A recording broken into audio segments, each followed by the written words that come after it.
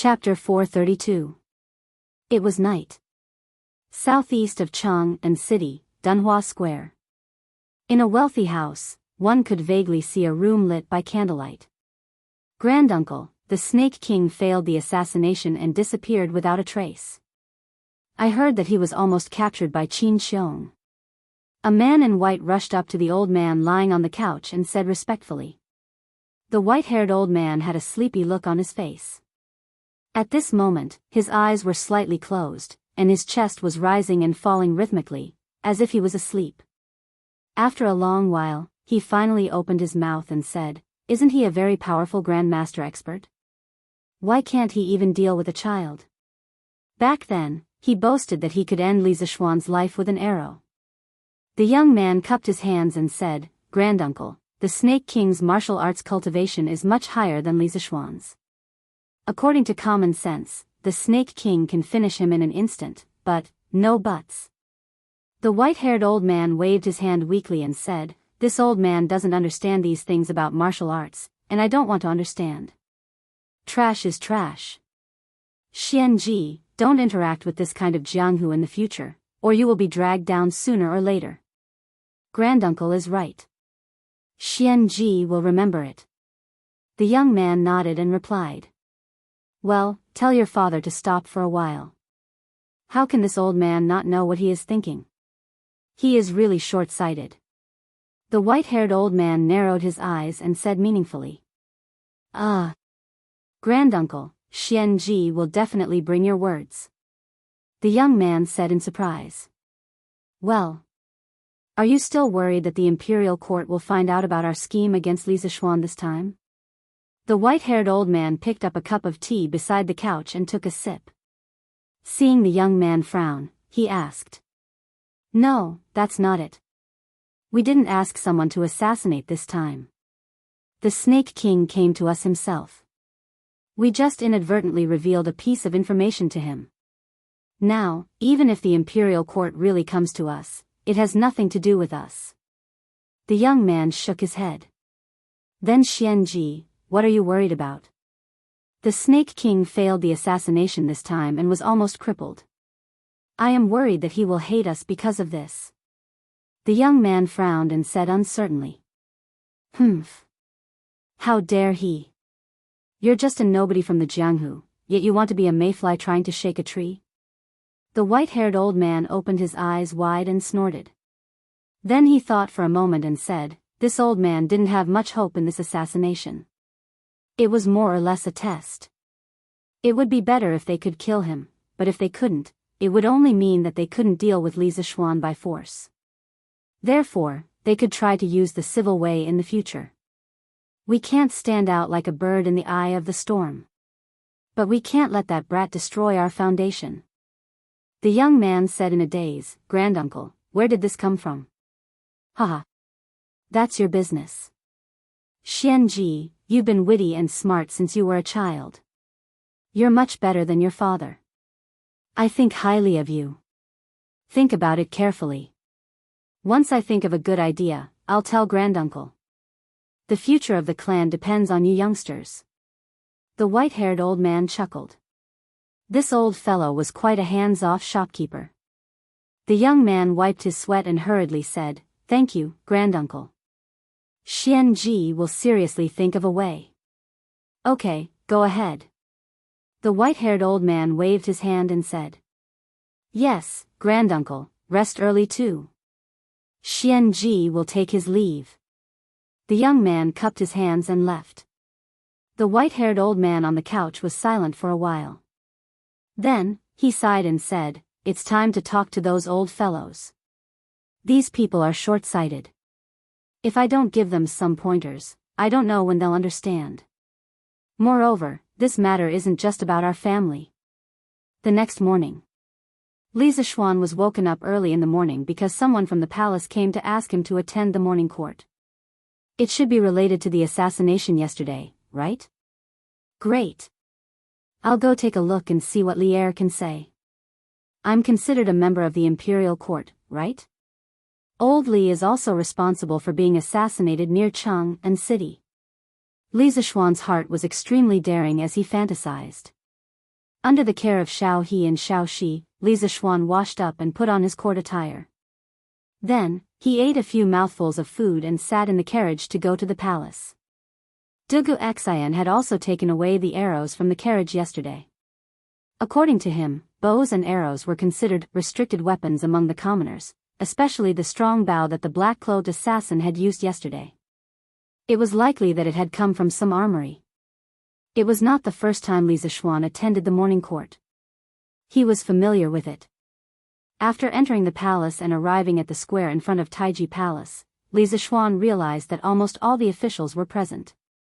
He was considered late. He did not expect that after being a good student and obedient for a lifetime, in his previous life, he would become a little lazy and bad after coming to the Tang dynasty. After chatting with Chen Yaojin, Qin Xiong, and a few other military veterans, a chamberlain came out and shouted, "Officials, please enter the palace for the morning court."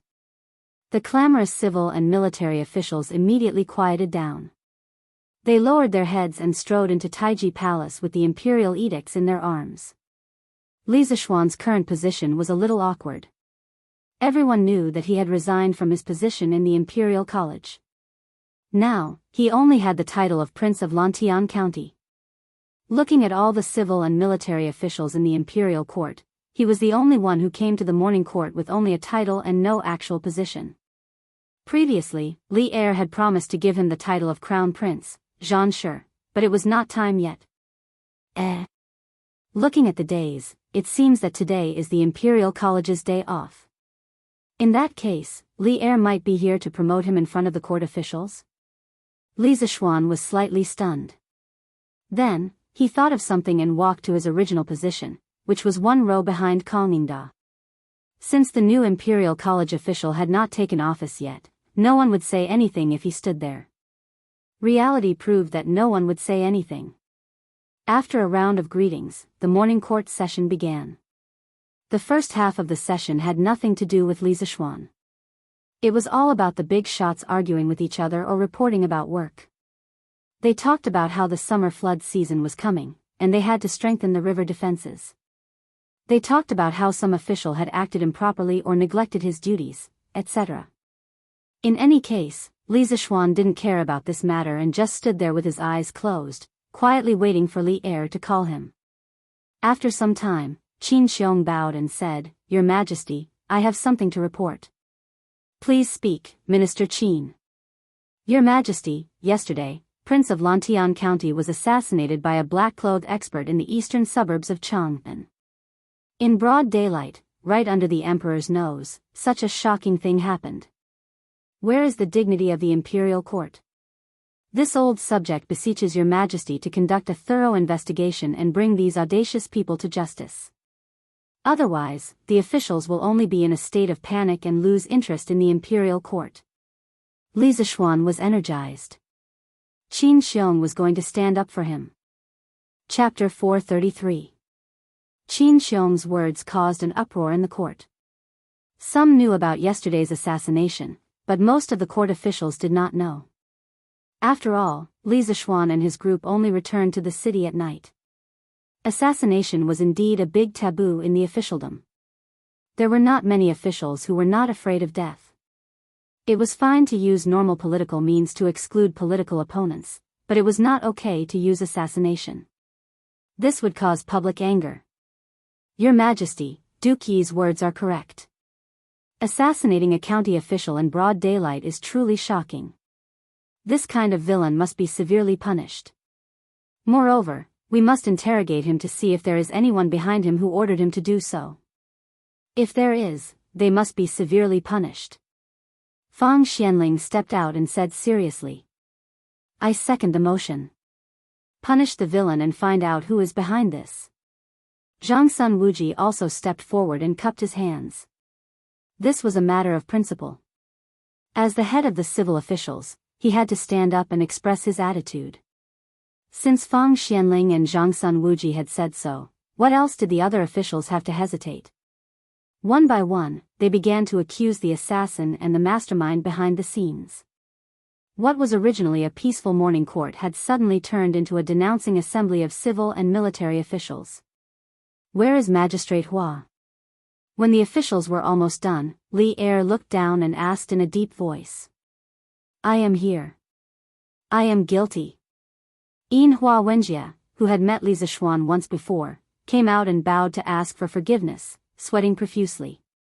The officials of Chang and County and Wanyan County in Chang and City, as well as Lantian, Xinfeng, and more than 10 other counties outside the city were all under the jurisdiction of the magistrate. With such a major public security incident, he, as the magistrate, naturally had an important responsibility. Speaking of which, it could be said that Li Zishuan was his nemesis. Previously, Li Zishuan had brought Li Qingxian out to play. Because Chao Rui had eyes but failed to see and actually wanted to make a move on the crown prince, the Eastern Palace guards had dragged him over. Li Qingxian had personally criticized Wanyan County's governance issues. At that time, he had been scared to death. He did not expect that in just a few months, Li Zishuan not only had a title, he, a rank 3 magistrate, did not have a title. It was really infuriating, but he also caused an even bigger incident. Hua Wenjie secretly said, bitter. Although this matter could not be blamed on Li Zishuan, he still felt bitter in his heart. Of course you are guilty for such a villain to appear in the capital. However, I will give you a chance to atone for your crimes. You must catch the assassin within 10 days. Even if you can't catch him, you must at least find out where he came from. Li Er's hawk-like sharp gaze pierced Hua Wenjie's sweaty face as he ordered in a deep voice. This old subject accepts the decree and thanks you for your grace. Hua Wenjie had a bitter expression on his face. Li Er's mission was extremely difficult. He had heard a little about yesterday's assassination attempt. Even Gudu Xian was unable to deal with a martial arts expert. Asking him to investigate and capture the culprit was truly an impossible task. We will have Gudu Xian lead a group of Imperial Army soldiers to assist you in your investigation. No matter how powerful that assassin's martial arts are, he cannot be allowed to get away scot-free. Li Er understood Hua Wenjie's difficulty and added. Many thanks, Your Majesty. Hua Wenjie clasped his hands in thanks and then withdrew. Li thought for a moment and said, there is another matter today. There is one more matter today. Li Zishuan has submitted his resignation from his post at the Imperial College. However, ever since we ascended the throne, we have always prioritized talents. Talented and virtuous people must be put to good use. Li Zishuan's paper machine, unique culture, and the Great Tang Dictionary must be known by all of you. These things are extremely beneficial to the education of the people of our Great Tang. It is very likely that in a few decades, scholars will blossom all over our Great Tang. The great cause of education that even the Qin Emperor was unable to achieve during the Hanwu era may be realized through the combined efforts of all of you. Thus, we appoint Li Zishuan as Crown Prince Zhan Shi, and also confer upon him the titles of Jinziguang Lu Daifu and Zhaowu Chaplain. What do all of you think? Silence. The moment Li Er finished speaking, the hall fell into a strange silence. The officials were stunned for a moment and then looked at each other, not knowing what Li Er was up to. Li Zishuan was also somewhat confused. What did old Li mean by this? Was he trying to stir up trouble? What the hell was Zhaowu Chaplain? Your Majesty, this subject has an objection. How could the old flame Wei Zheng let go of such a good opportunity? He flicked his sleeves and angrily cupped his hands. What objection does Minister Wei have? Li Er raised his eyebrows and asked unhappily. Wei Zheng was not afraid of Li Er. He nonchalantly cupped his hands and said, Li Xiannan has indeed contributed to the education of our Tang dynasty, especially the Tang dynasty dictionary. This book really has a profound meaning. Your Majesty conferred upon him the title of Crown Prince Zhan Shi. Although it is a little out of line, it is understandable. If Li Xiannan can guide the Crown Prince to be diligent in his studies, it will also be a blessing for our Tang dynasty. But Jinziguang Lu Daifu is too much. A Jinziguang Lu Daifu who is not even 15 years old, not only does it not exist in our dynasty, it has never appeared in all of the dynasties. Li Xiannan is indeed talented, but this subject believes that it is not advisable to rush the seedlings to help them grow. In addition, Li Xiannan has not made any contributions in the military. Why would your majesty confer upon him the title of Zhaowu chaplain? Although this is only a rank 6 military officer, it is unreasonable to confer upon someone who has nothing to do with it. I implore your majesty to reconsider. Although Wei Zhang's argument was not intense, it was reasonable. Even Li Zishuan himself felt that this old fellow's words were reasonable, not to mention the other ministers. Minister Wei's words are reasonable. This old subject also implore your majesty to reconsider. Fang Xianling stepped forward and cupped his hands in agreement. This subject agrees, your majesty to reconsider. Zhang Sun Wuji also stepped forward and cupped his hands in agreement. Bullshit. Old Wei Zhang, what nonsense are you talking about? When the other ministers also wanted to step forward to agree, Qing Yaojin stepped forward and pointed at Wei Zhang and scolded, just because Xiao Xian is young, you say that he is not worthy of this Jinziguang Lu Daifu? What a joke. Since when did the imperial court choose officials based on age? Why don't I, old Cheng, know about this? His Majesty just said that it is based on ability. You have read more books than me, old Cheng. Do you understand that it is based on ability? Do you know what it means to be based on ability? Qing Yaojin was aggressive and his spittle was all over Wei Zhang's face. The worst thing was that this old fellow ate garlic in the morning and Wei Zhang almost fainted from the smell. Qing Jijia, don't go too far. What this old man said is reasonable and reasonable. It is based on the facts, not the person. Don't try to twist words and force logic in this hall. Wei Zhang wiped his face and took a few steps back in anger. Li Zishuan saw this scene from behind and suddenly felt an inexplicable sense of humor. Do you understand that it is based on ability? Do you know what it means to be based on ability? Why did he feel that Qing Yaojin's accent was a bit like a northeastern man's? Chapter 434. Ha! I'm twisting words and forcing logic? Qing Yaojin chuckled and took 2 steps forward. If you say I'm twisting words and forcing logic, why don't you tell me how I'm twisting words and forcing logic? Let's not talk about Dr. Jin Ziguanglu for now. I'll talk to you about the Zhaowu chaplain. Didn't you just say that Xiao Xian hasn't made any contributions and isn't worthy of the Zhaowu chaplain position? So what if I did? Did I say something wrong? Wei Zhang covered his mouth and nose, took 2 steps back, and confronted Qing Yaojin. Ha! Let's not talk about military contributions, let's talk about martial arts. Xiao Xian just broke through yesterday and became the youngest martial arts grandmaster in our Tang Empire. I know you don't know what a martial arts grandmaster is, so let me put it this way. There are only 15 martial arts grandmasters in our Tang Empire's military, and these 15 people are all veterans who have led their own armies into battle. Xiao Xian broke through to the martial arts grandmaster realm at the age of 20. Do you know what this means to our Tang Empire? It means that even if we old generals are too old to ride horses or pick up swords and spears, our Tang Empire's younger generation will still have people who can lead the army into battle and protect our country. Heroes don't care about their age. We generals have always spoken with strength. Among the generals of the older generation, there are only a handful who can defeat Xiao Xian in martial arts.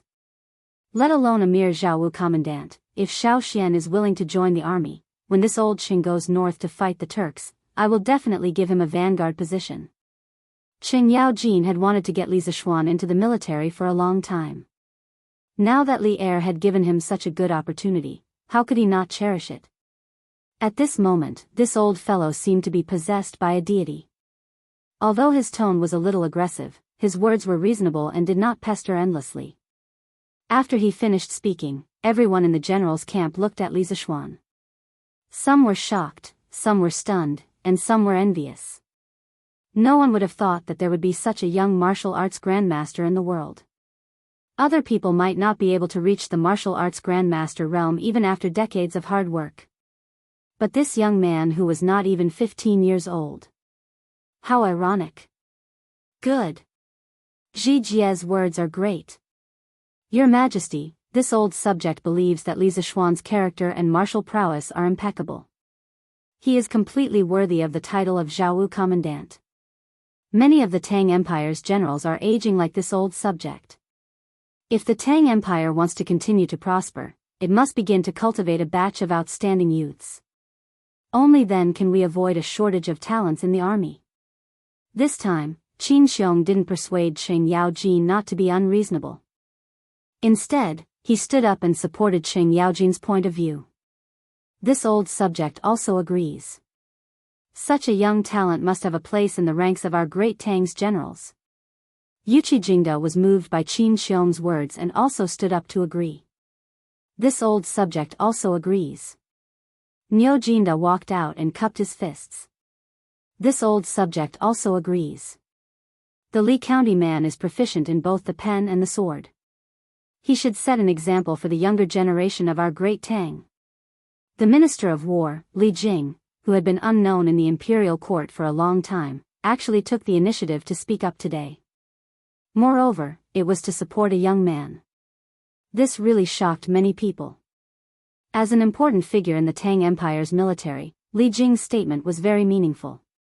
This meant that the Tang Empire's military group led by Li Jing was willing to accept a talent like Li Zishuan. The other generals with lower EQ also came to a realization. Today, Li Er didn't just want to give Li Zishuan the title of an official. He also wanted to test whether the military was willing to accept Li Zishuan as a newcomer. Li Er's seemingly absurd reward had a deep meaning behind it. Thus, a large group of generals instantly knelt down in front of Li Er and said loudly, "This subject agrees." Li Er sat at the top and nodded in relief. His action today was a last-minute idea last night. In accordance with the principle of making the best use of people, naturally, he, as the emperor, would make use of as much ability as Li Zishuan had. Thinking back, when Li Er first learned that Li Zishuan was the disciple of immortal Lingshu, he had thought of putting Li Zishuan in the military to gain experience. However, the plan couldn't keep up with the changes. Li Zishuan's profound knowledge was no less than his martial arts accumulation. Li Er first put him in the Imperial College to teach and educate people. He really didn't expect that he had made many achievements in the academic field. Yesterday, when he heard that Li Zishuan had broken through to the Grandmaster level at the young age of 20, Li Er couldn't help but think of his original intention. In addition, what Qin Xiong said was indeed reasonable. The Tang Empire's military was indeed in a state where there was a shortage of young people. Looking at the next generation of all the generals, there were only a few who had made a name for themselves. The rest were mostly ignorant and incompetent people who wandered around the brothels. There was no one who could compare to Li Zishuan. Most importantly, Li Zishuan had always had a good relationship with the military. It was relatively easy to integrate him into the military. Thus, the most bizarre combination of contradictions in the history of the Tang Empire came into being. He had both a civil and a military title. Moreover, he had a noble title that couldn't be distinguished between the civil and military titles. It was really bizarre. At this moment, the line between civil and military was becoming more and more blurred on Li Zishuan. Li Er also wanted to give Li Zishuan a military title of a higher grade. However, as Wei Zheng had said, Li Zishuan had not made any military achievements. It was already good enough to give him a military title. Fortunately, he didn't give him a high grade because it was only a grade 6 military title. Wei Zheng was arguing. If the grade was higher, wouldn't Wei Zheng dare to tear down the Taiji Palace? Since that's the case, it's decided. Li Zishuan, we and the officials have high hopes for you. In the future, you must be cautious and conscientious and be a good example for the younger generation of the Tang Empire. You must not be as lazy as before. Do you understand? Li Er made the final decision and said in a deep voice. However, when the officials heard these words, they all felt that it was strange. Why did it sound like an elder lecturing a junior? Could it be that the emperor had something to do with this child? Some of the old men who liked to gossip couldn't help but look at Li Zishuan and Li Er's faces. The fire of gossip in their hearts burned fiercely. Ah! Your Majesty, I haven't agreed. I accept the decree and thank you for your kindness. Thank you for your guidance. Li Zishuan was dumbfounded. F*ck, this group of people discussed and discussed, but they didn't ask for his opinion. What the hell was this? He actually didn't want to accept this military title. As the saying goes, it's easy to get in but hard to get out. Although the grade of the Zhaowu chaplain was low, the significance it represented was not low at all. Once he accepted it, he would be labeled as a general in the future. When the time came to fight, people would definitely think of him. Li Er's move was really sinister. Li Zishuan felt that he had been tricked. Just as he was about to say that he didn't agree, Li Er's sharp gaze swept over him. Li Zishuan immediately changed his words because he saw a strong sense of danger in that gaze. Damn it, a wise man knows better than to fight when the odds are against him. I'll take it first. Chapter 435. Li Zishuan's unwillingness to accept a military post wasn't because he was cowardly or unwilling to go to the battlefield to protect the country. When the Great Tang needed him, he would naturally be duty-bound to go to the battlefield. However, the Great Tang had so many awesome generals that they didn't need him at all. He just wanted to live a peaceful and sweet life with his wife. Cough cough, in the end, he was just lazy. The curved plow and compass that Li Zishuan created previously promoted farming and made it very convenient for Li Shaogong to lead the fleet out to sea. I originally wanted to transfer him to the Ministry of Works to create more tools that would benefit the country and the people. However, Li Zishuan told me that he wanted to establish an academy named Yanhuang.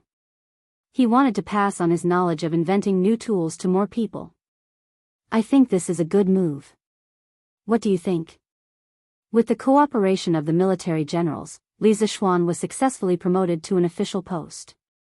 Then, Li Er continued to take a mile after taking an inch and revealed that Li Zishuan wanted to establish Yanhuang College. He brought this matter to the imperial court so that Yanhuang College would face less resistance in the future. The officials were speechless. They didn't know what Li Er was up to this time. Why was he talking about establishing an academy out of the blue? In this era, people didn't have a high and mighty impression of academies. It was more like they were short and poor. Thus, many officials wanted to support it but didn't know why. Even if they wanted to oppose it, they didn't know why either. But then again, in today's imperial court, Li Zishuan's matters really came one after another. This brat was about to become the main character of the imperial court. Your Majesty, I'm afraid the national treasury doesn't have any money left to establish an academy for Li Zhanshi. At this moment, an elegant white-haired elder in purple stepped forward and cupped his hands. It was the current Minister of Civil Affairs, Xiao Yu. Yes, that's right. At this time, the Ministry of Revenue wasn't called the Ministry of Revenue. It was called the Ministry of Civil Affairs. In the beginning of the Sui dynasty, it was called Duji. In the third year of founding emperor, it was changed to Min Division, and the dynasty followed suit. In the 23rd year of Zhengguan, which was actually the first year of Yonghui, it was changed to the Ministry of Revenue. In the first year of Ming Qing, it was changed to Duji. In the second year of Long Shua, it was changed to Siyuan Taichangbo. In the first year of Xianheng, it was reverted to the Ministry of Revenue. In the first year of Guangzhai, it was changed to Diguan Shangshu. In the first year of Shenlong, it was reinstated. Xiao Yu's wife was Empress Dugu's niece. Li Yuan was Empress Dugu's nephew. Li Yuan and Xiao Yu's wife were cousins. Back when the two of them were officials in the Sui dynasty, they had a very good relationship. Therefore, not only did this guy do well in the Sui dynasty, he was also the Minister of Civil Affairs and the Prime Minister. He also did well in the Tang dynasty. He was once again the Prime Minister and the Minister of Civil Affairs. Xiao Yu was the only Prime Minister of the previous dynasty who was still active in the center of power until Zhengguan's death. However, there were also 6 ups and downs. That is, 6 times he had to pay his respects to the Prime Minister, 6 times he was removed from his position as Prime Minister, and even his title of nobility was stripped and he was exiled from the capital. However, the Prime Ministers of the Tang dynasty weren't very valuable. At least, they weren't as powerful as the later generations. That was because the Tang dynasty implemented a group of Prime Ministers system. During Gaozu's time, there were 16 Prime Ministers. During Taizong's time, there were 29 prime ministers. During Gaozong's time, there were 47 prime ministers. During Wuzhou's time, there were as many as 78 prime ministers. Therefore, the power of a prime minister at this time wasn't as great as people thought. However, although that was the case, it was still very impressive to be able to become a prime minister. After all, he was an extremely powerful official. Hee. Minister Xiao, you're overthinking. All the expenses for the construction of Yanhuang College will be borne by Li Zishuan. The imperial court doesn't need to pay a single cent more. Li Er chuckled. In his heart, he thought that it was fortunate that Li Zishuan was rich. Otherwise, it would have taken a lot of effort. When Xiao Yu heard that, he was slightly stunned. Then, he looked at Li Zishuan suspiciously. He wondered if there was something wrong with this unlucky kid's brain. Why would he want to spend money to build an academy? Then, I have no objections. Xiao Yu clasped his hands and replied. As the Minister of Civil Affairs, he only needed to manage the purse of the Great Tang. Whether Li Zishuan opened an academy or not had nothing to do with him. He just felt that it wasn't worth it for this child to spend his own money instead of living a good life. In any case, Xiao Yu, who had lived through 3 dynasties, couldn't understand such a decision. Then, does anyone else have any objections? Li Er asked the others. Most of the others had the same thoughts as Xiao Yu. They simply didn't care about Li Zishuan's Yanhuang College. Since it didn't concern them, they didn't care. Thus, no one stood up to object. Seeing that no one objected, Li Er chuckled and made a big move. Good. Since no one objects, then I shall appoint Li Zishuan as the Yamacho of Yanhuang College, and I shall be the honorary president of Yanhuang College. As the ancestors of the Han people, everyone in the Central Plains can be called the descendants of Yan and Huang. In the future, no matter rich or poor, as long as you are a descendant of Yan and Huang, you will be able to enroll in Yanhuang College. Although Yanhuang College doesn't need a single copper coin from the national treasury, the 6 ministries of the imperial court must provide convenience to the Yanhuang College within their means during the construction process. They must not obstruct it on purpose. I need Yanhuang College to nurture a batch of talents that can make the Great Tang even stronger. Have you all heard me clearly? Buzz. As soon as Li Er finished speaking, Wei Zheng, Fang Xianling, Zhang Sun Wuji, Xiao Yu, and the other important officials of the imperial court were all dumbfounded. They didn't expect Li Er to trick them. He was really too shameless. According to what Li Er said just now, Yanhuang College wasn't a lowly private college at all. It would become a genuine government-run college. Oh, no, it should be a royal college. If they had known that Li Zishuan would play like this, they definitely wouldn't have agreed to let Li Zishuan establish Yanhuang College so easily. But now, Li Er obviously wanted to act shamelessly, so it wasn't easy for them to change their minds. Kang Yingda's legs trembled. This was the first time he heard that Li Er wanted to be the president of Yanhuang College. This made him feel a sense of crisis. He walked forward and cupped his hands. Your Majesty's action seems inappropriate. In this way, where will the Imperial College be placed? The other officials also focused their attention. What Kang Yingda said was indeed a very serious problem. Since Li Er attached so much importance to Yanhuang College, as the holy land of Confucianism, what should the Imperial College do? The problem now involved the battle of orthodoxy. As the orthodox school, Confucianism had been deeply rooted in the people's hearts. It could be said that all the civil officials in the hall benefited from Confucianism. They wouldn't allow Li Er to abandon Confucianism and seek refuge with other schools of thought. Of course, Li Er knew the seriousness of this problem. He said seriously, haha. Official Kong, you worry too much. The Imperial College has been sending a large number of talents to the Imperial Court all these years. Its position is unshakable. Confucianism is still the orthodox school of thought of the Great Tang, and the purpose of Yanhuang College is only to nurture a group of talents who are good at construction. The two don't conflict. Chapter 436. Inside the Taiji Palace. Li Er purposely explained that the purpose of Yanhuang College was to provide talents for the Ministry of Works. Those defenders of Confucianism who were ready to jump out and attack Li Er finally gave up, and the establishment of Yanhuang College was officially approved. Li Zishuan took a deep breath and secretly gave old Li 32 likes in his heart. If he had been the one to say it, he definitely wouldn't have been able to say it so perfectly. Li Er had helped him solve a big problem. That's right.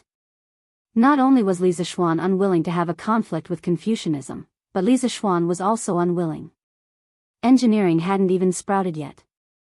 How could it go head-to-head with Confucianism, which had been developing for thousands of years? Any new thing needed to be low-key and wretched in the beginning. After the establishment of Yanhuang College, the long morning court session finally ended. The civil and military officials all left the main hall and returned to their homes. Li Zishuan saw a familiar figure in front of him and hurriedly chased after him. Minister Yan. Minister Yan. He was chasing after Yan Lide. When Yan Lide heard someone calling him, he stopped in his tracks and turned around with a smile. Li Zhanshe, congratulations on your promotion. Now that Li Zishuan had been promoted to Crown Prince Zhanshe, in terms of rank, he was on par with him, the Minister of Works. This made Yan Lide's heart feel very complicated. Don't make fun of me. Brother Xiaoning and I are good brothers. You can just call me Little Xian. Li Zishuan choked. This Li Zhanshe, didn't sound nice. Previously, when others called him Li Sai, it didn't sound nice either. At this time, he wanted to complain about the problem of how people of the Tang dynasty addressed him. In this era, there was a lot of attention to how officials were addressed. In some brainless novels, it was often written that when the protagonist met an official, he would directly call him Lord Zhang, Lord Wang, or Lord Li, regardless of what official he was. In fact, this was not respecting historical facts. Darren was a form of address. In the Tang dynasty, it was only used to address one's parents. Under certain circumstances, it could be used to address one's direct relatives. One could never use Darren Zhang, Darren Wang, or Darren Li to address various officials. Therefore, when you meet an official, don't simply call him Lord, unless you want to acknowledge him as your godfather. In the Tang dynasty, officials were usually addressed with surname plus rank, such as Minister Zhao, Minister Qian, or surname plus Gong. For example, when you met Fang Xianling, you could say, Good Minister Fang, and when you met Wei Zheng, you could say, Lord Wei. Therefore, when one really transmigrated to the Tang dynasty, if one intended to greet every official as Lord, this kind of lazy method would not work. The one who was addressed as Lord would caress your head and smile without saying anything. If your real Lord were to hear it, he would probably be so angry that he would beat you with a stick. Fortunately, Li Zishuan had transmigrated and merged with the memories of his previous life. Otherwise, he would have been screwed over by some brainless novels from his previous life. Hee, nephew Xian, why did you stop me? Yan Lide stroked his beard and smiled. He thought to himself that this kid did not get carried away. He still valued Li Zishuan as a descendant, so naturally, he did not want him to turn bad. Yes, I have something to ask Minister Yan for help. Why don't we talk as we walk? Okay. Then let's go to your carriage. I heard that your carriage is the most comfortable to sit in, haha. Yan Lide said half-jokingly. Hee. I couldn't ask for more. Minister Yan, please. Say it. What is it? Look at how serious you are. Sitting on the don't touch my number 1 sofa, Yan Lide sipped his wine and looked at the passers-by outside the window. Hee, it's not a big deal. Uncle Yan, you also heard in the imperial court that this kid's Yanhuang College is about to start construction. This kid has poured a lot of effort into this college, so naturally, we have to strive for perfection in the construction. That's why I wanted to invite you over to check it out. After all, in terms of construction skills, if Uncle Yan is second, no one in Great Tang would dare to say that they are first. Li Zishuan continued to climb up the pole, trying to curry favor with him and flattering him one after another. Ha! You brat, don't flatter me. Yen Lide scolded in a joking manner, then stroked his beard and pondered. His Majesty previously said that the 6 ministries of the imperial court should do their best to cooperate with the construction of Yanhuang College. Nephew Xian, this old man should agree to your request, but as the Minister of Works, I don't usually have much time. How about this? I'll ask Xiaoning to bring a group of specialized craftsmen to help you later. Anyway, the two of you are already familiar with each other, so it'll be convenient for you to communicate. Although Xiaoning doesn't specialize in construction, he's still quite familiar with it. If this old man has time, I'll personally go and take a look. If there's any problem, you can come and find me at any time. Li Zishuan said happily, yes, yes, yes. Then I'll have to trouble Uncle Yen. Yen Lide pointed at Li Zishuan and laughed. Ha! You brat. It would be great if Xiaoning could learn from you how stuffy he is. Not only are you married, but you've also been promoted. When will that child Xiaoning be as worry-free as you? Li Zishuan rubbed his nose. Was Yen Lide saying that he was too unrestrained and unrestrained, so he got himself a wife? However, it wasn't good for Yen Xiaoning to only know how to study mechanical mechanisms all day long. Compared to him, Yen Xiaoning was more like an otaku. Hee. Xiaoning will definitely find his own happiness. Sigh. Actually, this nephew of mine isn't worry-free now. Yesterday, my parents were almost scared out of their wits. Li Zishuan said in a muffled voice. That was just an accident, but you have to be more careful in the future.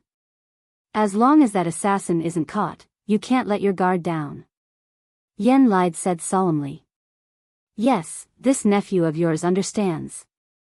Oh. Have you finished drawing the blueprint of Yanhuang College? Let this old man see if there's any difficulty in building it.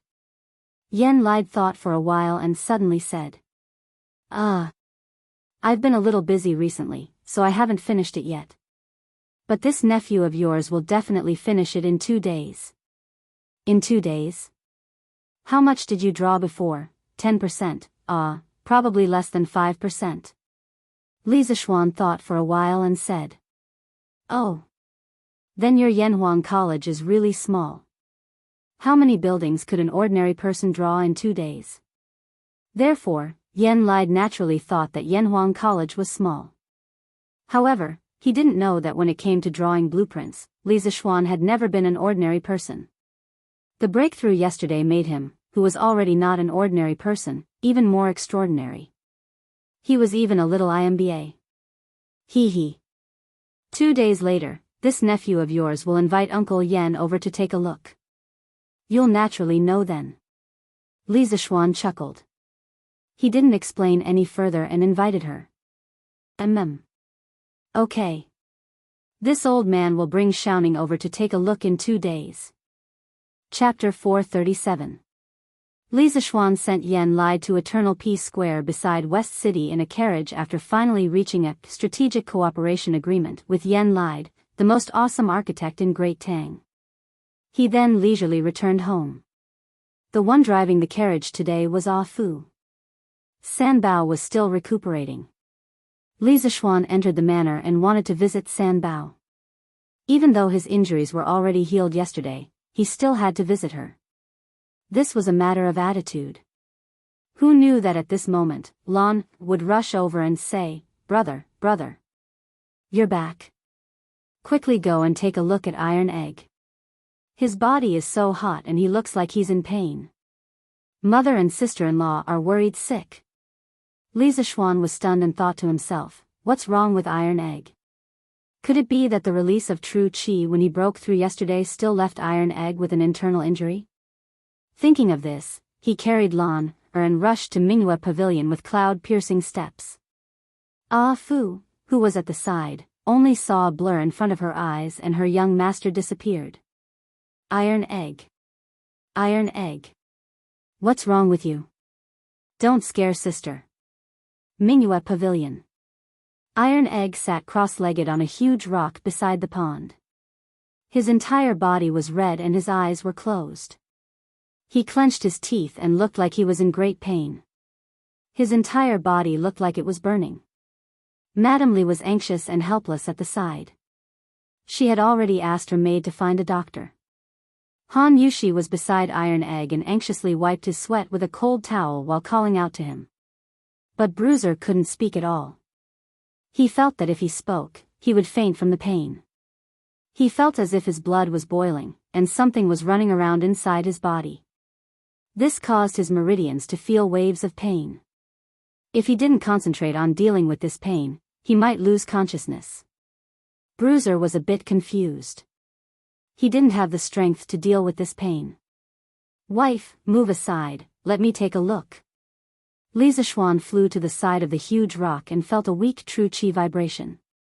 He immediately pulled Han Yushi away and sat behind Iron Egg. Husband, you're back. That's great. Look at Iron Egg, he became like this after his morning exercise. Han Yushi said excitedly as if she had seen her savior. Wife, don't be anxious. Let me take a look first. Li Zishuan held the Iron Egg's back with one hand.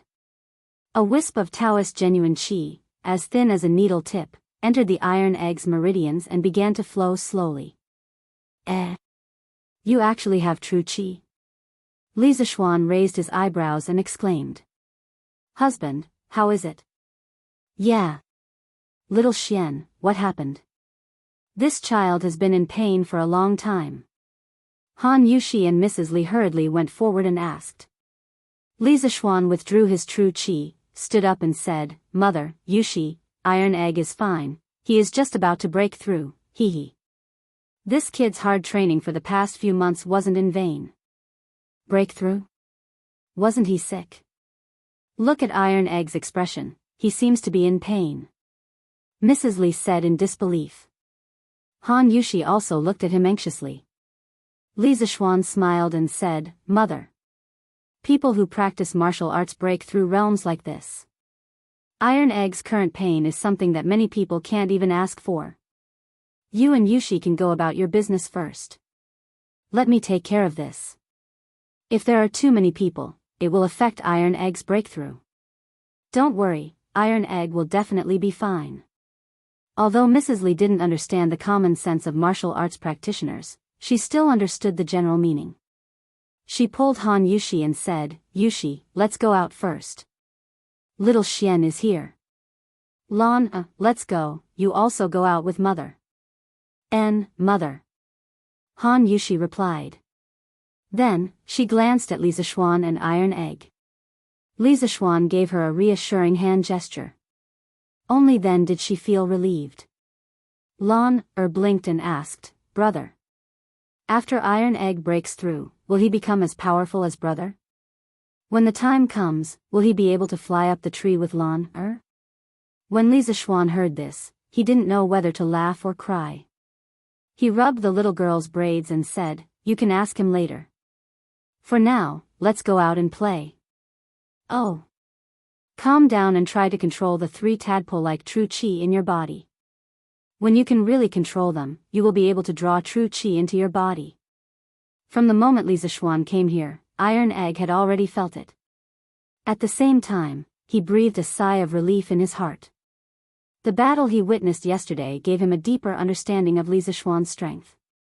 He believed that with Li Zishuan here, he would definitely be fine.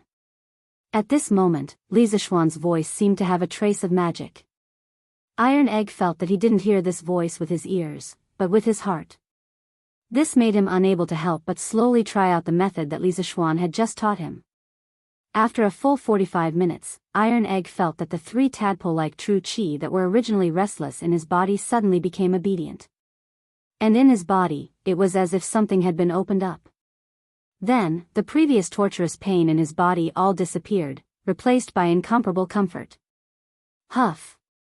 Thank you for your guidance, Master. Iron Egg felt that all the pores in his body seemed to be crazily breathing fresh air. Every part of his body was full of vitality, and his body seemed to have become lighter. He couldn't help but let out a sound of comfort. After a while, he remembered that Li Zishuan was beside him, so he hurriedly greeted him. Haha. It's good that you're fine. By the way, how did you suddenly break through? Li Zishuan asked curiously. Logically speaking, Iron Egg's speed of drawing true qi into his body was definitely not fast. There were many people in the world who were faster than him. Li Zishuan was just very interested in the reason why this child suddenly broke through. Iron Egg thought for a moment and said, Master, when I was lying in bed last night, I couldn't help but recall the battle between Master and the black-clothed assassin in the evening. Even when I was asleep, I couldn't help but recall it in my dreams. This morning, I did my morning exercises according to Master's plan as usual. I didn't expect that when I was running, I suddenly felt my blood boiling halfway. My body also started to hurt. Oh. I see. Iron Egg, you can give it a try. Let's see if a warrior who can draw true qi into his body is much stronger than before. Li Zishuan patted the back of Iron Egg's head and said with a smile. Yes, Master. Iron Egg responded excitedly, then ran to an open area, ready to show off his martial arts skills. All children love to play. Bruiser didn't have much time to play because he had been urged by Li Zishuan for a long time. Now that he had officially stepped into the ranks of martial artists, how could he not use his martial arts to play and make a fuss? How could that be justified? Chapter 438. Master. My strength is more than 3 times greater than before, and my speed is also faster. Now, I can finish my morning run in less than an hour. Li Mansion, Mingyue Pavilion. Iron Egg ran to Li Zishuan and said excitedly. He had just played a few moves in the yard to test his strength and speed. He immediately discovered that his physique had undergone an earth-shattering change. In the past, his strength was at most a little stronger than children of the same age. But now, in terms of strength, he did not lose to an ordinary strong man. Oh. Is that so? Then Iron Egg, you will double the amount of training every morning from now on. Li Zishuan sat on the stone bench and said casually. Iron Egg suddenly wanted to slap himself in the face. How dare he get carried away and talk nonsense, but since Li Zishuan had said so, he could only accept it. Yes, Master. Oh. You brat. Master is doing it for your own good. With your current physique, you can definitely withstand this amount of training. Li Zishuan glanced at Tai Dan indifferently before continuing. Also, since you've already drawn qi into your body, you have to understand that from now on, you're no longer an ordinary person. You're a martial artist. Heroes use martial arts to break the rules. In the future, you must not rely on your martial arts to bully the weak. Of course, if someone bullies us, we will bully them back twice as much. Do you understand? Iron Egg said seriously. Master, rest assured, Iron Egg understands. Li Zishuan nodded and said earnestly, that's right. Well, good. After drawing the qi into your body, you can't slack off. You have to cultivate diligently. When the amount of true qi in your body increases, you can try to use this true qi to temper your body. In addition, you can't put all your energy into martial arts. Master's engineering is about to be fully developed in Yanhuang College, so Iron Egg, you still have a lot to learn. Master hopes that you can learn both civil and martial arts. Yes, Master. Iron Egg will do his best to learn. Only by suffering the hardest of hardships can one rise to the top. Iron Egg, you will suffer a little now, but 10 years later, you will definitely not regret your efforts today. Alright, let's go over there. I'll teach you a set of fist techniques and a set of sword techniques. If you practice more in the future, you'll benefit a lot. Li Zishuan planned to teach Tai Chi and Tai Chi sword to Iron Egg, because with his disciple's current strength, he could only practice one of the 9 Taishian swords, which was not very powerful. It was better to teach him Tai Chi, which could be used to defend himself in a critical moment. Besides, now that Iron Egg had true Qi in his body, he should be able to practice Tai Chi more easily. Thank you, Master. Hearing this, Bruiser cheered excitedly. He had been waiting for this day for a long time. For the past few months, he had only been bitterly cultivating his internal strength in order to draw Qi into his body.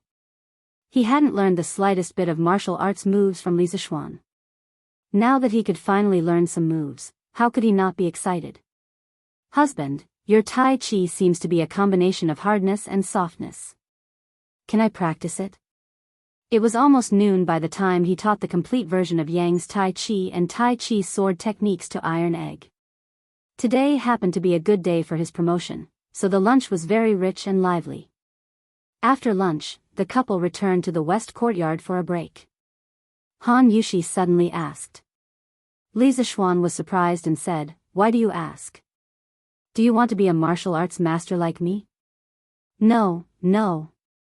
Han Yushi looked a little embarrassed and said, "I just want to learn some self-defense skills.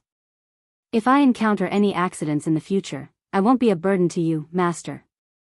Oh. Li Zixuan nodded. It was difficult for Han Yushi to become a master since she had just started practicing martial arts at her age. After all, her body had already been fixed, and there was no martial arts that could help her get started easily. However, Tai Chi should be quite suitable for people who had no martial arts foundation to practice. If my wife wants to practice, of course you can. At the very least, Tai Chi can strengthen your body and prevent you from getting sick and suffering less in the future.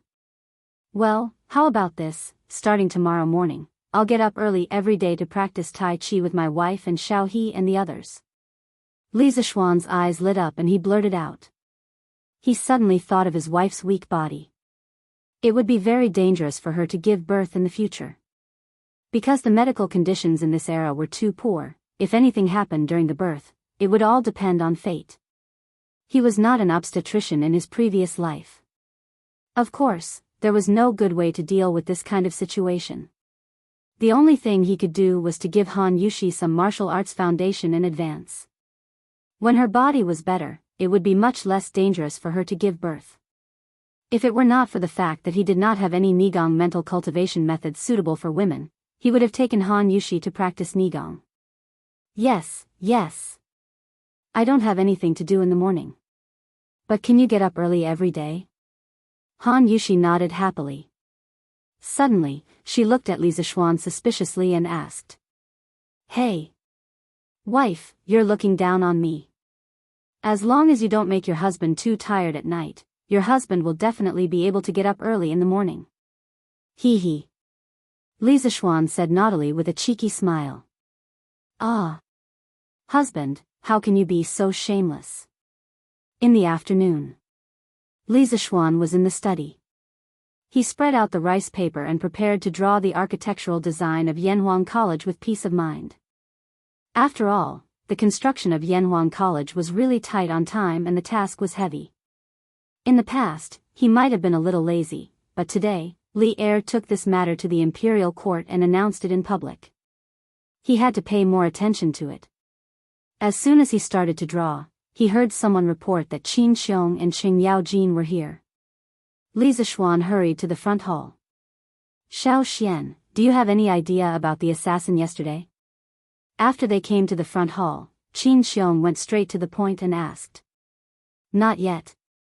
Uncle Qin, do you have any clues? Qin Xiong shook his head and said, I didn't even have time to fight with the assassin yesterday. How would I know where he came from?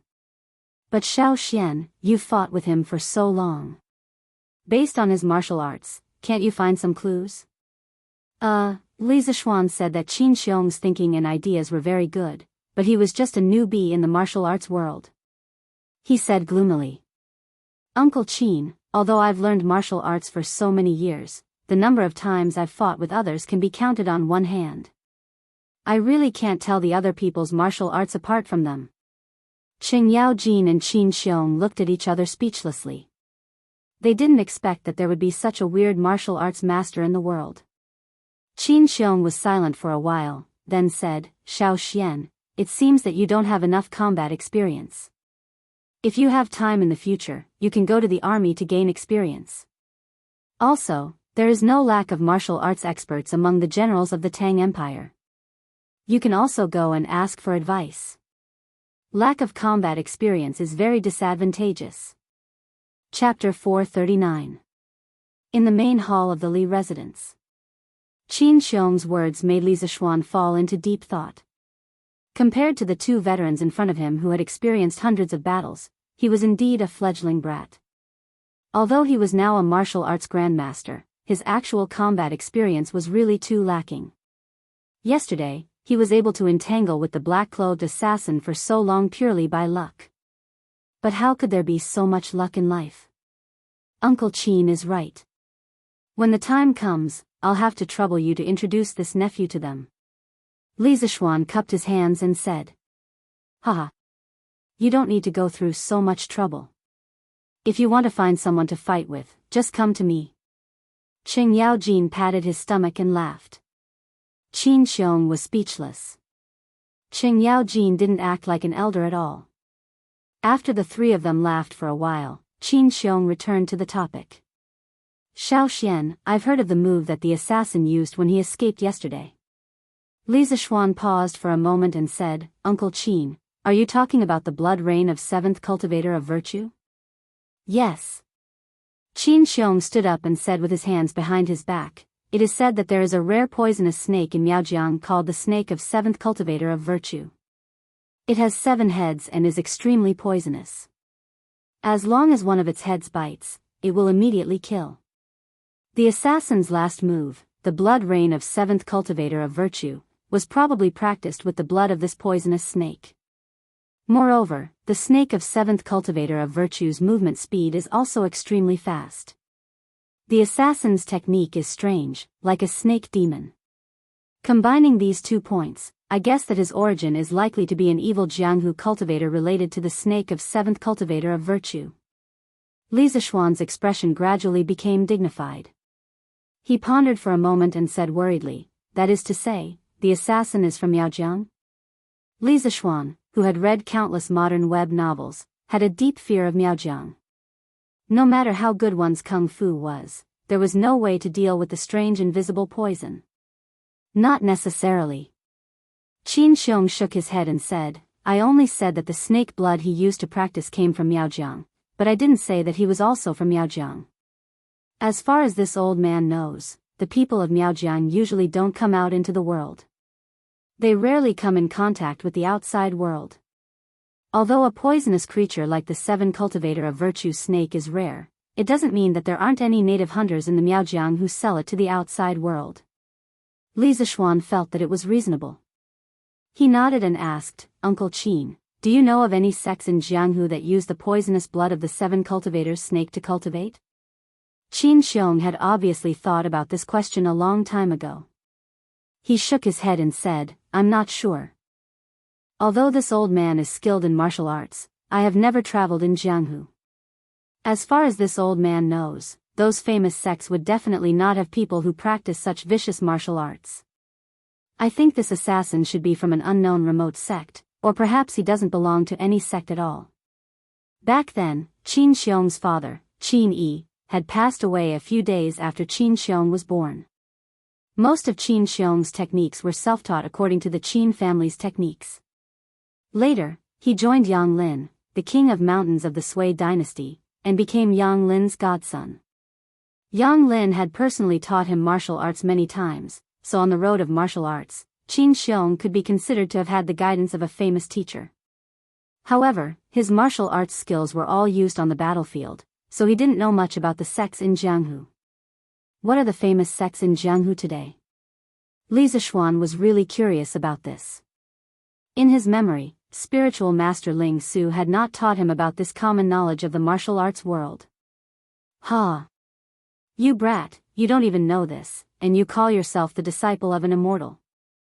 Qing Yaojin sneered and immediately began to despise Li Zishuan for being ignorant and inexperienced. Then he explained, currently, the 3 most prosperous sects in Jianghu are the Celestial Master sect of Longhu Mountain, the Shaolin Temple of Mount Song, and the Taibai Sword sect of Qinshuan. The first 2 are equally matched in strength, and no one can say that they are stronger than the other. The other sects are led by these 3 sections. You brat, you could be considered lucky back then to be able to enter the Celestial Master sect to cultivate, and even become the personal disciple of spiritual master Ling Su. All the martial artists in the world can't help but be envious. Hee hee. Li Zishuan awkwardly scratched his head. Then he suddenly remembered the twin of the Tang dynasty that he had read in his previous life, and asked tentatively, then, has Uncle Ching heard of Ci Hang Jing Zhai? If there really was a Ci Hang Jing Zhai, then he really wanted to see the legendary fairy Shi Feishuan. Of course, he didn't have any thoughts about her, but purely admired her. After all, Shi Feishuan should be almost 30 years old by now, right? Ci Hang Jing Zhai? What's that? I've never heard of it. Qing Yaojin picked his nose without caring about his image and shook his head. Then, have Uncle Qing heard of the Jingnian Zen sect, the Yin Sunflower sect, the Flowery sect, the Devil Image sect, the Butian Pavilion, and the Flying Horse Ranch? No.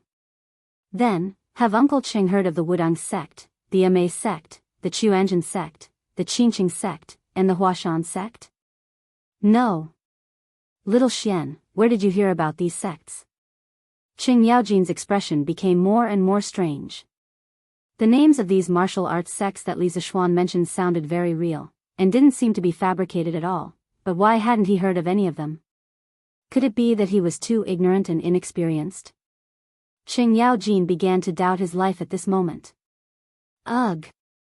It's nothing. I just saw it in an unknown novel. It's all nonsense. Cough, cough. Nonsense. A trace of embarrassment also appeared on Li Zishuan's face. The current martial arts world seemed to be a little different from what he had imagined. Why did it feel so withered? Yes, it was withered. In fact, the Tang dynasty could be considered as the origin of martial arts, but it was only the origin. The Shaolin Temple was the most prominent example. According to historical records, the Shaolin Temple was built in the Northern Wei dynasty and flourished in the Tang dynasty. However, the prosperity of martial arts began in the Song and Ming dynasties. Most of the famous sects that could be checked in the history were also established in the Song dynasty. For example, the Wudang sect, a famous sect in the martial arts world, was established in the Song dynasty and flourished in the Ming dynasty. The largest sect in the martial arts world, the Beggars sect, was established in the Tang dynasty and flourished in the Song dynasty. The first sect in the Xianmen sect was established in the Song dynasty and flourished in the Song dynasty. As for other sects like the Immerse sect, Kongtong sect, Kunlun sect, and Ba Ji sect, they flourished even later. This was also one of the reasons why the historical background of modern martial arts novels was mostly concentrated in the Song and Ming dynasties. After all, if one didn't write about these sects when writing martial arts novels, wouldn't it be overshadowed? Of course, the decline of the martial arts world in the Tang dynasty was also related to the background of this era. After the Tang dynasty was founded, there was too much centralization of power, which was not conducive to the development of the martial arts world. The imperial court of the Song dynasty did not care much, and the political environment in the middle and late Ming dynasty was still relatively relaxed. This provided a very good soil for the flourishing of the martial arts sections. The end of the Song dynasty, the beginning of the Ming dynasty, the Tuma fortress, and the chaos at the end of the Ming dynasty also gave the modern martial arts novelists a lot of good opportunities to make a big deal out of it. Looking at the dynasties before the Song dynasty, there were still relatively few martial arts sects of a large scale. Chapter 440. All right. This old man is here to tell you about this clue. Xiao Xian, you have to be prepared. Leaving such a powerful master in the dark is not a long-term solution. This old man will ask someone to follow this clue, but Xiao Xian, you have to be careful too. I know that you have been busy building your Yanhuang College recently, so this old man won't stay here any longer. If there's anything I can help with, feel free to tell this old man. Qin Xiong, who was confused by Li Zishuan's nonsense, looked at the time and stood up. Yes, thank you for coming to tell me. Li Zishuan stood up and bowed solemnly to the two old men. The news that Qin Xiong brought today was too important. At least it gave him a direction to investigate. It was much better than him looking around aimlessly. Haha. No worries. Xiao Xian, you have to find time to teach the complete version of Tai Chi to this old man when you're done with your work. To be honest, after practicing the simplified version for 2 days, I feel much more energetic. This fist technique is amazing. Qin Xiong laughed and waved his hand. Qing Yaojin's eyes lit up when he heard this. He shouted, Tai Chi? What Tai Chi? Xiao Xian, did you teach second brother Qin some kind of divine skill? I want to practice it too. Li Zishuan was about to answer when Qin Xiong laughed and said, Jijia, if you want to practice it, follow me to my residence later. I'll teach you. But with your personality, I'm afraid you won't be able to practice it then. Haha. This was the truth. With Qing Chimo's carefree appearance, if he could really practice Tai Chi patiently, Li Zishuan would find it incredible. Just thinking about it was a beautiful scene. Ha! Second brother Qin, you're looking down on me. Let's go and try it now. Qing Yaojin laughed and pulled Qin Xiong away. Li Zishuan sent the two old generals to the gate and was about to return to the western courtyard when he saw a group of people rushing towards him. Li Zishuan recognized the leader. It was Chamberlain Lu, who had come to his house to pass on the imperial edict. The four people beside him should also be the eunuchs from the palace. But why did Pang Feiji bring his subordinates along? Could it be that Brother Chicken also entered the palace as a eunuch? This shouldn't be the case. A big question mark appeared in Li Zishuan's mind. Congratulations, Li Xiannan. In less than a month, you've been promoted again. That's something worth celebrating. The smile on Lu Wenchang's face was like a blooming chrysanthemum. He walked up to Li Zishuan and cupped his hands. Today, the young man in front of him was no longer the inexperienced brat from before. Instead, he had faintly become a giant in the imperial court, and no one dared to ignore him. Thank you for your auspicious words, Chamberlain Lu. Please come in, please come in. Li Zishuan guessed that the imperial edict to confer the title of Crown Prince Zhonshi had officially arrived. He hurriedly greeted them with a smile. Everyone entered the courtyard. Of course, Li Zishuan wasn't the only one who came out to receive such a grand ceremony. Li Jingma, Madame Li, Han Yushi, and the others had already put on their auspicious clothes and came out to receive the imperial edict. The incense table was set up. Li Jingma, Li Zishuan, and the others stood at the side with their hands cupped. Chamberlain Lu stood facing the south with his back facing the north.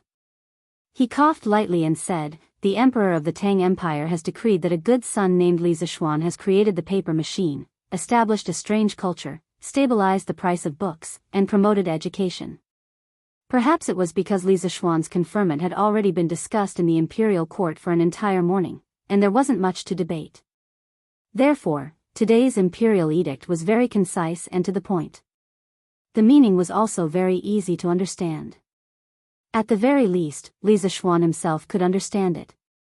The first half of the imperial edict was nothing more than repeating what Li Zishuan had said in the morning court, including some of his main achievements and urging the construction of Yanhuang College.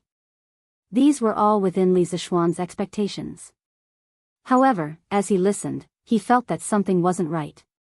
Li Zishuan seemed to particularly like to do extra surprises recently.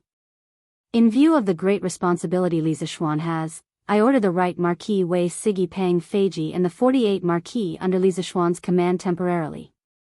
They will immediately take up the post and be deployed by him. They will also protect him thoroughly.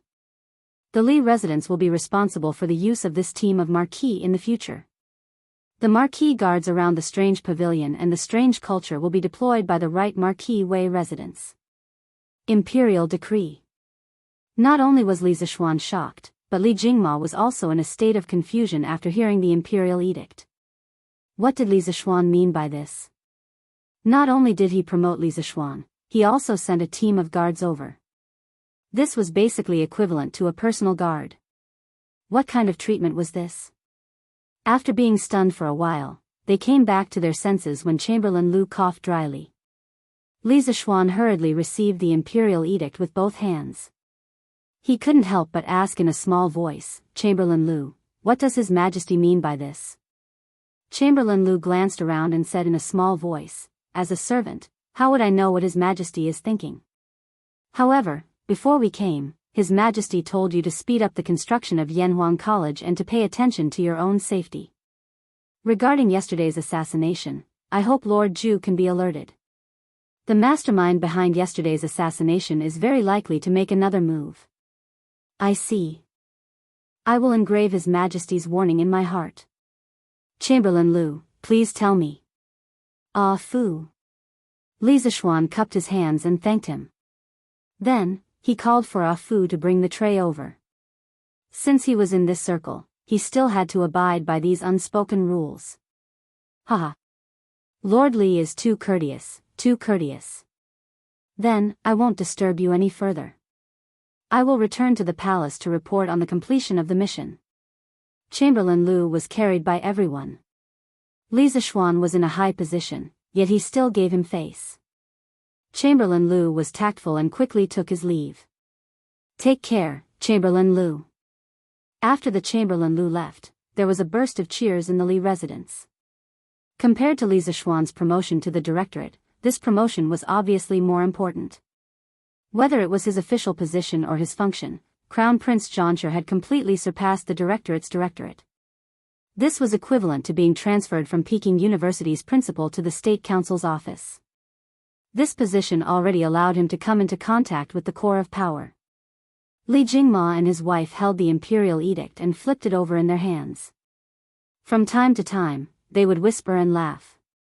Their joy was evident in their words. Li Zishuan started chatting with Brother Chicken. Haha.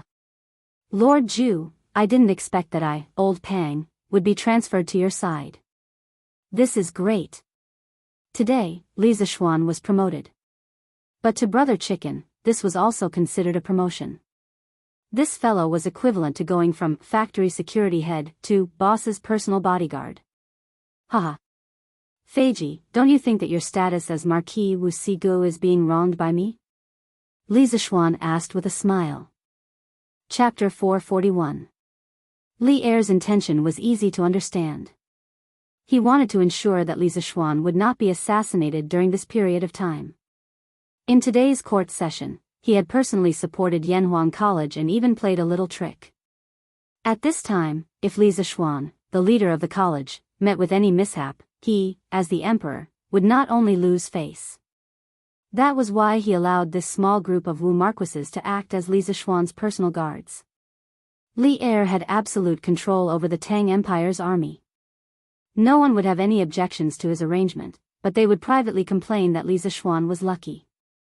As an insignificant county boy, he was able to obtain the personal protection of the emperor's army. This kind of treatment might not be unheard of in the future, but it was absolutely unprecedented. Hee hee. Lord Zhu, your words are too much for me. When Pang Feiji heard Li Zishuan's half-joking words, he scratched his head and laughed. I, Old Pang, am only a martial artist. It is my great honor to be able to follow you, Lord Zhu. There is no need to talk about grievances. Not only me, but the 48 brothers who came with me were all overjoyed when they heard that they could come here. Actually, Pang Feiji knew better than anyone else about Li Zishuan's huge potential. This rising star of the imperial court had risen so quickly that everyone was dumbfounded. Li Zishuan's future was even more limitless. And he himself was just an inconspicuous chief of staff. Perhaps in the eyes of some ruffians, the position of the right Marquis Wei was very impressive. But he knew his own situation. In the right Marquis Wei mansion, where all the big shots gathered, the position of chief of staff was only a small official. It was not that he did not want to work hard and rise to a higher position. But in terms of martial arts, he had just reached the middle stage of the body refining stage. Moreover, he did not have a master to guide him. He had learned all his skills during the chaos of the Sui dynasty. If he wanted to improve now, it was harder than ascending to the heavens. In terms of connections, he came from a humble background. He was not from a wealthy family, nor was he a nobleman. His ability to flatter his superiors could not be compared to others, so there was no backdoor for him. Therefore, he could only spend his days in the right martial marquis estate. Now that he was able to follow Li Zishuan as the captain of his personal guards, he was very satisfied to be able to follow a Wu Dao Grand Master with a bright future and a high position, not to mention the generous treatment that the Li Group gave to its employees. Even if he didn't want this position, there would be countless people fighting for it. Haha. Since you're willing, I'll leave the safety of my residence to you. Li Zishuan chuckled. But His Majesty ordered me to protect you, Lord Zhu.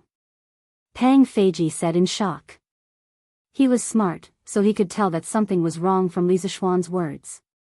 Haha. Now that I have reached the Master Realm, if there is any danger, I can deal with it. Even if you come, you can't help much. Instead, my family needs protection. Therefore, Feiji, you and your brother's main mission in the future is to protect my family's safety. Most of the martial marquises in front of him were only at the body refining realm. Among them, there were a dozen or so who had not reached the body refining realm. If they really met a master like the black-clothed assassin yesterday, these martial marquises were not useless, but their use was limited. It would be safer to use them to protect his family. Alright, then I'll arrange for 38 martial marquises to patrol the vicinity of the Li residence. The remaining 10 martial marquises will follow me to protect Lord Zhu.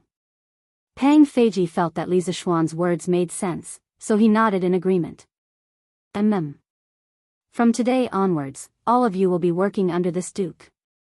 This duke has always treated people with generosity. This duke has never been stingy with rewards for those who work hard. However, this duke will definitely chase away those who idle around. I hope that Feiji, you can lead this team of people in the future and do your job well. This is not only for me, but also for the future of all of you. Although Pang Feiji had been working at the workshop in Chitsu culture for a period of time, that was then and this was now. Now that they had become his personal guards, he naturally had to have a higher standard.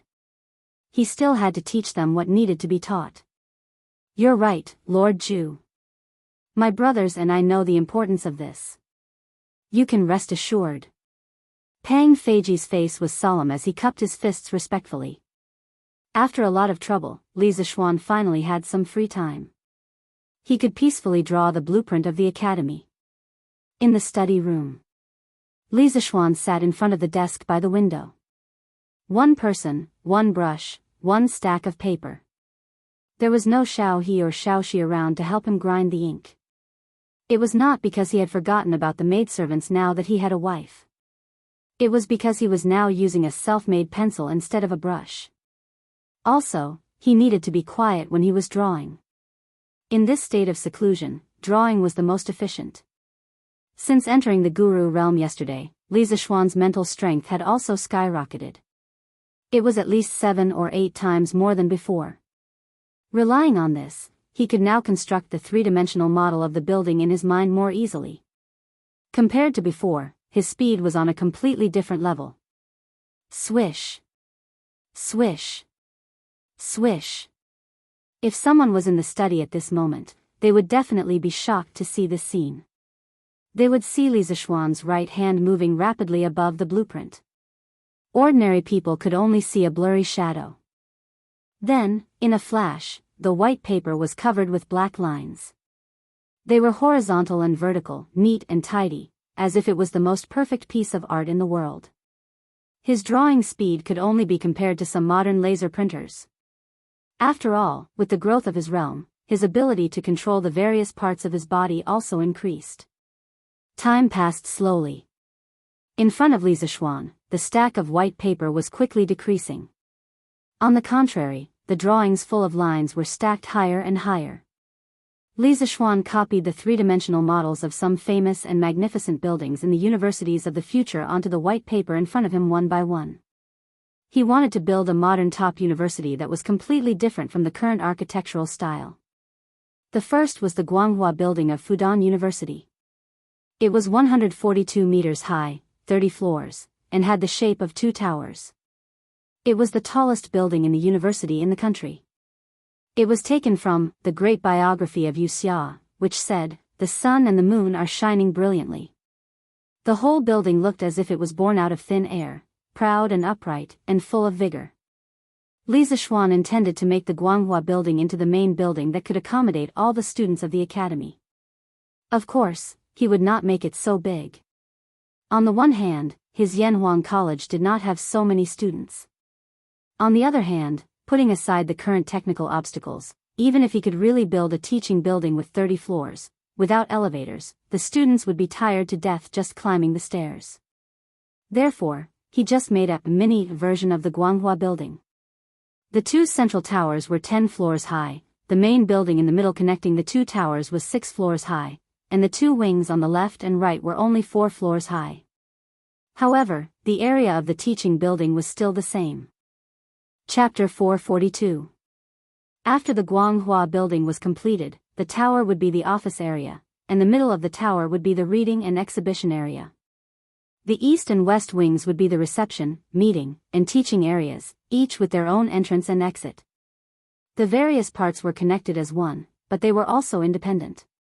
Apart from meeting the needs of the office, teaching, meeting, and reception areas, the design of the Guanghua building also considered the design of the communication and leisure spaces. First, Li Zixuan designed 2 shared spaces on the second to third floor of the central section. From the main entrance, one could enter the shared space by going up the stairs.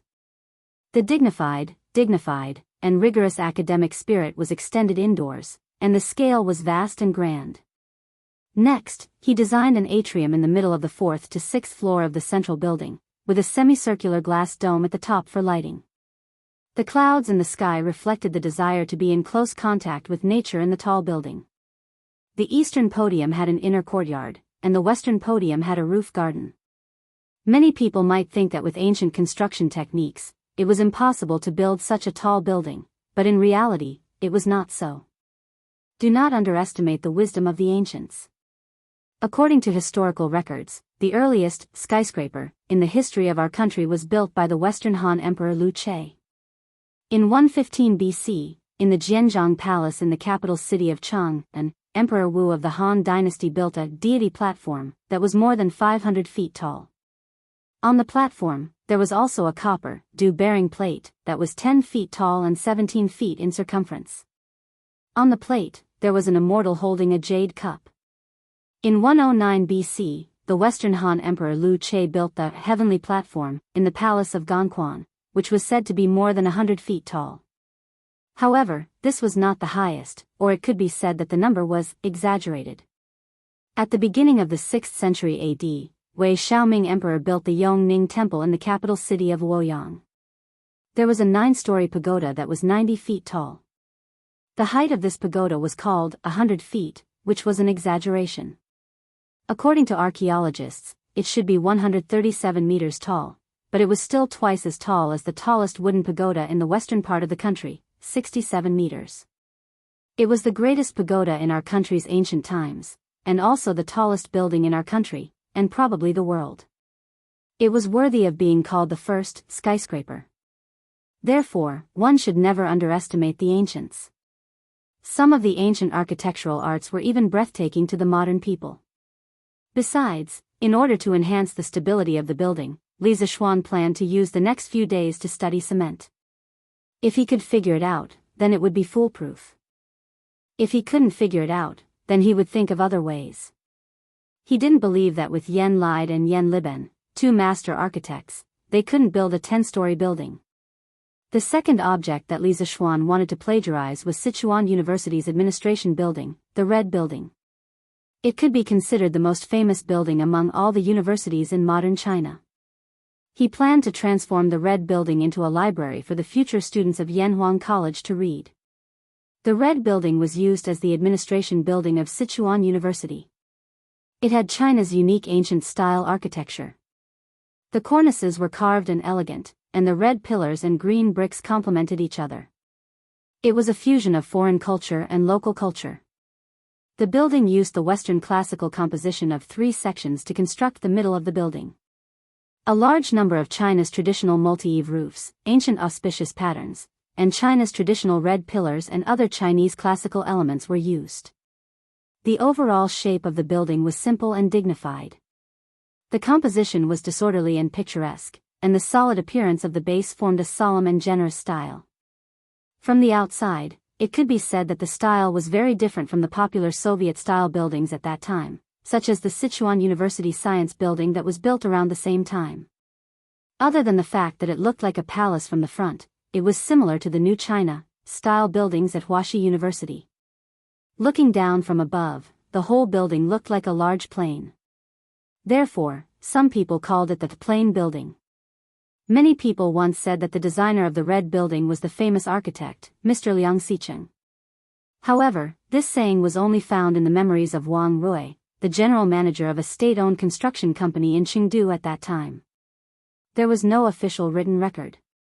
Later, it was confirmed that the designer of the red building was Mr. Gu Pingnan. However, from the imposing and magnificent overall architectural style and the exposed traditional China elements, it did have the flavor of a beam-style building. Next was Peking University's Beigong building. Li Zishuan planned to use this building as the auditorium of Yanhuang College. The modern Beigong building was located on the east and west of the original Yenjing University's east-west axis. It was a magnificent palace-style building that was now the office of Peking University's party and government. The dazzling auditorium on the second floor could accommodate 600 people. The school held important meetings and foreign dignitaries visiting Peking University to give speeches were all held here. There were teaching buildings, office buildings, libraries, and auditoriums. Compared to a complete university, only the laboratory building, dormitory building, cafeteria, bathhouse, and some other supporting facilities were missing. As for the laboratory building, with the current material conditions of Tang, there were not many experiments that could be done. Li Zishuan planned to build a building casually as a token of appreciation. He had drawn the blueprint for half a day and had a certain understanding of architecture. It was possible for him to design a building by himself. As for the dormitory building, cafeteria, and bathhouse, they were mainly used for sleeping, eating, and bathing. There was no need to build fancy buildings. In the universities in his previous life, there was no university that deliberately built the dormitory, cafeteria, and bathhouse to be eye-catching. Basically, they were all similar. Therefore, this also depended on his improvisation. In addition, he also designed some rather unique and small-scale buildings for future use. Of course, in order to catch up with the schedule, these buildings would definitely not be built immediately. The most important things at the moment were the teaching building, dormitory building, cafeteria, and bathhouse. After drawing the main building blueprints of Yanhuang College, Li Zishuan began to draw the macroscopic layout of the entire college. How could he leave out the supporting facilities such as the sports field, the grove, the pond, the rockery, the garden, and so on? Under Li Zishuan's rapid drawing with the pencil in his hand, the blueprint of Yanhuang College was officially formed. Looking at the half-foot-high stack of blueprints in front of him, Li Zishuan let out a long breath. No one would have thought that he would use less than an afternoon to draw such a big college. This speed was completely like a human printer. Creak. Husband, you've been tired for the whole afternoon. It's time for dinner. Dad and Mom are waiting in the front hall. At this moment, the door was pushed open and Han Yushi walked in. She looked at Li Zishuan with a pained expression. It's already night time. Let's go. Let's go for dinner. My wife, what delicious food did you cook tonight? Li Zishuan stood up and took one last look at the layout of the college. Then, he held Han Yushi's small hand and walked out of the door. However, he still felt that something was missing. Chapter 443. Come, come, come. The three of you do what I did. Step with your left foot, raise your arms, bend your knees and press your palms. Wife, why aren't the three of you doing it? Why are you in a daze? The next morning, Li Zishuan really woke up early. He got out of bed when the sun rose. After washing up, he didn't even eat breakfast. He pulled his wife and his two personal maids to practice Tai Chi in the west courtyard. However, ever since he broke through to the master stage, every move he made was filled with the charm of Tao. It was as if there was some kind of magic that attracted the attention of Han Yushi, Xiao He, and Xiao Shi. Unknowingly, the three of them stopped what they were doing and stood on the spot as they watched Li Zishuan practice Tai Chi. After practicing 2 moves, Li Zishuan sensed that something was wrong behind him. He turned around and immediately saw 3 dazed beauties. He couldn't help but be speechless. Ah! Husband, we We are observing your moves. Han Yushi woke up and quickly thought of an excuse to cover it up. Wouldn't it be embarrassing for her to admit that she was infatuated with her husband in front of so many people? Really? But it's just 2 moves. Do you need to observe for so long? Li Zishuan asked suspiciously. Han Yushi's beautiful face, which was like a flower, had a faint blush. At the same time, she was secretly annoyed at her husband for wanting to get to the bottom of this. Hee. Young mistress was fascinated by young master's valiant posture when he was practicing Tai Chi. She wasn't observing. Xiao He, this girl, had always been quite bold. She giggled and spoke without thinking. Ah. Little girl, you're looking for trouble. Han Yushi was embarrassed. She quickly pinched Xiao He's face to stop her from talking nonsense. Haha. It's true. Xiao Shi can also testify. Xiao Shi heard and blushed. She was also infatuated with Tai Chi. How could she have the face to testify? But luckily young mistress didn't find out. Otherwise, it would be terrible. Xiao Shi rejoiced as she thought. Although in a big family, the young master's personal maidservants were all Tongfang, Li Zishuan had never mentioned this to them. They did not know what Li Zishuan was thinking. Moreover, Han Yushi had just married into the Li Zishuan, so the 2 of them did not know if this new young madam was a jealous person. Therefore, the 2 of them did not dare to be too close to Li Zishuan like before. They would only go over when Li Zishuan called them. Other times, they would not take the initiative to go over for no reason. Li Zishuan, on the other hand, did not have such complicated thoughts. He looked at the 3 beautiful girls with great interest. It could be said that it was a feast for the eyes. If these 3 beauties in front of him were placed in the modern era, their looks would definitely kill most of the A-list celebrities.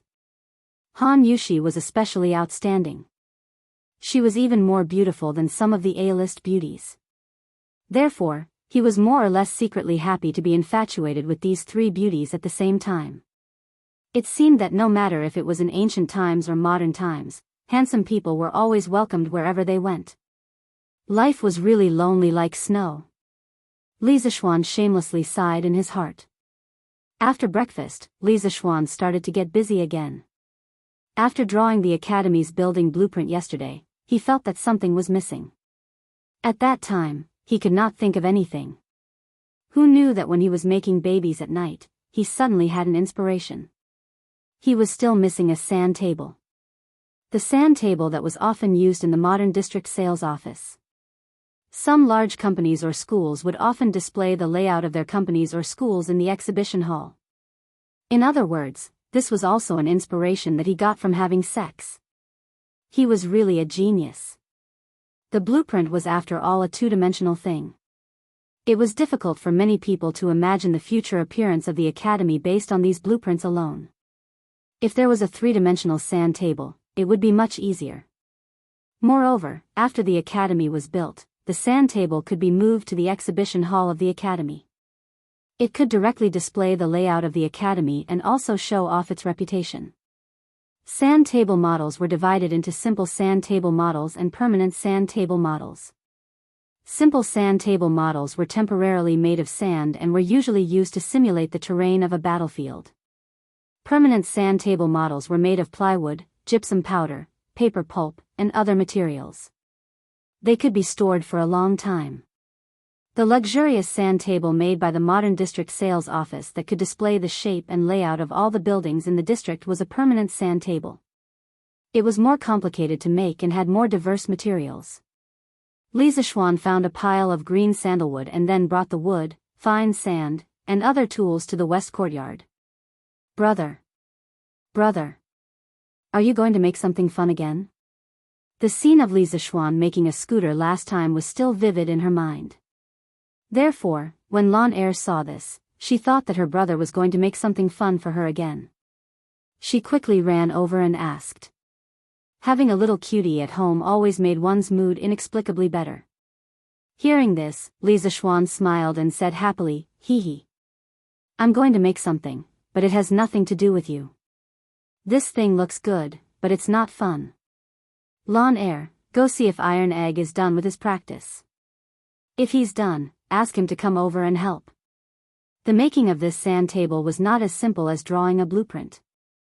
It involved casting a mold, reversing the mold, and some engraving techniques.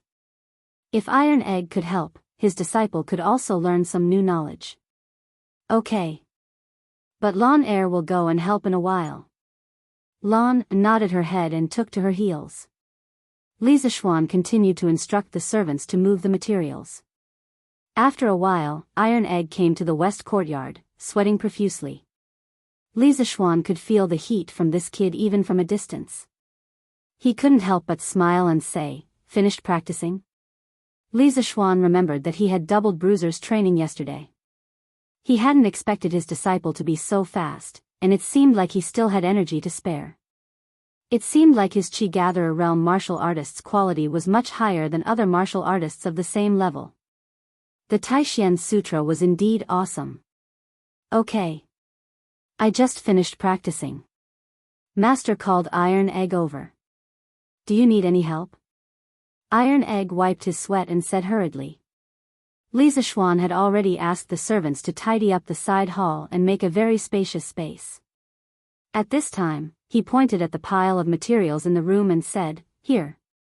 We're going to use these things to build a house. Master will teach you how to do it later." Iron Egg nodded confusedly, but Lawn Air shouted excitedly, "Wow! Building a house? Brother!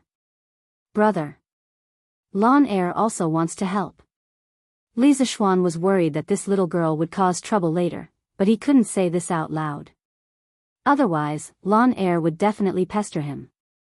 He could only say, "Okay. Lawn Air, you come too." Chapter 444. After breakfast, Han Yushi went to Madame Li to learn business management and accounting. The two little maids also followed her, so there were only the three of them in the entire west courtyard. Lisa Schwan first determined the space ratio of the model. He roughly calculated and finally settled on a ratio of 1:100. This could not only save a lot of materials, but also make people look more comfortable. Most of the modern sand tables used a ratio of 1:70 to 1:100. Then Lisa Schwan made the sand table according to the layout plan and the sand table's ratio. The table he used was similar to the billiard table in his previous life, but the size of his billiard table was a little bit too big. Iron Egg. Do you know how to read blueprints? After putting together the table, Lisa Schwan took out the stack of blueprints he drew yesterday and asked. "This, I don't know, Master." Iron Egg glanced at the complicated lines on the blueprints, shook his head, and said awkwardly. Lisa Schwan never taught him these things. Okay. Then I'll teach you how to recognize the new blueprints first. As the disciple of Lisa Schwan, if you don't even know how to read blueprints, wouldn't it be too embarrassing? Lisa Schwan patted his head, called the two little guys to the side, and began to teach them engineering drawing lessons. About an hour later, Iron Egg and Lawn Air finally learned how to read blueprints. As for drawing blueprints, they had to go down and slowly learn and practice. Lisa Schwan didn't have much time to waste anyway. Okay, I'll chop the planks first. Iron Egg, take these blueprints and mark the dimensions according to the ratio of 100, one with a pencil. After a while, you can chop according to the marks. Lisa Schwan took 3 blueprints of simple buildings and handed them to Iron Egg. He didn't assign any tasks to Lawn Air. It was good enough that this little girl didn't cause trouble for him. As for the tasks given to Iron Egg, it was mainly for consideration. Even if Iron Egg didn't help, he wouldn't spend much time on these tasks. Okay. Master. Iron Egg also understood that Lisa Schwan was testing him. He quickly took the blueprints and looked at them carefully. Lisa Schwan smiled, then picked up the wind-chasing sword, and became the most awesome carpenter of this era. Now that he was at a higher level, he could chop wood like cutting tofu. Moreover, the thickness of each plank was almost the same. In less than 15 minutes, one smooth wooden board after another was piled up in front of Bruiser. Bruiser had just snapped out of his daze from looking at the blueprint, and he was stunned when he saw this scene. What kind of martial arts? Could it be that his master still hasn't taught him how to chop wood? Iron Egg puzzled in his heart. What is this?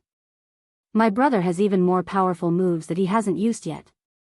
Little brother Iron Egg, watch carefully and learn well. In the future, you are going to inherit my brother's legacy. Lon saw Iron Egg's shocked face and knew what he was thinking. The little girl patted Iron Egg's shoulder and said with a little adult tone. Iron Egg's eyes lit up and he nodded excitedly. Li Zishuan's old face darkened and he almost vomited blood. He didn't know where his sister learned these words. She was really fluent in them. Anyway, he felt that it was strange. Iron Egg, quickly mark according to the blueprints. Ignoring the little girl, Li Zishuan directly said to Iron Egg. Oh, okay, master. Iron Egg just remembered his task. He quickly took a few planks and began to mark according to the blueprints. Lon also squatted down and got close to Iron Egg. From time to time, she would express a few opinions on Iron Egg's work. Li Zishuan quickly chopped all the remaining wood. Then he began to cut and assemble Yanhuang College's teaching building, Guanghua Building, the college's library, Red Building, and the college's auditorium, Bay Building. These 3 buildings were the largest and most complex buildings in Yanhuang College. Li Zishuan certainly had to do it himself. Otherwise, if he let Iron Egg do it, who knows how long it would take.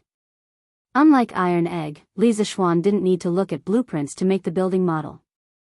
He closed his eyes and the 3-dimensional model of the 3 buildings suddenly appeared in his mind. With a thought, the 3 buildings suddenly shattered into many pieces. Those who were familiar with computer graphics should know a professional term called explosion view. The scene in Li Zishuan's mind was similar to the explosion view. After a few breaths, Li Zishuan opened his eyes and saw that he didn't need to refer to the blueprints or make any marks on the planks. He directly picked up the wind-chasing sword and began to carve on the planks. At this moment, the long wind-chasing sword in Li Zishuan's hand seemed to have turned into a flexible and sharp carving knife. Sawdust flew on the small planks. After a moment, it turned into a wall with a window and a balcony. The patterns on the wall could be faintly seen. It was extremely delicate.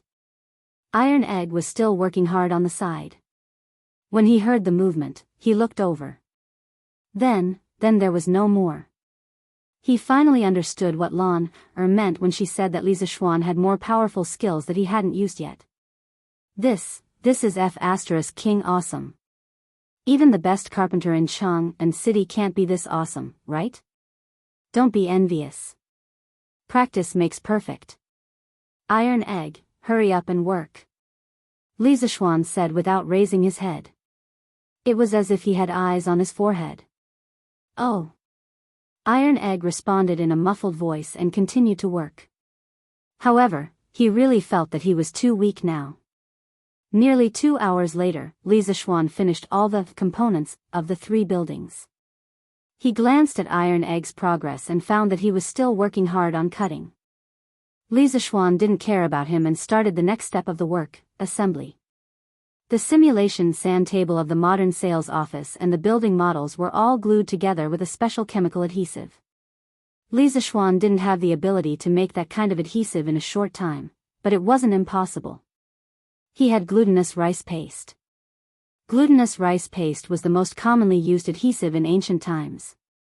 It was also relatively sticky. Most importantly, it was easy to make. Don't doubt whether there was glutinous rice paste in the Tang dynasty. At the very least, it existed before the Qin dynasty. The assembly work was almost equivalent to a 3D jigsaw puzzle.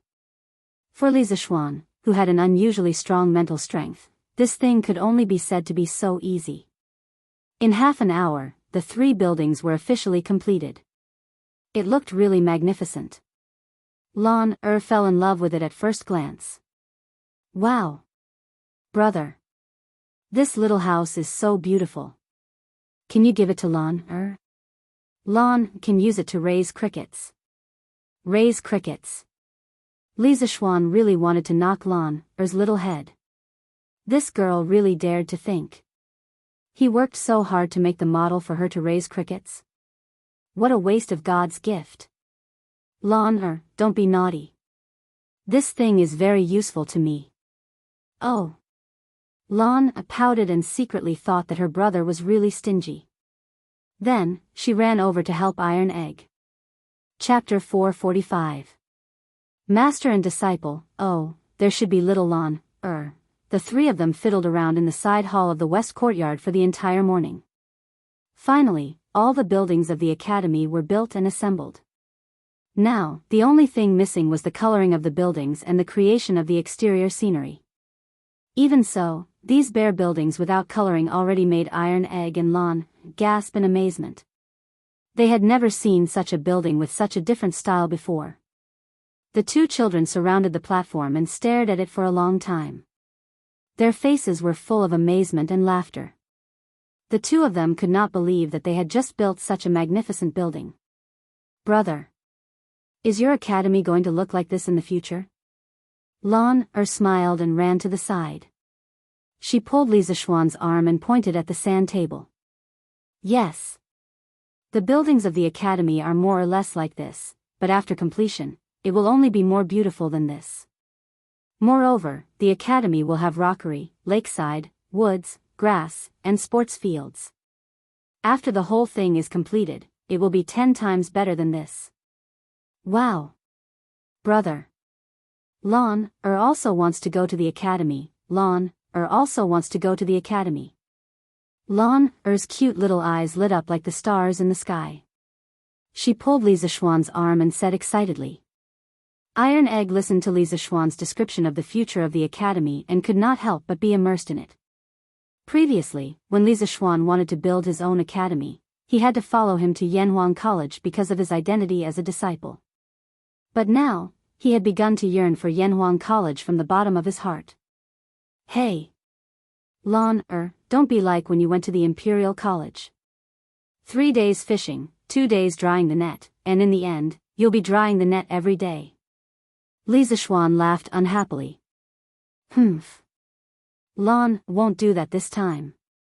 By the way, brother, what is that sports field? Lon put her two little arms on her waist and said proudly. Sports field. The sports field is a place specially for students to play games and exercise their bodies. Yenhuang College's students can't only know how to study. They must strike a balance between work and rest. As the saying goes, people who know how to play are better at studying. Wow. Is that true? Lon really knows how to play. It seems that if I study seriously, my grades will definitely be better than Iron Egg's. Lon raised her small face and said with confidence that came out of nowhere. Iron Egg was speechless. Wasn't this an innocent bystander? After lunch, Lisa Schwann hugged his wife and slept soundly. Then, he started to work again. First, he painted the building model that he had made in the morning. Although the ancient paint was not as smooth and natural as the modern paint, it was still acceptable. As for the two little guys, Lisa Schwann didn't let them come over in the afternoon. He let Iron Egg come over in the morning, mainly to let Iron Egg learn how to read the drawings. In fact, they couldn't help much. In terms of work efficiency, Lisa Schwann was more efficient when he worked alone. Relying on the building model in his mind, he quickly painted several buildings with the corresponding paint, such as the patterns on the walls, the roof tiles, the windows, and so on. These were all parts that needed to be painted. After an hour, Lisa Schwann looked at the lifelike modern buildings in front of him and couldn't help but be in a trance. After traveling for so long, this was the first time he had seen such a modern building. Although the ancient era was not bad, he had lived in the modern era for more than 20 years after all. He couldn't help but miss it. Although he couldn't go back, what he was doing now was equivalent to bringing a modern thing back to the Tang dynasty. It was more or less a kind of spiritual sustenance. The next step was to create the landscape and various supporting facilities. Lisa Schwann followed the layout of Yenhuang College. He used green suede paper as the grass and stuck it in the green area. He soaked a large sponge in green paint and let it dry. He cut the sponge into strips and stuck them in the small bush area as the green belt. For the water in the pond and lake, he used corrugated smooth cardboard and sprayed it with lake blue paint. He cut it into the shape of a river or lake and placed it in the corresponding position. He then used gray adhesive paper to make the cement road. As for the tree, it was relatively simple to make. Li Zishuan twisted copper wire into the shape of a tree trunk and sprayed it with paint. Ordinary sponges were soaked in paint. Different types of trees were soaked in different colors of paint. Then, he dried the dyed sponges and crushed them. He soaked the tree trunk and branches in glutinous rice paste and stuck the crushed sponges to make the tree. The willow tree could be twisted into a tree trunk and branches with thin enameled wire. Then, he stuck green wool on the branches. For the pine tree, he cut the thick fishing line into thin segments and used a clamp to hold it. Then, he twisted the two enameled wires and loosened the clamp to make it into the shape of a pine tree. He trimmed it and stuck the green wool on it. There was one material that was more commonly used, and that was sponges. Was there such a thing as sponges in the ancient era? The answer was yes. Sponges were a general term for poriferous animals. They were one of the most primitive multicellular animals and originated 600 million years ago. According to records, the ancient Greeks, ancient Romans, and ancient working people in China had long known and collected sponges. Sponges had fine mesh, strong elasticity, and good water absorption. At first, they were mainly used for bathing, scrubbing, washing dishes, and so on. Later, they showed more and more extensive uses in crafts, medicine, and daily life, such as making paint brushes, using them as liners for helmets and other cushions, burning them to ashes to cure foot pain, and so on. Although the principle of making these small objects was not complicated, there were a lot of them. It was really time-consuming to make them. Li Zishuan worked until the sky was dark before he finished all the landscape and supporting facilities of Yanhuang College. Looking at the small but complete sandbox of the academy in front of him, the teaching building, the library, the auditorium, the dormitory, the canteen, the laboratory building, and other modern buildings were scattered in every corner of the academy in picturesque disorder. The pavilions, the rockery, the lake, and the lush trees complemented each other. Li Zishuan's heart was bursting with a sense of accomplishment. Wasn't this a miniature version of a modern university? Beautiful. Really beautiful. The layout of the college was specially designed by Li Zishuan according to the yin and yang and 5 elements of Taoism. Just looking at the sandbox made people feel very comfortable. Husband, is this your Yanhuang College? While Li Zishuan stood in front of the sandbox in a daze, Han Yushi quietly came behind him. Seeing the garden that was very different from the current architectural style, Han Yushi was amazed and then asked softly. Yes. However, this is not my academy alone. This is our family's academy. Wife, do you like it? Li Zishuan came back to his senses, put his arm around his wife's shoulder, and said softly. Our family's academy. Hearing this, Han Yushi felt a trace of sweetness in her heart. She quickly nodded and said, yes, I like it. Husband, your college looks so magnificent. Chapter 446. The next day. Li Zishuan had just finished practicing Tai Chi with the 3 beauties when he heard that Yan Lide and Yan Xiaoning had come to visit him. Ha! Looks like old Yan and Xiao Yan are also very anxious. Li Zishuan laughed in his heart. Wasn't this nonsense? This bastard always gave people a huge surprise every time he went into seclusion. This time, Yanhuang College made such a big fuss that even Li Zishuan personally came out to support him. Yan Lide and Yan Xiaoning did not believe that Li Zishuan would make a small fuss. He would definitely give everyone a surprise again. Hee hee. You brat, stop talking nonsense. Quickly bring us to see the blueprint you designed. This old man wants to know how much talent you have in architecture, Xiao Xian. Yan Lide waved his hand and said as soon as he saw Li Zishuan in the front yard. Yes. I'm also here to broaden my horizons, haha. Yan Xiaoning, a technical geek, rarely went out. These days, he was busy researching Li Zishuan's telegraph machine. Previously, when Han Yushi married into the Li residence, She also brought her telegraph machine over. This way, the Li residents had 2 telegraph machines. After Yan Xiaoning found out, he shamelessly insisted on taking one back for research. Li Zishuan thought about it. Yan Xiaoning was upright and had no reason to betray the country, so he gave him one. In the end, Yan Xiaoning had a hard time. This guy had never learned about electricity and magnetic fields. How could he understand this knowledge that was beyond the times? He disassembled and reassembled the telegraph machine. After fiddling with it for so many days, he still could not figure out anything. Today, he came over to see how Li Zishuan's Yanhuang College looked like and also to ask about the principle of the telegraph machine. He. If that's the case, Uncle Yan and Brother Xiaoning, please come with me. Li Zishuan laughed and did not talk nonsense. He brought the 2 of them to the side hall of the west courtyard. Oh. This, what is this?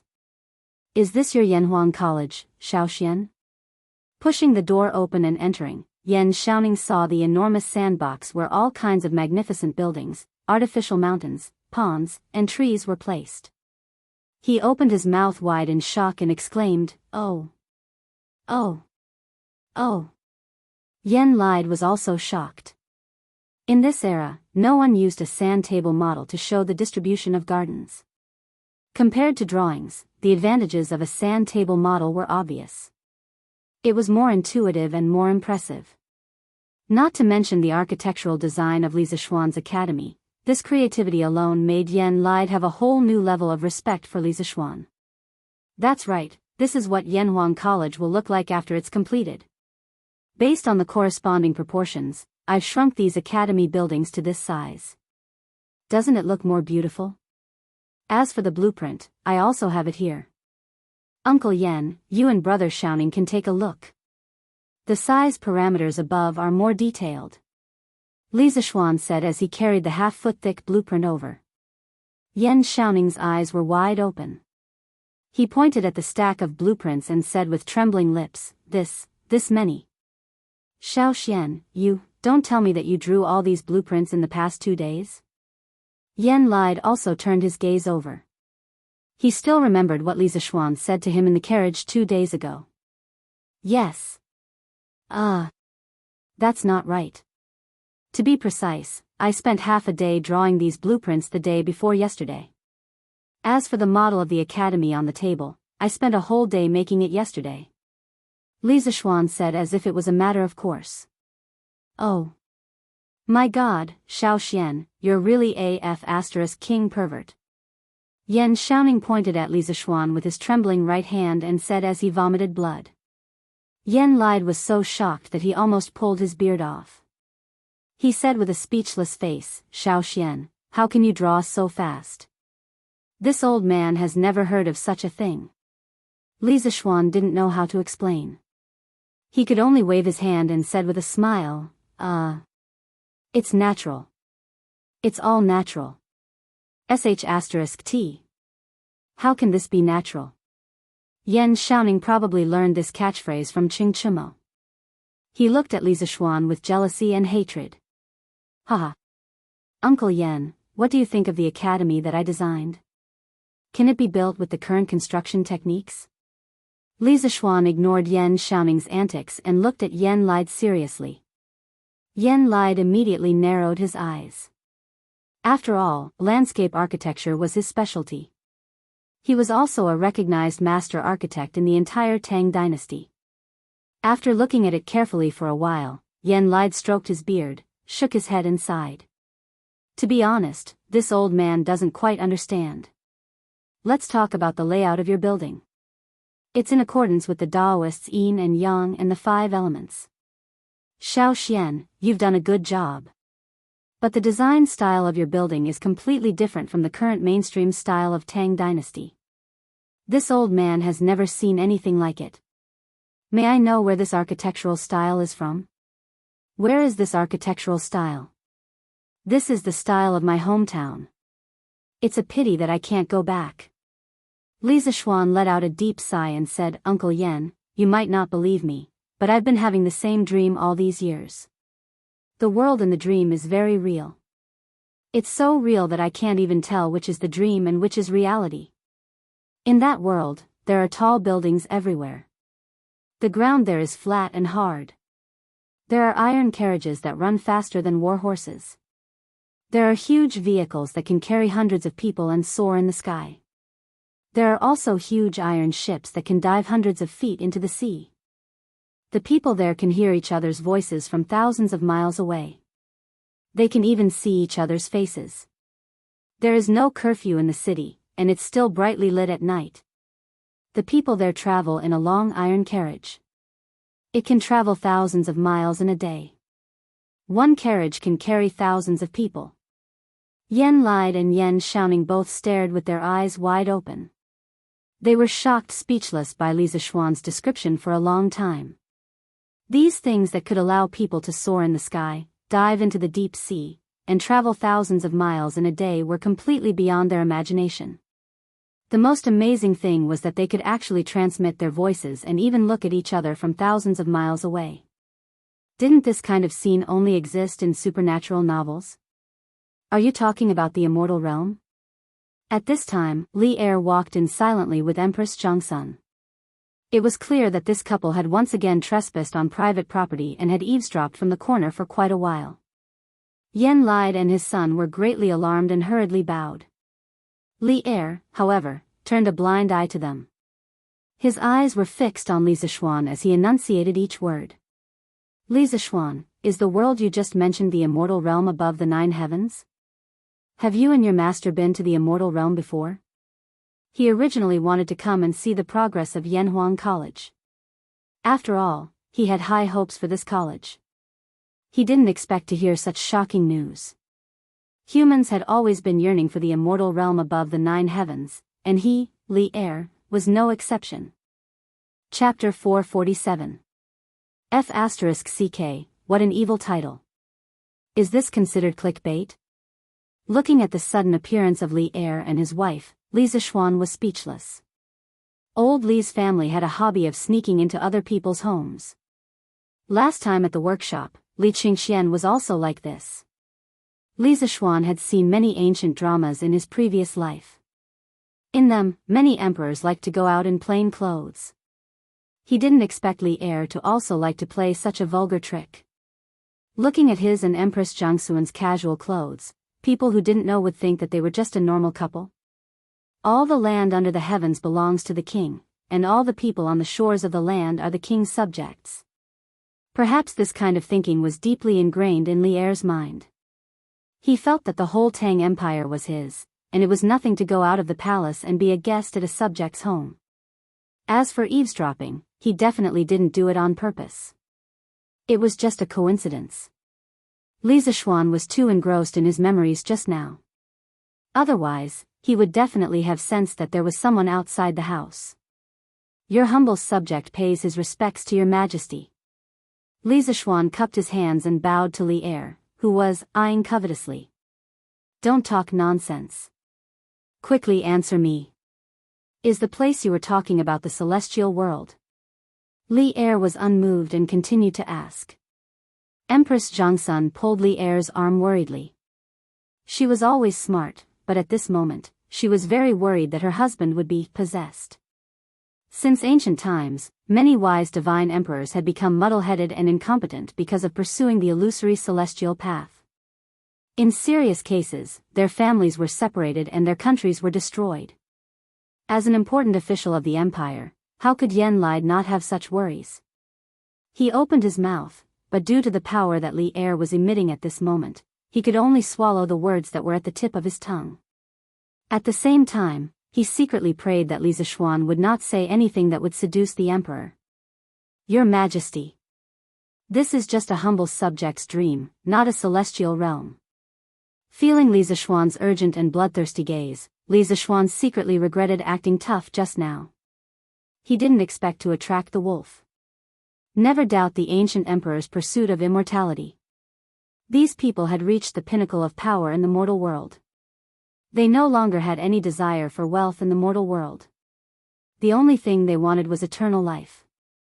For this, they did not hesitate to become tyrants. Is it really just a dream? Li Er asked unwillingly. It's absolutely true. But you just said that you can't tell which world is a dream and which world is reality.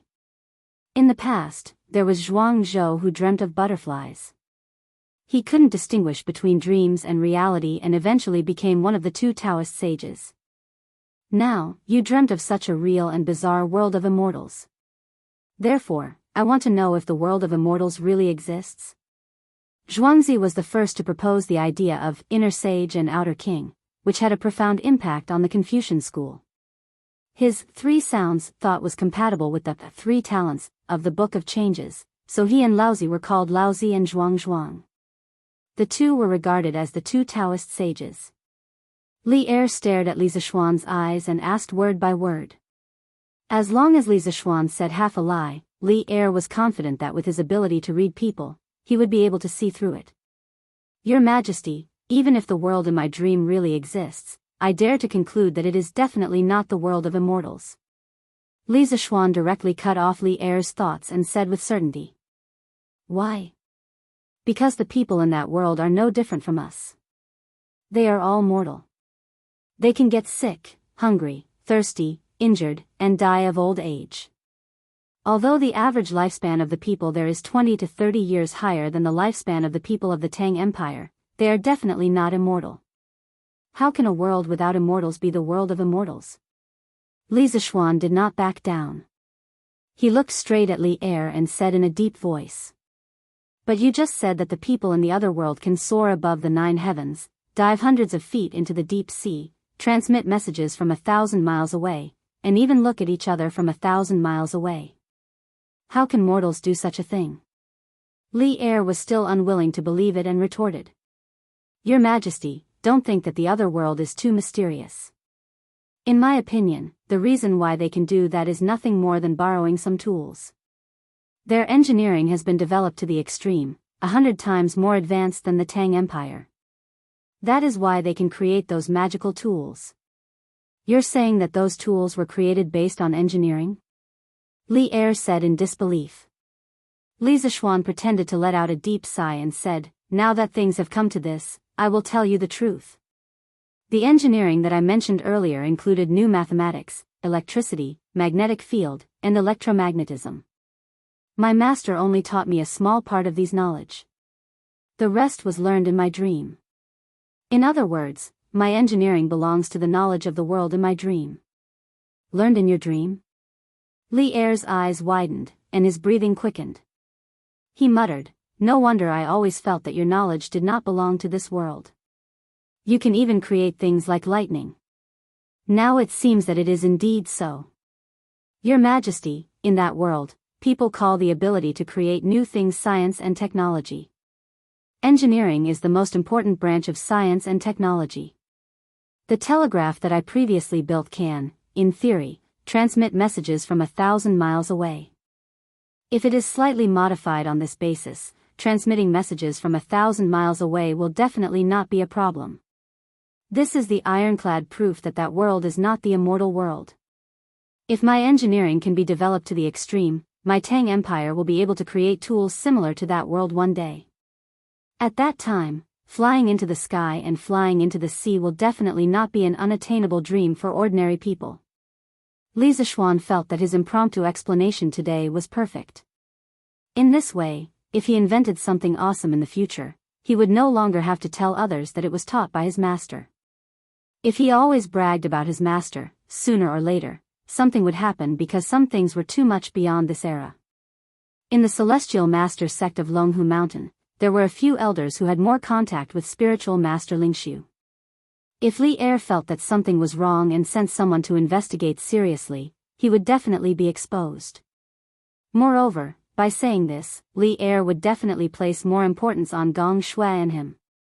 This could be considered as a protective umbrella for himself and Gong Shui. I see. In this way, all the doubts can be explained. Engineering, what a good engineering. Li Er's expression was inexplicably complicated. He, who had always been wise and decisive, didn't know how to treat Li Zishuan at this moment. Now, things were out of his control. After a long time, he said to Li Zishuan seriously, Yanhuang College, you brat, do a good job. I hope that in my lifetime, I can ascend to the sky tens of thousands of feet high to see if there are immortals. I want the kind of long carriage that can travel 1,000 miles in a day and carry 1,000 people. I also want the kind of tool that can transmit messages from 1,000 miles away. In this way, in the world, who can be my opponent? Li Zishuan sweated profusely. He really wanted to say, Old Li, aren't you *king asking for a little too much? Chapter 448. Yes, Your Majesty. Li Zishuan smiled but cursed in his heart. He resisted the urge to complain and bowed to accept the order. Li Er nodded with satisfaction. Perhaps other kings would try their best to kill off unknown new things indiscriminately, but Li Er was a pioneering holy lord. His first thought was not to kill, but to develop Li Zishuan's new knowledge to the extreme. As for whether or not Li Zishuan would threaten his rule, Li Er wasn't worried about that at all. He had confidence in himself, and he also had confidence in his subjects and generals. The only thing that disappointed him was that the magical world that Li Zishuan mentioned was not the celestial realm. Then, were there immortals?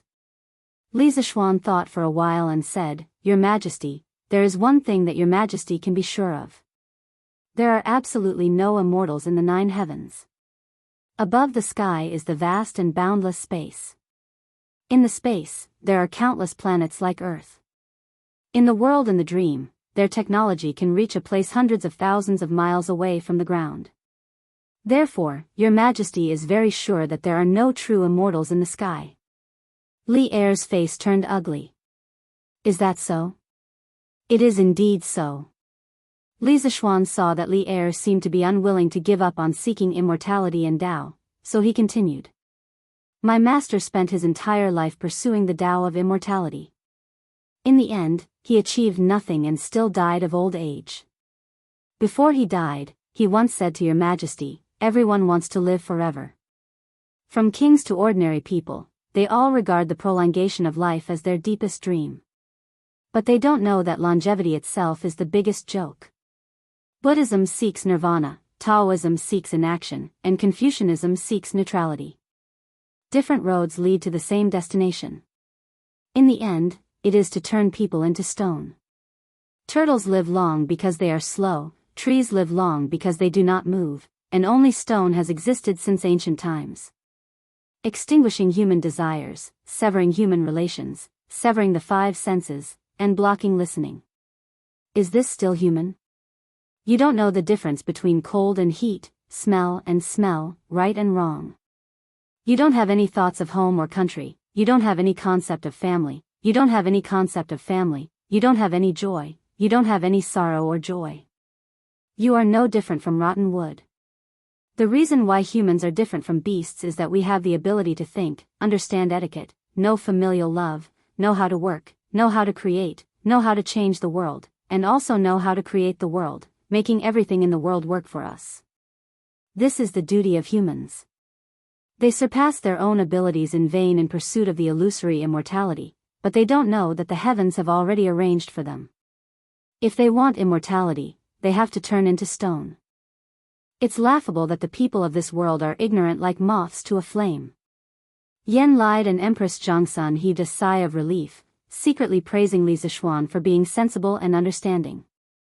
They felt that since the words had reached this point and there was so much sufficient evidence, Li Er shouldn't have any improper thoughts about immortality, right? The facts proved that this was indeed the case. After listening to Li Zishuan's long speech, Li Er's heart was half cold. He was silent for a long time, then faintly sighed and said, The gods, Buddhas, ghosts, and monsters recorded in your book, Journey to the West, were all fabricated? Li Zishuan was shocked. It was said that Li Er suppressed Buddhism and valued Taoism, but he didn't expect that he would actually read this kind of deviant novel. Previously, he didn't publish Journey to the West and sell it mainly because he was considering Li Er's attitude towards Buddhism. For a while, he was worried that Li Er would settle accounts with him after reading this novel, but he didn't expect that Li Er not only secretly finished reading it, but also didn't find trouble with him. In fact, he thought too much about it.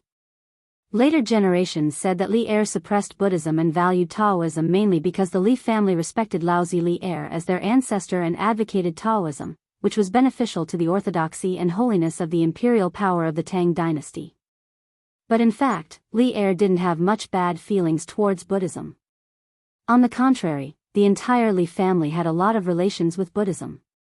Li Er's youth was the period when Buddhism was popular throughout the country. At that time, the father and son Emperor Wen of Sui and Emperor Yang of Sui believed in Buddhism. The people of the world were swept away by the wind, competing to admire Buddhism.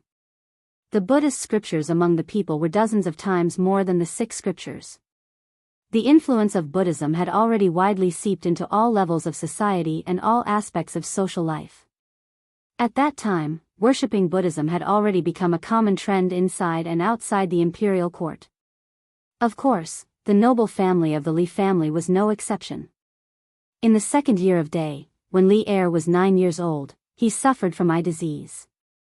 Li Yuan once personally went to the Chang and cottage temple to worship Buddha and ask for blessings. After Li Er recovered, Li Yuan created a stone Buddha and sent it to the temple for worship.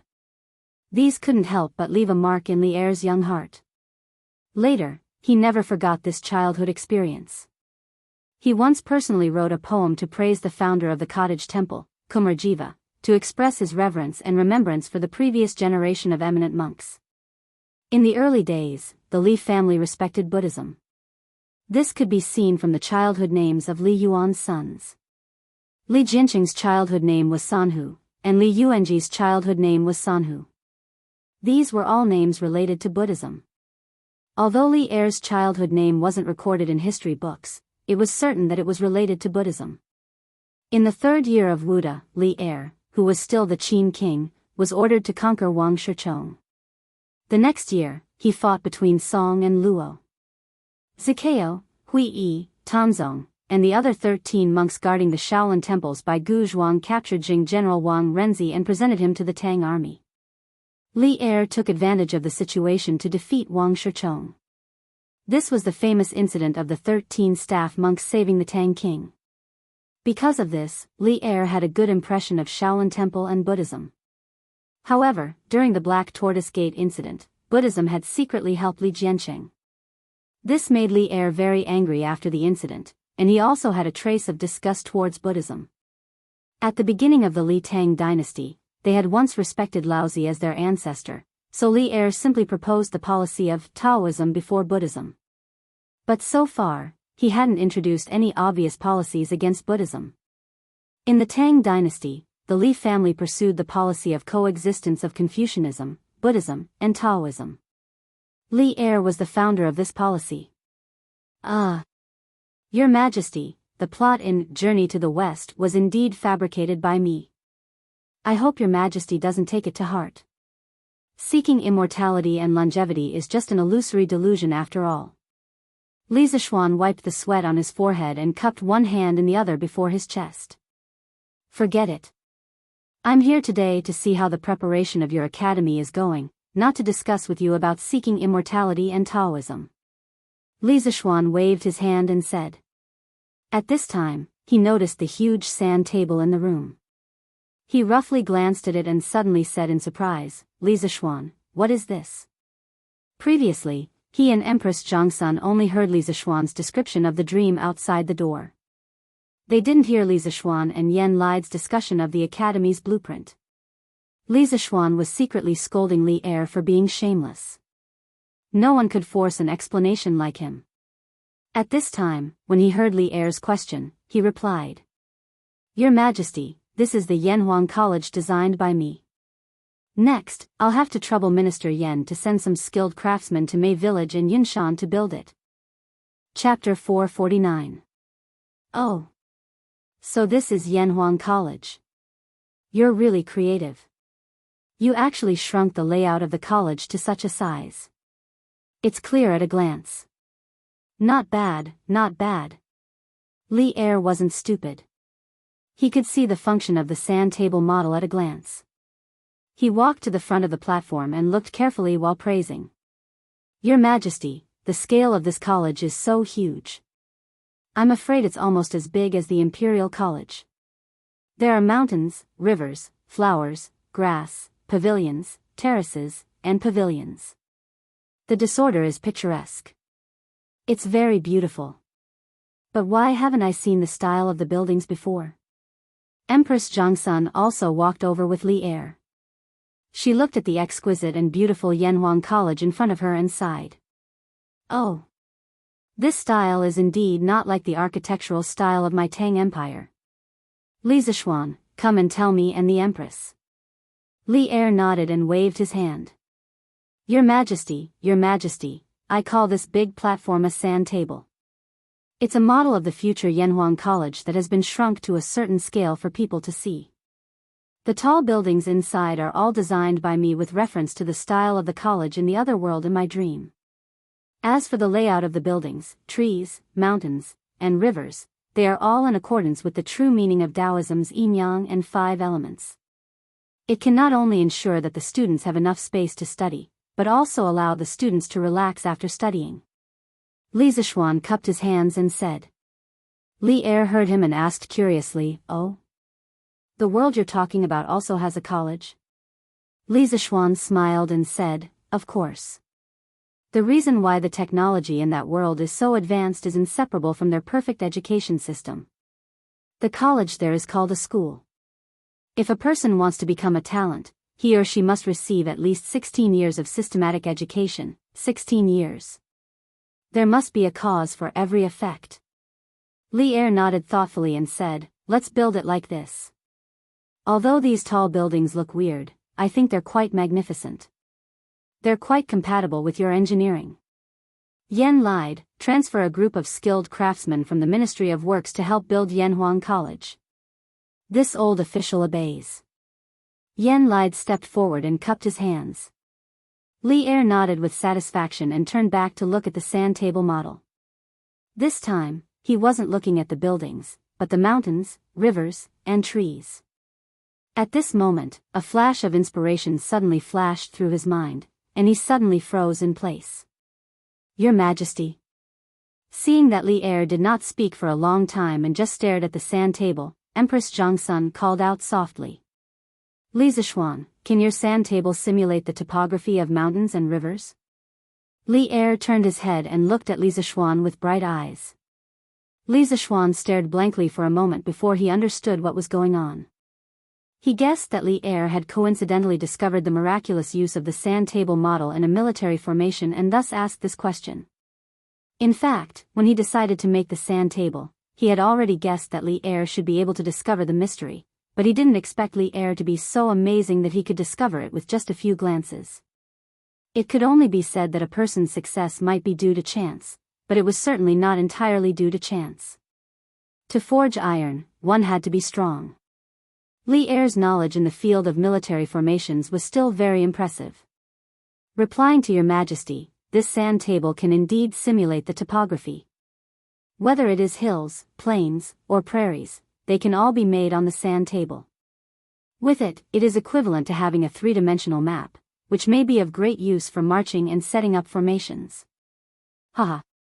Of great use, it is indeed of great use. I will record your merit.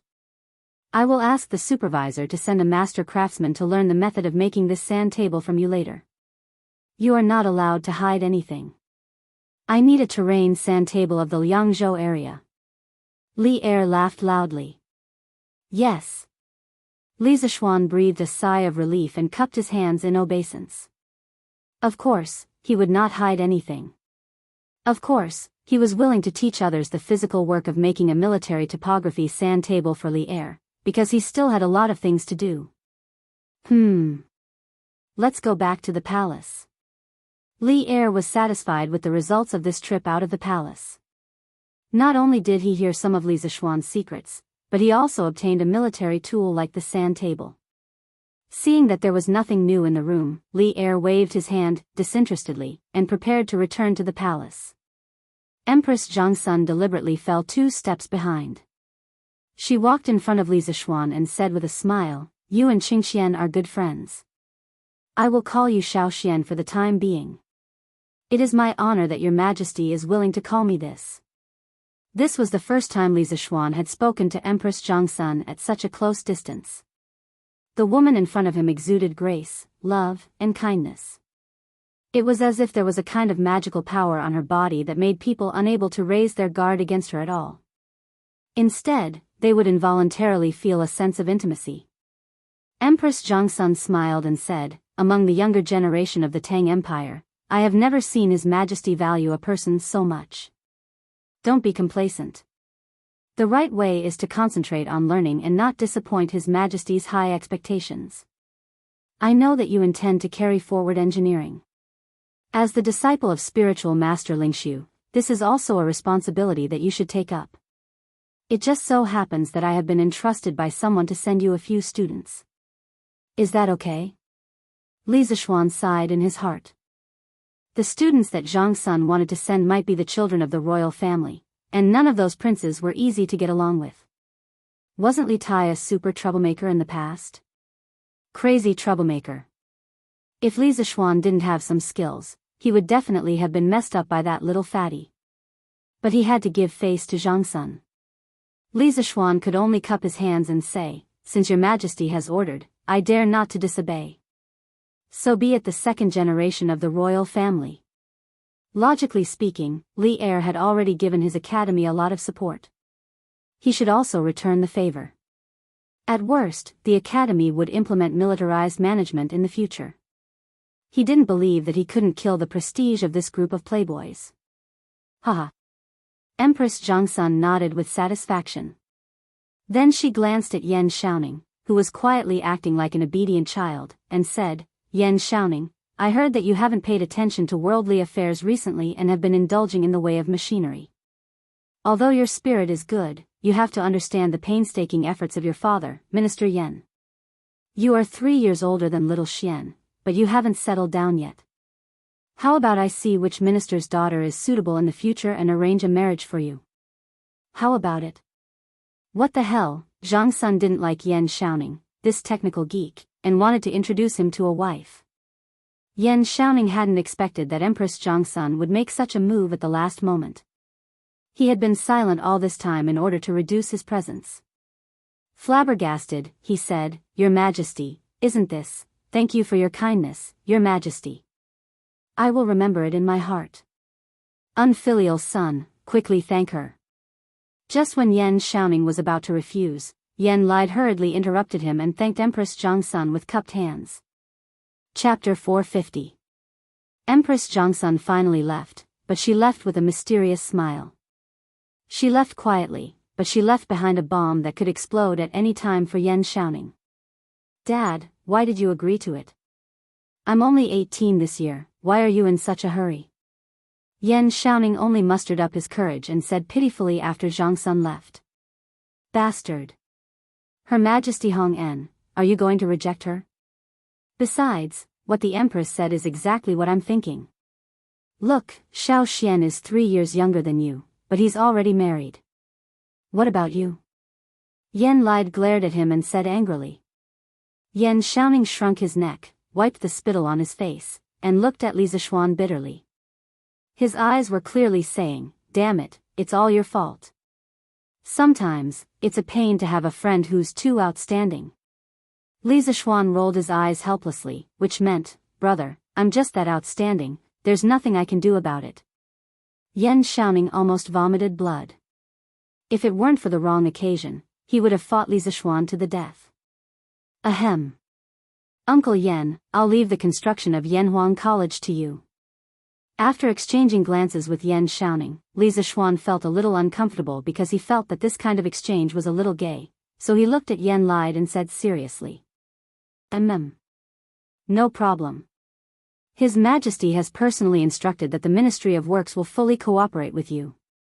Fortunately, the higher-ups haven't given the Ministry of Works any urgent construction tasks recently, so according to my initial estimation, the Ministry of Works should be able to allocate 220 skilled craftsmen for you. A few of them have participated in the construction of Tsuiwei and Yuhua Palace with me, so they're very experienced in building buildings. As for the ordinary workers, you'll have to hire them yourself. The imperial court won't conscript them for free. Yan Lide raised his head and thought for a while, then said while stroking his beard. 220. That should be enough. As for the workers, I will definitely hire them myself. Uncle Yen, you don't have to worry about this. What I want to ask is, with the construction skills of the Ministry of Works, is it possible to build such a tall building? Li Zishuan nodded and asked. He knew in his heart that in the entire imperial court, except for Li Er and a few generals who were close to him who supported Yanhuang College, the rest of the ministers were either watching or objecting in their hearts. After all, this involved the competition between schools of thought. Under such circumstances, it was already very generous of Yen Lai to be willing to transfer so many craftsmen to him. As for the ordinary workers, he had never expected the imperial court to use corvée labor to help him conscript them for free. Since he had made up his mind to build Yanhuang College, he had never thought of saving money. The crux of the problem was whether the Great Tang could build a 10-story building with its current construction techniques. Yen Lai took another careful look at the sand table, then pointed to the future teaching building of Yanhuang College, Guanghua Building, and smiled confidently. Little Xian, you're worried that the building is too tall and the craftsmen can't build it, right? Haha. Actually, you don't have to worry at all. This building only has 10 stories, and the total height is estimated to be no more than 120 feet. It won't be a problem to build it. Little Xian, you've seen the Big Goose Tower in Jinchang Square, right? That tower has a total of 20 stories. Compared to the Big Goose Tower, your building may occupy a larger area, but as long as you put in more effort into the supporting pillars between the floors, it won't be a problem to build it to 10 stories. The Big Goose Tower was located in Jinchang Square in the South Jin dynasty of Chang'an City. It was also known as the Buddha of Mercy Temple. After several renovations, it was 64.7 meters, about 190 feet, tall, which was equivalent to the height of a 20-story building. 1,000 years ago, it could be called a skyscraper in the Tang dynasty. However, the awkward thing was that Li Zishuan rarely went to the south of the city, let alone to the Big Goose Tower. This was worthy of his reputation as a homebody. That's good, that's good. Li Zishuan was a little embarrassed, but at the same time, he was relieved. However, he was still a little curious. Such a tall building would definitely not be built with only wood, because wood couldn't bear such a large weight. But if it was brick, the problem would arise. There was no cement in the Tang dynasty, so how would the wall be built? Uncle Yen, what kind of materials do you plan to use to build this building? Such a stupid question made Yen Lai speechless. He said, bricks, of course. Such a tall building can't only be built with wood. Li Zishuan's old face did not look too good after being treated as a stupid C***nt. He directly asked the main question, then what kind of material should be used to glue the bricks? Yen Lai's expression became even more strange. He paused for a while before saying, of course it's glutinous rice mortar. Little Xian, you don't even know this? Then why did you design such a tall building? I really don't know. This kid wants to design it first and see if it can be built. If it can't be built, this kid will think of other ways. Uncle Yen, are the walls made with glutinous rice mortar reliable? Yen Lai was speechless. He was still praising Li Zishuan for his proficiency in architectural design. Now it seemed that this guy was a complete novice in some aspects. He shook his head and said, of course it's reliable. The walls of Chang'an City are made with glutinous rice mortar. Don't you think it's reliable? In fact, the ancient construction technology was far from as low as Li Zishuan imagined. Although there was no cement at that time, there were many substitutes. The West initially used clay as a cementing material. The ancient Egyptians used the mud of the Nile River to build uncalcined clay bricks. Around 3000 BC to 2000 BC, the ancient Egyptians began to use calcined gypsum as a building cementing material.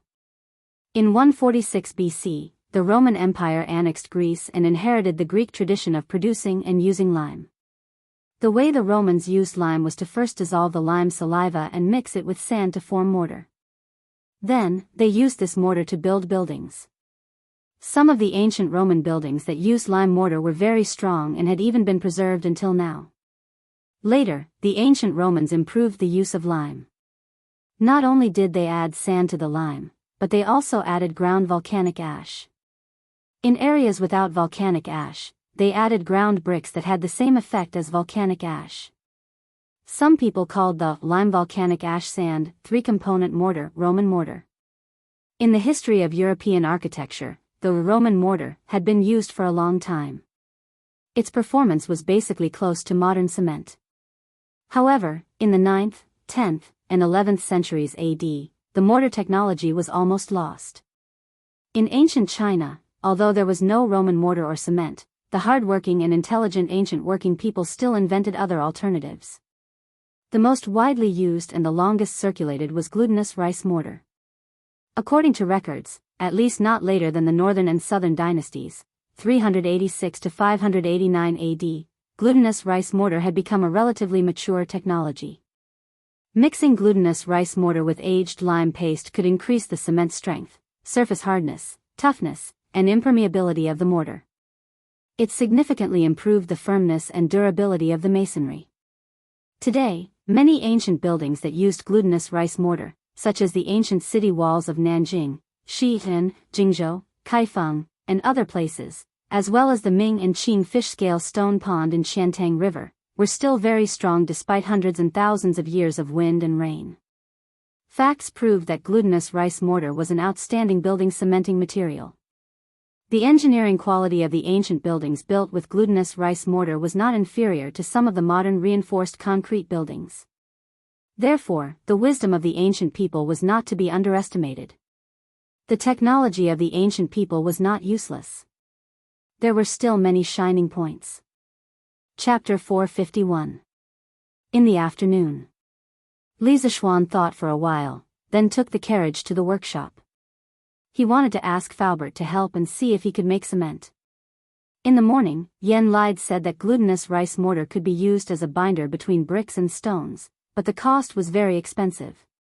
In this era, although prices were low, glutinous rice was a grain that was 3 to 4 times more expensive than rice. It would be a very extravagant thing to use it to build a wall. Therefore, the houses of the Tang dynasty were basically made of wood. Only the imperial palace, Zhaoling Mausoleum, and the city walls could afford to use bricks and glutinous rice mortar. How could ordinary people afford to use such things? Yen Lide and his son also gave Li Zishuan a rough cost estimate in the morning. If Yanhuang College followed Li Zishuan's original intention and used bricks and stones, the cost of building materials alone would be more than 400,000 strings of coins, not including labor and decoration costs. This number had far exceeded Li Zishuan's budget. The reason was that Li Zishuan did not have a fresh understanding of the current construction technology and construction costs. Now, with such a huge capital hole, it would be harder to fill it in a short period of time than to reach the sky. However, Li Zishuan would definitely not give up on Yanhuang College. After thinking about it, Li Zishuan decided to gather everyone's wisdom and see if they could make cement with better effect and lower cost. There were so many protagonists in time travel novels. Didn't they like to make cement, perfume, and mirrors when they time traveled to ancient times? If they could make it, why couldn't he? Ahem, although he was not a professional, he knew the general formula. He could tell Faubert and let the professional craftsmen study it. The glutinous rice mortar of this era was actually very close to modern cement. Some modern scholars often called the glutinous rice mortar of ancient times organic cement. He believed that if he could give them some inspiration, it would not be a big problem if he was lucky. Faubert, I thought of something. I need you to take some people to study it. However, I only know the general composition. As for the ratio of each component, you will have to test it yourself. After arriving at the workshop, Li Zishuan went straight to Faubert's private office and got straight to the point. Young master, what is it? Faubert asked curiously. Li Zishuan said with a solemn expression, I call it cement. It's a building adhesive that can be used to replace glutinous rice mortar. It's very important, and I hope that Faubert can bring a group of skilled craftsmen to research it. Cement? Replace glutinous rice mortar? Young master, are you going to build an academy? Faubert came to his senses and asked. I have already designed the building and layout of the academy. The main material is bricks, so we must use glutinous rice mortar. This morning, Minister Yen helped us estimate the cost. It will cost at least 400,000 strings of cash, so I plan to make a cheap substitute similar to glutinous rice mortar. 400,000 strings of cash. Faubert almost jumped up. Just from this budget, he could imagine how huge the Yanhuang College Li Zishuan wanted to build would be. He thought for a while, then clasped his fist and said, "Since young master is so confident in this so-called cement, you can tell me the composition. The workshop is full of talents now. I believe that as long as we know the general composition, we can try to make it." This scene reminded Faubert of the last time when Li Zishuan asked them to study the glass production formula. Although he didn't know why his young master had so many novel and strange things in his mind, they could definitely make everything Li Zishuan said as long as they followed Li Zishuan's ideas. Cement is a mixture of limestone, clay, and iron or in proportion. I call this mixture raw material. Then put it in the furnace for calcination. Generally, its calcination temperature is slightly lower than the temperature of smelting iron, but a little higher than the temperature of the glass you burned last time. It should be fine to use the kiln used to burn glass. The calcined product is called clinker. Finally, the clinker and gypsum are ground together and mixed according to the proportion. This is cement. After adding an appropriate amount of water into the fired cement, it will become a paste that can harden in the air and water. After hardening, it can be comparable to a hard stone. It can be used to firmly bond sand, stone, and other materials together to form a solid stone body of a hydraulic cementing material. In order to let Faubert and the others develop cement as soon as possible, Li Zishuan was also giving it his all. On the way here, he kept using his abnormal spiritual power to recall the firing temperature of cement that he read in the books in his previous life. It was about 1,450 degrees, the melting point of iron was 1,538 degrees, and the firing temperature of glass was 1,300 degrees. With this important information, he believed that the development of cement would be much smoother. As for why Li Zishuan didn't simply recall the proportion of the cement's composition and tell Faubert, you think he didn't want to. The key point was that the books he read weren't books that specialized in making cement. Why would they be bored enough to write the proportion of each composition in the book? So even if he wanted to recall it, he couldn't recall it. This old man will remember it. Young master, don't worry. In a while, this old man will organize the workshop's most elite craftsmen to start developing this cement. I think there should be news in the next few days. Faubert nodded, stood up and said confidently. He was somewhat glad in his heart. Compared to the last time when they were developing glass, Li Zishuan gave them more detailed information this time. It would be much easier for them to really research it. Then I'll leave it to Faubert. Remember, the people who enter the mud kiln must wear a mask. Li Zishuan reminded him worriedly. He didn't want those craftsmen to get lung disease after a few years of work. Yes. Young master, don't worry, this old man will arrange it. Also, the workshop's relocation plan will still be carried out, but you can delay the specific date for a while. Wait until I'm done with the academy's matters in the near future. Faubert, you can go to Plum Village to claim the land. Li Zishuan rubbed his temples with a headache. If he said too much, he would cry. He didn't have enough money. At this time, if he wanted to move to the new factory area, he really didn't have the strength to do so. If the cement couldn't be developed, he would have to grit his teeth and fork out 400,000 to 500,000 strings of cash. His family didn't have that much liquid capital. Moreover, a while ago, his wedding was so grand and extravagant. It was all real gold and silver. However, he didn't regret it. This baby wife deserved that grand wedding. Yes, young master. Faubert cupped his hands in understanding and said.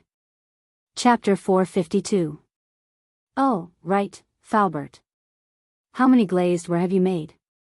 Just as Faubert was about to go out and organize the manpower, Li Zishuan suddenly asked. Previously, the workshop developed glass mainly to use it on the front cover of the compass. Later, as the fleet went south, the demand for the compass also declined. However, the glass kiln could not be idle. Li Zishuan ordered the workers to continue to produce glass cups and other glassware. Although the output was not very high, it must have accumulated a lot after so long. This thing can make a huge profit. If the cement could not be produced, selling this batch of glassware might be able to alleviate the urgent need. Young master. You finally remembered. Faubert was stunned and then said with a bitter face, previously, according to your instructions, the workshop's glass kiln continued to produce glassware. Now, those glassware have piled up in a room. There are at least more than 1,000 pieces. Speaking of this, Faubert's expression flashed with a hint of complexity. Before this, to all of them, glassware was a high and mighty luxury. If any family had a glass cup, wouldn't they treat it like a treasure? But now, the glassware in the workshop was overflowing. All of them were piled up in the warehouse like garbage. The world was changing too fast. Hee. That's just right. Faubert, arrange a group of people to package this batch of glassware in a while. The more exquisite the packaging, the better. I want to sell them at a good price. Li Zishuan said excitedly. He knew that the rarer something was, the more valuable it was. Taking out so much glassware at once, the average price would definitely be lower. However, he could not wait any longer. He needed a lot of money. Yes, young master. Faubert also heaved a sigh of relief and cupped his hands. This is not enough. Faubert, I still have a way to make glass mirrors. The process is very simple. Get someone to make 50 of them first. Li Zishuan did a rough calculation. These 1,000 pieces of glassware, in the most ideal situation, could only be sold for 50 to 60,000 strings of cash. So, he thought of a very important derivative of glass, mirrors. He believed that as long as it was a rich lady, she would not be able to resist its charm. Naturally, it would be more profitable. Oh. Young master, please tell me. This old man will remember. Faubert's eyes lit up and quickly said. Hee. This is very simple. Faubert, get someone to stick the tin foil on one side of the glass and then pour mercury.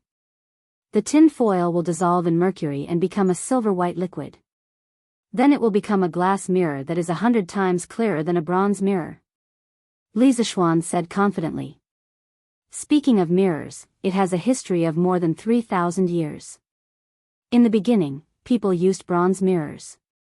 It was a round plate made of bronze that had been polished until it was smooth and clean. The reflection of the human figure in this bronze mirror was not bright. It would also rust and had to be polished often. Around 1700 AD, the glass mirror was born. In the beginning, people made glass mirrors by sticking a piece of tin foil tightly on the glass and then pouring mercury. Because mercury was able to dissolve tin, it became a viscous silver-white liquid called tin amalgam, which was tightly attached to the glass plate. Glass mirrors were a big step forward from bronze mirrors and were very popular. For a time, it became a treasure that kings and nobles competed to buy. At that time, only the factories in Venice could make this new glass mirror. European countries went to buy it, and wealth flooded to Venice like a tide. The mirror factories were concentrated on Murano Island, surrounded by sentries and tightly sealed off. Later, the French government used a lot of money to bribe 4 Venetian mirror craftsmen and secretly smuggled them out of the country. Since then, the secret of the mercury glass mirror was made public, and its value was not so noble. However, the reflection ability of the mercury-coated mirror was not very strong. It was time-consuming to make, and mercury was poisonous, so it was later eliminated. Modern mirrors had a thin layer of silver on the back. This layer of silver was not painted on, nor did it need to be electroplated. It was painted on by a chemical, silver mirror reaction. Glucose water was added to the ammonia solution of silver nitrate. The glucose reduced the silver ions into silver particles and deposited them on the glass to make a silver mirror. Finally, a layer of paint was applied. Lisa Schwan also wanted to make this kind of silver mirror, but it would take a lot of effort to make nitric acid. He wanted to leave this difficult task to his future students. As for the key material of glass mirrors, tin foil, it was already available in the Tang dynasty. Tin foil was a handicraft product unique to Shaoxing in the early years. In ancient times, its main use was to make underworld money to worship ghosts and gods. It first appeared in the Han dynasty. It can be done like this? Can it really be done? Young master. Falbert was excited when he heard Lisa Schwan say, 100 times clearer than a bronze mirror, and quickly asked. Of course, I don't have time to explain the principles of this to you, Falbert, but as long as you do as I say, you will definitely be able to make this kind of high-quality glass mirror. Haha. Good, good, good. I'll arrange it now. Falbert couldn't wait and wanted to go out and take people to do the experiment. Lisa Schwan quickly stopped him and said, Falbert, wait. What's wrong? Lisa Schwan said seriously, mercury is very volatile. Once it is inhaled into the lungs, it will definitely cause poisoning. If the workshop wants to use this method to make glass mirrors, it must first solve this safety problem. Let's do it this way. You can ask people to sew a batch of special masks. Add a few layers of carbon powder inside the masks, and then use coarse cloth to separate them. The thicker the better. The people who participate in the manufacture of glass mirrors must wear this special mask. Falbert felt strange and said, Young master, can't we just use the previous masks? Why do you need to do something superfluous? Of course not. We must use this mask. Falbert, listen to me. Lisa Schwan said decisively. Ordinary masks are only used to prevent particulate matter, which is commonly known as dust. However, mercury vapor is poisonous and harmful gas, so they must wear that kind of protective equipment that includes a filter device. If it weren't for the lack of conditions, Lisa Schwan would have asked people to make gas masks. Yes. Young master. Then this old man will go and arrange these matters now. Falbert had no choice but to do as he was told. Falbert, you go and do your work. I'll go to the editorial department at the back office. Lisa Schwan thought about it and also went out with Falbert. In order to sell this batch of glass at a good price, the necessary publicity was indispensable. So he had to ask Ma Zhou to design the advertisement in advance. At this time, the superiority of Datong Daily was completely reflected. They could advertise themselves at any time. Chapter 453. Hubby. Did something happen to you recently? At night, Lisa Schwan's bedroom in the west courtyard of the Li residence. Han Yushi hugged Lisa Schwan's arm and looked up at him. Oh. It's nothing. Wife, why do you ask? Lisa Schwan turned sideways and pulled his wife into his arms as he asked with a smile. Han Yushi, who had just finished bathing, was wearing smooth and white silk pajamas, which showed off her exquisite figure. The faint fragrance of flower petals from her body went straight into Lisa Schwan's nostrils. It was really comfortable and smelled good to hold such a lovely person in his arms. It really made a certain someone a little restless. Humph. Hubby, don't try to hide it from me. Han Yushi twisted her body and pouted unhappily. I heard that Minister Yen came to our house this morning to make a budget for hubby's Yanhuang College. It should be because we don't have enough money, right? Otherwise, you wouldn't have run to the workshop on such a hot day. With his lie exposed, Lisa Schwan put down the wolf claws on her back embarrassedly and wondered, Wife, who did you hear this from? Humph. I'm not telling you. Han Yushi shook her head and didn't answer. Then, she asked seriously, Hubby, tell me the truth. How much money do you need? It's just a small amount. Wife, don't worry about money. I already have a way. Let's sleep. Lisa Schwan felt that it was a waste of time to talk about money on such a beautiful day. It was better to use it to improve their relationship. Hubby. Stop fooling around. Why don't you make things clear first?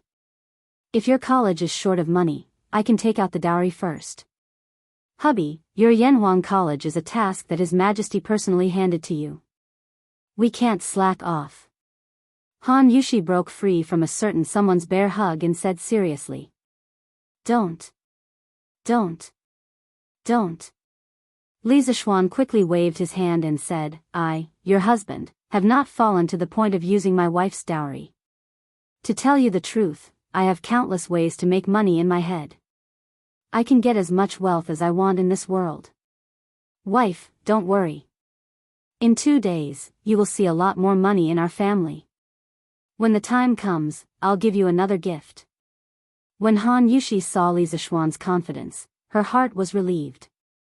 When she heard the last sentence, her curiosity was really aroused. She quickly asked, what gift? Hee. It's a secret. Wife, tell me, how is your study with my mother coming along? I can't even see you during the day. Still far from it. The more this concubine learns, the more this concubine feels that mother really knows a lot. If this concubine can be like mother and manage the household in an orderly manner, that would be great. Oh. By the way, this concubine has also been learning from Iron Egg, my husband's new arithmetic. Mother said that it will be faster to use this to keep accounts. Looks like this mother-in-law and daughter-in-law relationship is quite good. This way, I won't be stuck in the middle in the future, right? Li Zishuan listened to Han Yushi's explanation and thought happily in his heart. Hee. If my wife wants to learn arithmetic, why do you have to look for Iron Egg? Can't you just look for your husband? How about this, every night in the future, your husband will teach you arithmetic. Hee. No way. Husband, I'm afraid that you will teach me on the bed?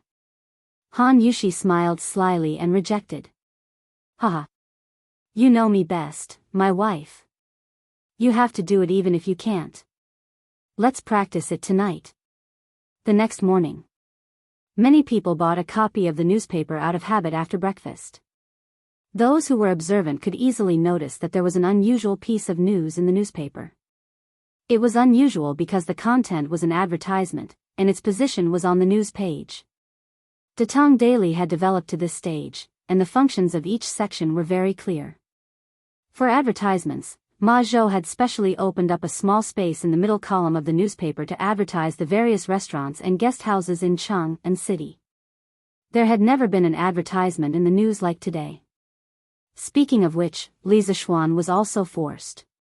He went to the editorial department yesterday to look for Ma Zhou and asked Ma Zhou to arrange an advertisement for him tomorrow to promote the batch of glassware from the workshop. Who knew that Ma Zhou would tell him that the advertisement slots in Datong Daily were recently full? If Li Zishuan wanted to cut the queue, then he would have to cancel an advertisement at the last minute. Li Zishuan had been busy with the academy recently and did not have time to read the newspaper. He did not expect Datong Daily to be so popular now that so many businesses wanted to advertise in it. He found yesterday's Datong Daily and opened it. The middle column was crowded with small advertisements, and it made his scalp tingle. This would not do. If his advertisement was placed in there, wouldn't it be drowned in an instant? Therefore, this guy started to play with his privileges and asked Ma Zhou to write an advertisement to advertise in the official section. Hey! There's something new in Chitsu Pavilion again. Top quality colored glass cups and colored glass cups. Other than these, there's an even bigger surprise. We'll see it tomorrow.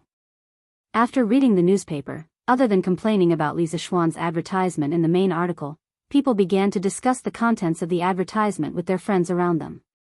Colored glass cups. Colored glass cups.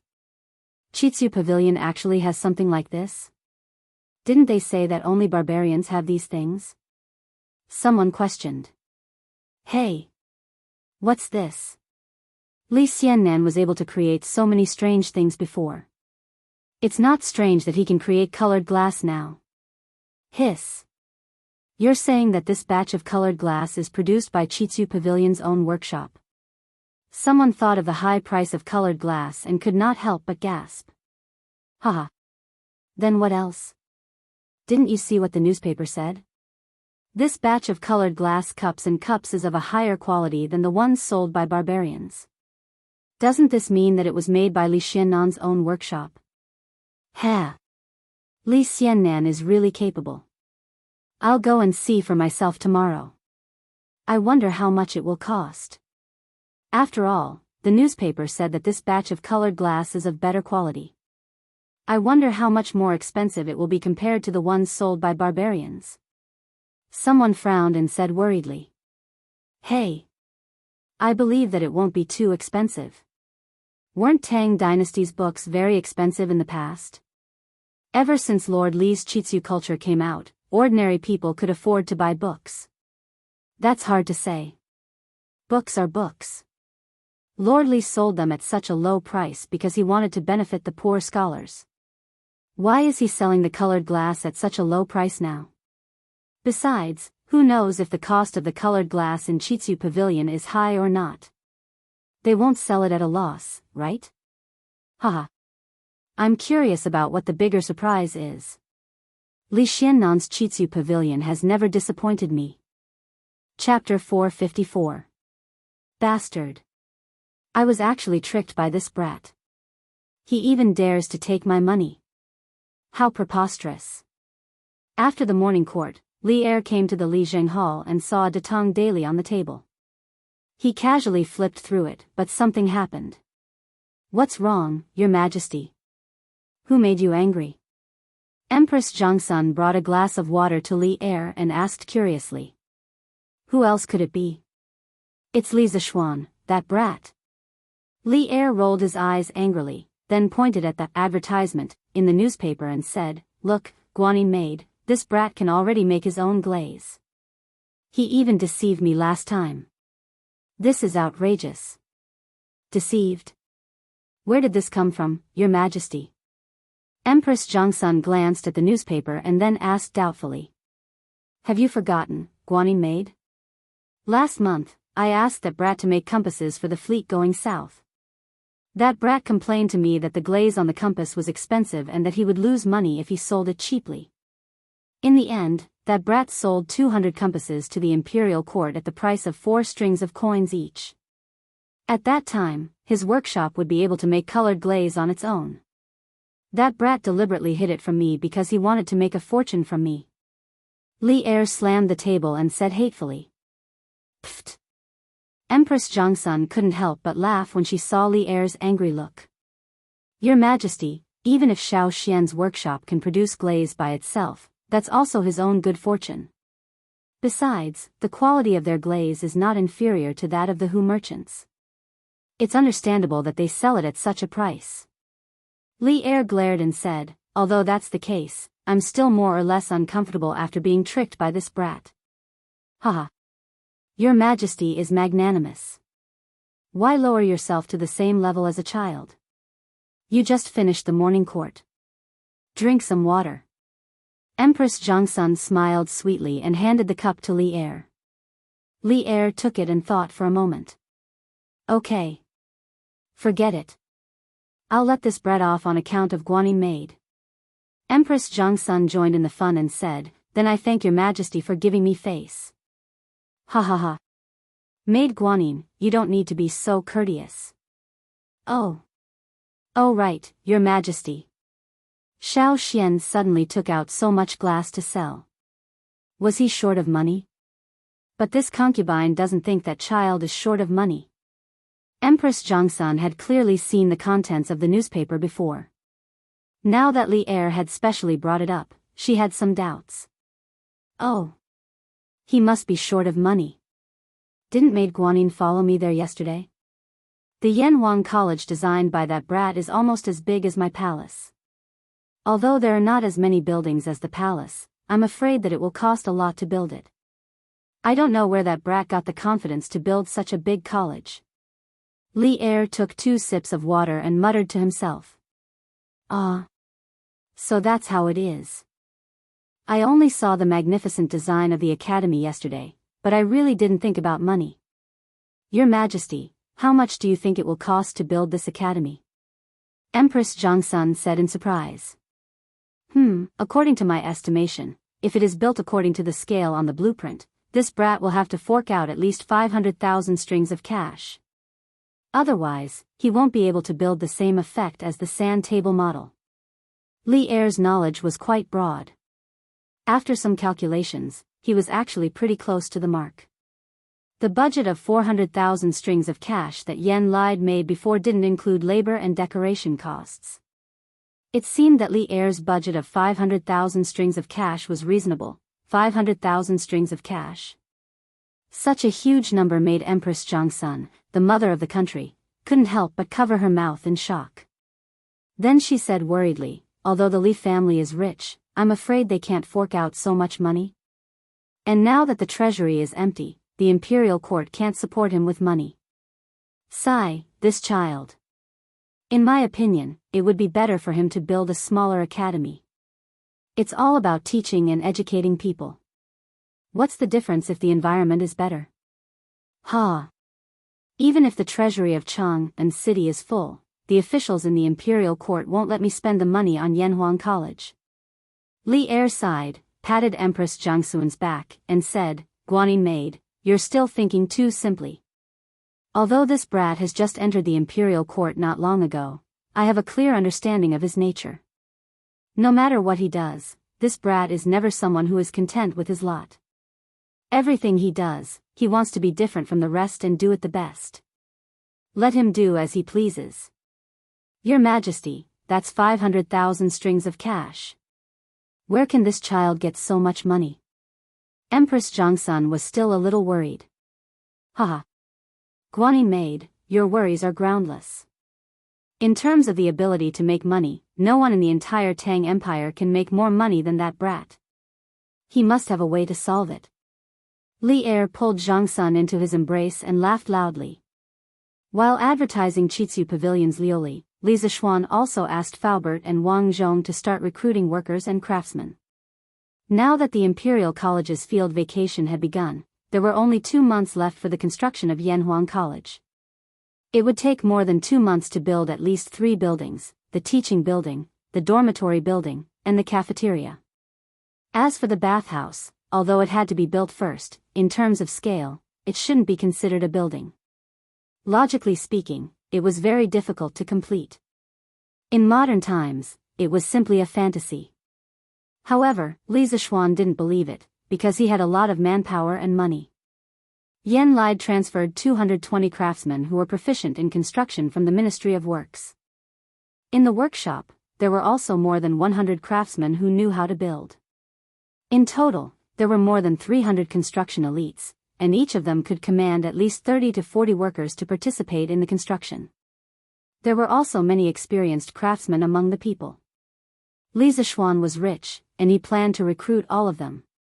He wanted to use numbers to compete with speed. His plan was to recruit more than 400 experienced craftsmen and no less than 15,000 common laborers. With such a large construction team, he didn't believe that he couldn't complete the construction on time. Of course, it would be very troublesome to manage so many people. Li Zishuan definitely wouldn't do it personally. He wanted to leave this glorious and difficult task to Yen Xiaoning and Faubert. Even so, time was tight and the task was important. The earlier the construction started, the faster the progress. Thus, Li Zishuan was fighting on 3 fronts at the moment. On one hand, he let the elites in the workshop study the cement. On the other hand, he used the batch of glass to raise money. On the other hand, he was still recruiting craftsmen and workers. For the sake of Yanhuang College, he was really worried sick. Chapter 455. Hey! We're hiring. We're hiring. Chitsu Pavilion Workshop is hiring. As long as you have the strength and can work, we're hiring all of you. 30 copper coins per person per day. If you do well, you'll be rewarded. If you have experience in building houses, 80 copper coins per person per day. If you want to sign up to earn some money, come and take a look. In the streets and alleys of Chang and city, as well as the villages outside of Chang and city, one could see 2 or 3 servants in green clothes and hats shouting at the top of their lungs. 30 copper coins per day? That high? You're not lying, are you? In the first year of Zhenguan, prices were very low. Correspondingly, wages were not very high either. Ordinary people would only earn 10 copper coins per day if they worked tirelessly at the docks to carry sacks. Those who helped people build houses also earned about the same price per day. If you met a boss with a conscience, they would give you a raise. However, 20 copper coins per day was already the limit. Now, Li Zishuan was offering 30 copper coins per day, which was very attractive. The onlookers were all eager to make a move. The only thing they were worried about was the authenticity of this recruitment advertisement. Oh, brother, isn't it wrong for you to say that? Do you see the clothes I'm wearing? This is something only the people from Chitsu Pavilion can wear. Do you know Chitsu Pavilion? That's our young master's business. Do you know our young master? He's a baron personally conferred by the emperor, the recently promoted Crown Prince John Shi. Let me tell you, if the workshop manager didn't say that I didn't have enough strength, I would have done it myself. Otherwise, I wouldn't have come all the way to Lu village to recruit people. When the servant heard that someone doubted him, he was immediately unhappy. This fellow was also a chatterbox. He put his hands on his hips and talked endlessly. He looked like a shrew scolding the streets. Oh. You're really from Chitsu Pavilion. I've seen you in the city before. I say, Lu Buju, you didn't look carefully before you spoke. The men from Li County are extremely wealthy. Why would they care about your little wage? Hey, brother, don't you think I'm right? A tall and thin young man first reprimanded the villager who questioned him. Then, he turned around and said to the servant from Chitsu Pavilion. Yes. Yes, yes, yes. Why would my Lord Ju care about such a small amount of money? Those who have come into contact with my Lord Ju know that he is kind-hearted and can't bear to see others suffer. Why would he do such a deceitful thing? The servant of the Strange Interest Pavilion nodded in satisfaction, then proudly raised his head and said. Yeah. Lu Buju, you really are an ungrateful brat. Previously, when Li Xiannan made the curved plow, he helped everyone in the manor. How can you say that? Lu Buju, you heartless rascal. You dare to doubt such a good person like Lord Li? I hope you don't get it up for the rest of your life. Brother, Lu Biji, sign up. Don't even mention 30 copper coins a day. If Li Xianxing needs my help, I'm willing to do it for 10 copper coins a day. Damn. Since when did I suspect Li Xiannan? I didn't know that he was sent by Li Xiannan. Brother, I didn't recognize Mount Tai just now. Please be magnanimous. My name is Lu Fuji, not Lu Buju. I also want to sign up. The man in gray didn't expect that a casual question would put him in a situation where he was surrounded by enemies. He quickly went forward to explain. Seeing that everyone's attitude had changed and they were all polite, the servant of the Strange Interest Pavilion suddenly felt a sense of superiority. Working in the Strange Interest Pavilion was still the best. That's not right. If I can be transferred to work for Lord Ju, I'll have a better future. The servant of the Strange Interest Pavilion said happily. Haha. Don't fight or fight. As long as you have enough strength, you can be chosen. Yes. Do you see this rock in front of me? If you can lift it above your head, our workshop wants it. Everyone, line up and take your time. The servant pointed at the 1-foot-wide rock in front of him and said loudly. Although Li Zishuan was short of people, he didn't hire just anyone. Those who didn't have enough strength would only cause trouble. The rock used to test people's physical strength was only 40 to 50 pounds. It shouldn't be difficult for most hard-working farmers. Hey! Such a big rock? Easy. I'll go first. The one who spoke earlier was called Lu Biji. He stepped forward and said loudly. Bulsh *T. I'm the one who came first. He had finished his work and assigned the work to his subordinates. Li Zishuan had a rare moment of leisure in the afternoon. He sat under the pavilion in the courtyard, enjoying the breeze and eating iced grapes. He continued to write The Legend of a Mortal's Journey to Immortality. Recently, he was so busy that he didn't have time to write novels. If it wasn't for a batch of manuscripts, The Legend of a Mortal's Journey to Immortality would probably stop updating in the next few days. The fans of The Mortal would definitely go crazy. While he was writing happily, Li Zishuan suddenly felt someone beside him. He looked up and saw that it was the little fatty, Li Tai.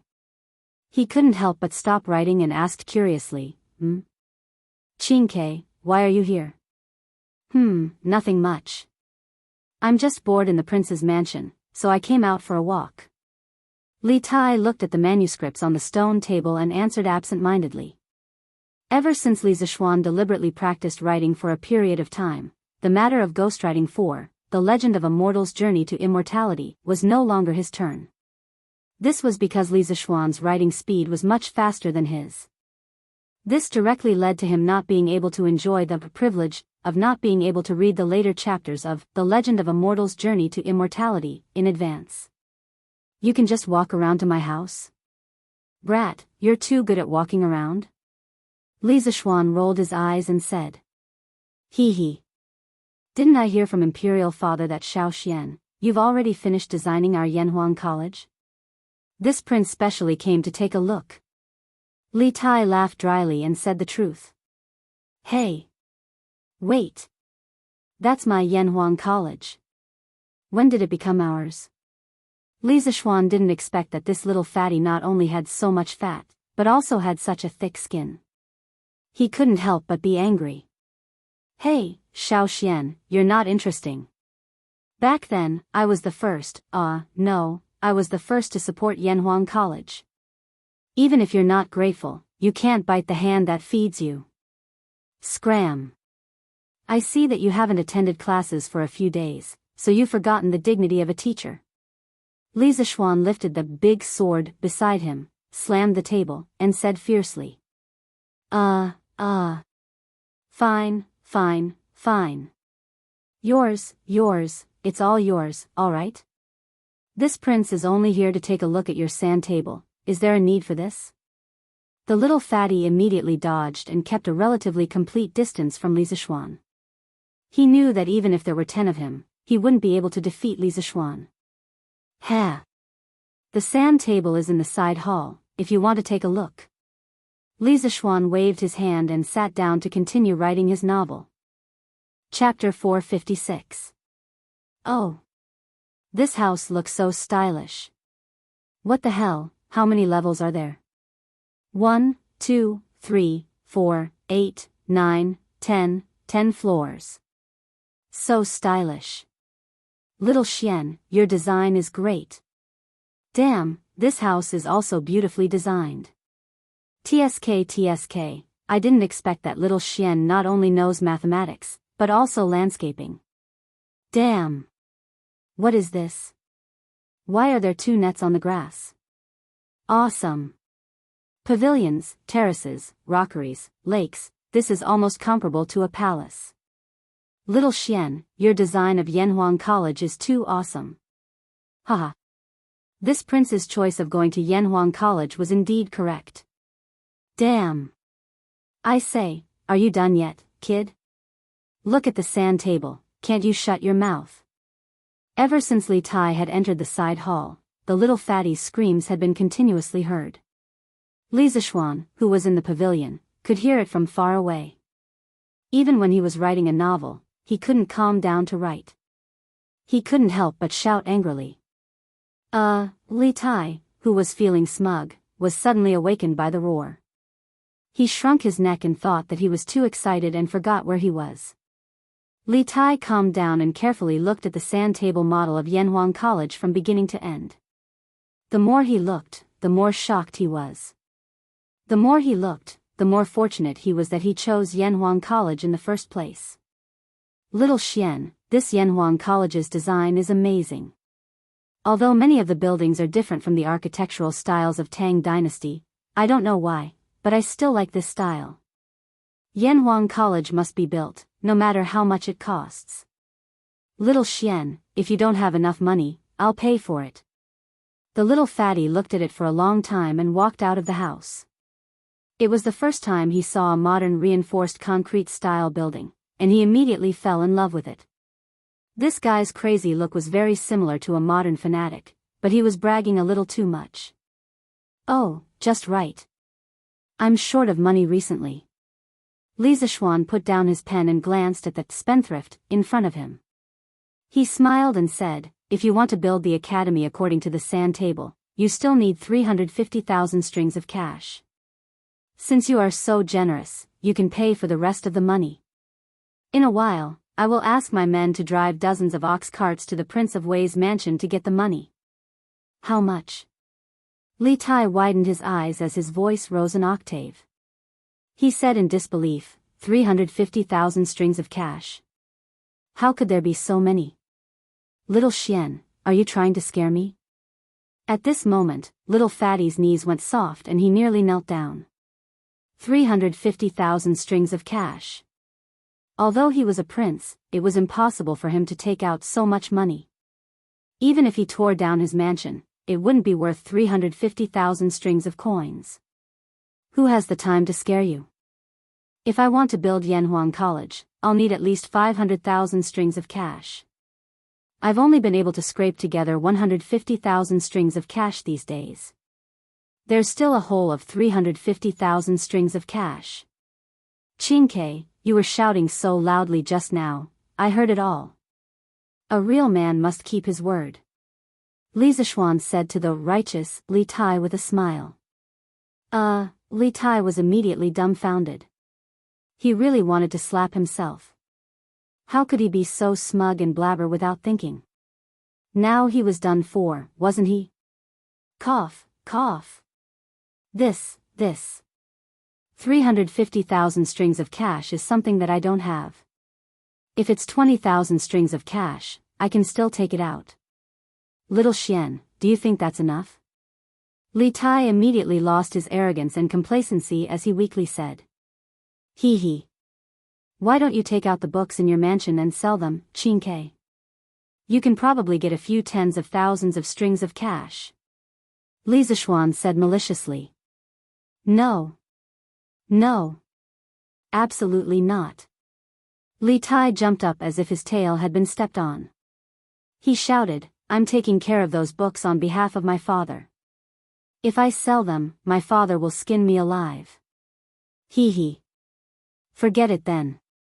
You brat, you can't help here, and you can't help there either. Go away. Li Zishuan waved his hand as if he was shooing away a fly and said disdainfully. After that, he ignored the little fatty, lowered his head, picked up his pen, and continued to write his novel. It was worth mentioning that he had received more than 10,000 strings of cash as a reward for a record of a mortal's journey to immortality, which made him very surprised. When he wrote this novel, Li Zishuan didn't want to make money. He wanted to bring the style of web novels to Tang Dynasty and attract more people to write novels. That way, when he was bored, he could write novels to relieve his boredom. But who knew that this playful act would bring him such a huge income of more than 10,000 strings of cash? Although the Li family was rich, they wouldn't ignore 10,000 strings of cash. That's not right. Li Tai suddenly thought of something and shouted, if Yanhuang College is really that short of money, why aren't you worried, Xiao Xian? Why are you still in the mood to write novels? There are only two possibilities. Either you have a lot of money in secret, or you have thought of other ways to raise money. Humph. How is it? Am I right? Looks like this little fatty's brain is pretty good. But, hee. What's wrong with writing novels? I write novels to raise money too. Don't underestimate novel writers, Qingke. So far, I've only finished 1/8 of The Legend of a Mortal's Journey to Immortality, but according to the statistics of the editorial department of Tang Daily, this book has earned me more than 10,000 strings of cash. Think about it, if I finish it all, it might earn me 100,000 strings of cash. 100,000 strings of cash? Li Tai was stunned. He never thought that writing novels could earn so much money. After being stunned for a while, he shook his head and said, hee, it's no wonder. In the whole of Chang'an, from 6-year-old children to middle-aged uncles, How many people don't know about A Record of a Mortal's Journey to Immortality? I even heard that this novel has become popular in other states and counties. It seems like it's understandable that it can earn you so much money. Hee hee. Back then, someone even wanted to use a salary of 20 strings of cash to hire me to write novels for him. TSK, it seems like that person really knows how to do business. Amazing. Amazing. Li Zixuan recalled the situation when he first met the little fatty and couldn't help but make fun of him. What the F***ck? Don't expose people's shortcomings when you're scolding them. How long ago was that? Why are you still bringing it up, Xiao Xian? Li Tai's face turned red as he said angrily. Haha. Fine. I won't talk about it anymore. It's time to get down to business. You little brat, go play by yourself. Chapter 457. Oh, right, Xiao Xian. I heard that Curious Pavilion is going to sell a batch of glassware tomorrow. Li Residence West Courtyard. Li Tai, the little fatty, didn't know what politeness was. He sat on the other side of the stone table with his legs crossed leisurely. He was eating iced grapes and watching Li Zixuan write his novel. After a while, he suddenly remembered the news in today's newspaper. It should be an advertisement, so he asked. Yes. That's right. Didn't you already know about the matter of the workshop manufacturing colored glaze? What's so strange about it? Li Zixuan said without looking up. Last month, he gave Li Tai, Meng Wenhao, Li Yu, and Iron Egg a lesson in the workshop. Not only did he talk about the principle of geomagnetism, but he also touched on the knowledge of glassware manufacturing. Hee hee. I don't find this strange. When you used the glassware on the compass, I knew that you would use it to make money one day. What I find strange is, what is the bigger surprise you mentioned in the newspaper? Li Tai rubbed his hands and laughed. He looked a little wretched. Li Zixuan looked up at little fatty, curled his lips and said, this thing might be a surprise to others, but to you, Qin Ke, what is it? Li Tai rolled his eyes. He suddenly had a very bad feeling. It's a surprise to others, but to you, it's a shock, haha. Li Zixuan laughed. What he said was not without reason. The glass mirrors in Strange Interest Pavilion were mainly for the beauties and rich ladies. Li Tai was a fatty with a face full of fat. Even if he bought a mirror back, he would not be willing to look at himself. F***ck, get lost. Why the F***ck is it a shock to me? I want to see what it is. Li Tai said angrily. Hee hee. You'll see it tomorrow. Qin Ke, you'll see if I'm right. Haha. Humph. I'll be waiting. Little fatty slapped the table and left in a huff. Ah. Greetings, Your Highness. When Li Tai walked to the gate of the West Courtyard, Han Yushi happened to come back from Madame Li of the East Courtyard with two little servant girls. Seeing that it was Li Tai, Han Yushi subconsciously curtsied. Li Tai was so scared that his legs trembled. He hurriedly helped her up and said, Sister-in-law, Shirmu, please don't be so courteous. You've killed Tai. A few months ago, Li Zixuan had single-handedly challenged the mountain stronghold for Han Yushi. Li Tai had heard about it. Usually, he could play and joke with Li Zixuan, but that was just romance between men. Now, facing Han Yushi, he didn't dare to be too cheeky. Otherwise, it was hard to guarantee that Li Zixuan wouldn't kill him with a sword. Han Yushi hesitated for a moment. Only then did she remember that the prince in front of her was her husband's student. With such a complicated relationship, she didn't know how to address him anymore. Haha. Shirmu, just call me Qin Ke. Sir is writing a book in the pavilion. He has something to do at the Tai residence, so he'll take his leave first. Shirmu, please help yourself. I won't send you off. Li Tai waved his hand and fled. He didn't dare to hear Han Yushi call him His Highness anymore. If Li Zixuan heard it, he might make things difficult for him in the future. Are you still busy, husband? I just saw Prince Wei. Why are you so flustered? Han Yushi came to Li Zixuan's side and couldn't help but ask. Haha. Why? You met that guy just now? Yes, I happened to meet him at the door. Did that guy use his identity to show off in front of you? Haha. No, he didn't. Instead, I felt that he was a little afraid of me. Husband, what were you talking about just now? Haha. Nothing. Wife, sit here for a while. Let's go eat together after I finish writing this chapter. The next day. When the East Market opened in the morning, a small group of people headed straight to Curious Pavilion with a clear goal in mind. Previously, the new carriage, Don't Touch Me, had brought many purple and even red members to Curious Pavilion. These people enjoyed huge discounts and priority in queuing. Whenever Curious Pavilion released a new product, they would be the first to arrive. To them, it was a profit if they could buy it. One had to admit that although Curious Pavilion's products were expensive, Curious Pavilion had already proven that everything here was worth the price with their high-quality products. Therefore, those who could enjoy the discounts always liked to shop at Strange Interest Pavilion. Curious Pavilion had already prepared for today. When the first batch of customers arrived at Curious Pavilion, they saw dozens of shelves in the open space. There were even red cloths on the shelves. Clearly, the shelves were filled with glass cups and glasses that were going to be sold today. Other than that, there were two huge signboards that were as tall as a person at the entrance of Curious Pavilion. They were still covered with red cloths, so no one could see what was inside. There was a lot of discussion below. Oh. Brother Chow, you're also here. Huh, I had nothing to do, so I came here to take a look. Chow Wendong chuckled as he fanned himself. Hee hee. Brother Chow probably isn't just here to take a look, right? In a little while, I hope that Brother Chow can leave some soup for us to drink.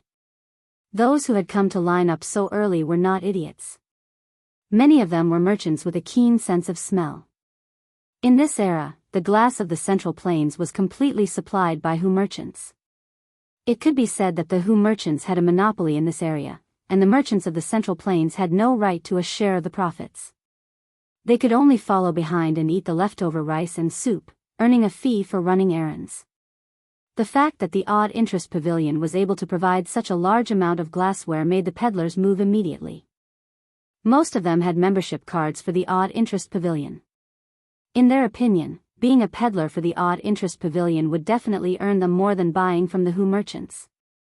These people had never considered the problem of not being able to sell their goods. Although Hu merchants came to the Great Tang to sell glass, they usually sold in very small quantities. Glass was a rare commodity in the Great Tang, so there was naturally no need to worry about not being able to sell it. Haha. What are you saying, Brother Mengyang? This Chow comes from a small family, so I don't have such a big appetite.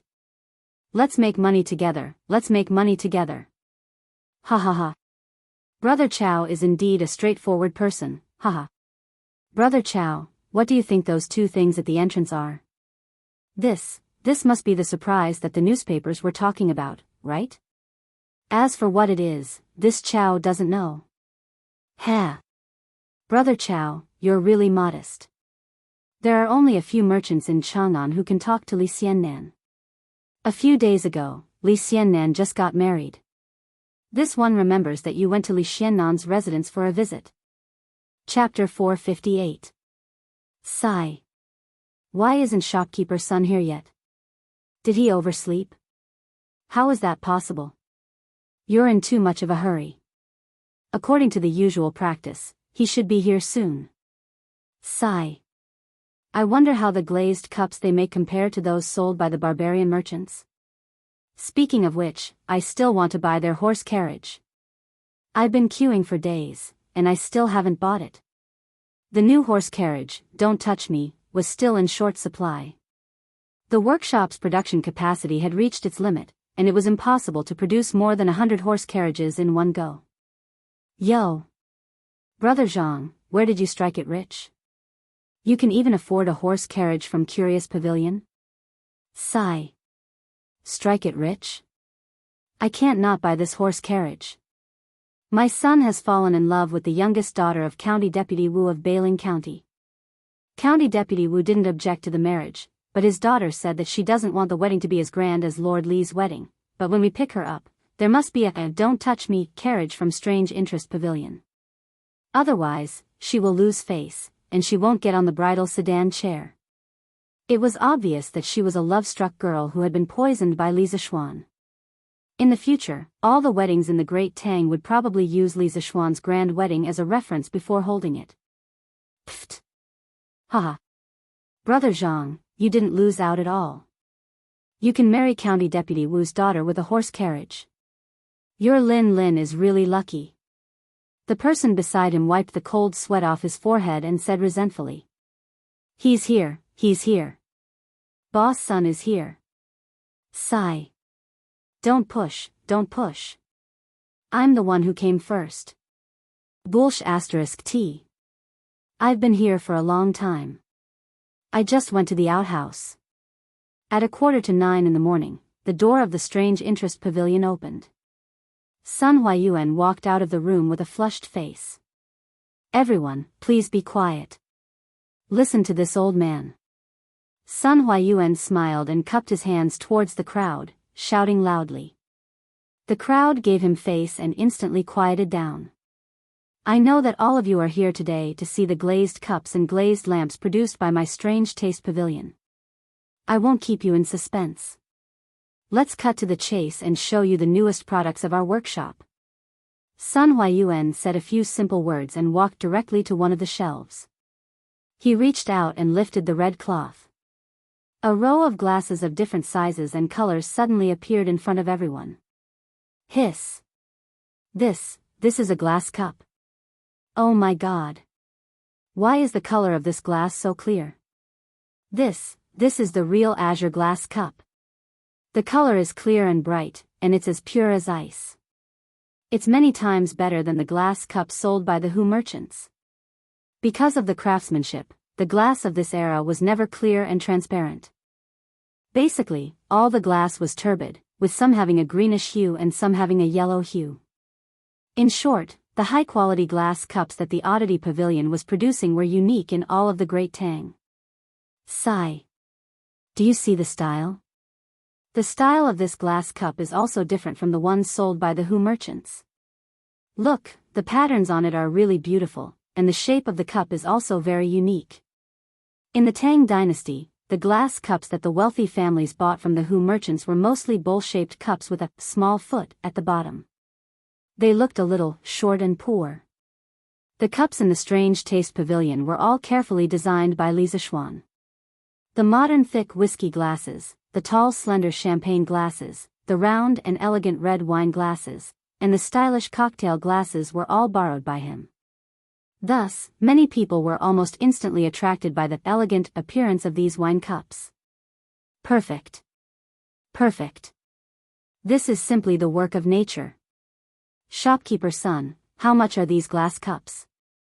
Hurry and name a price.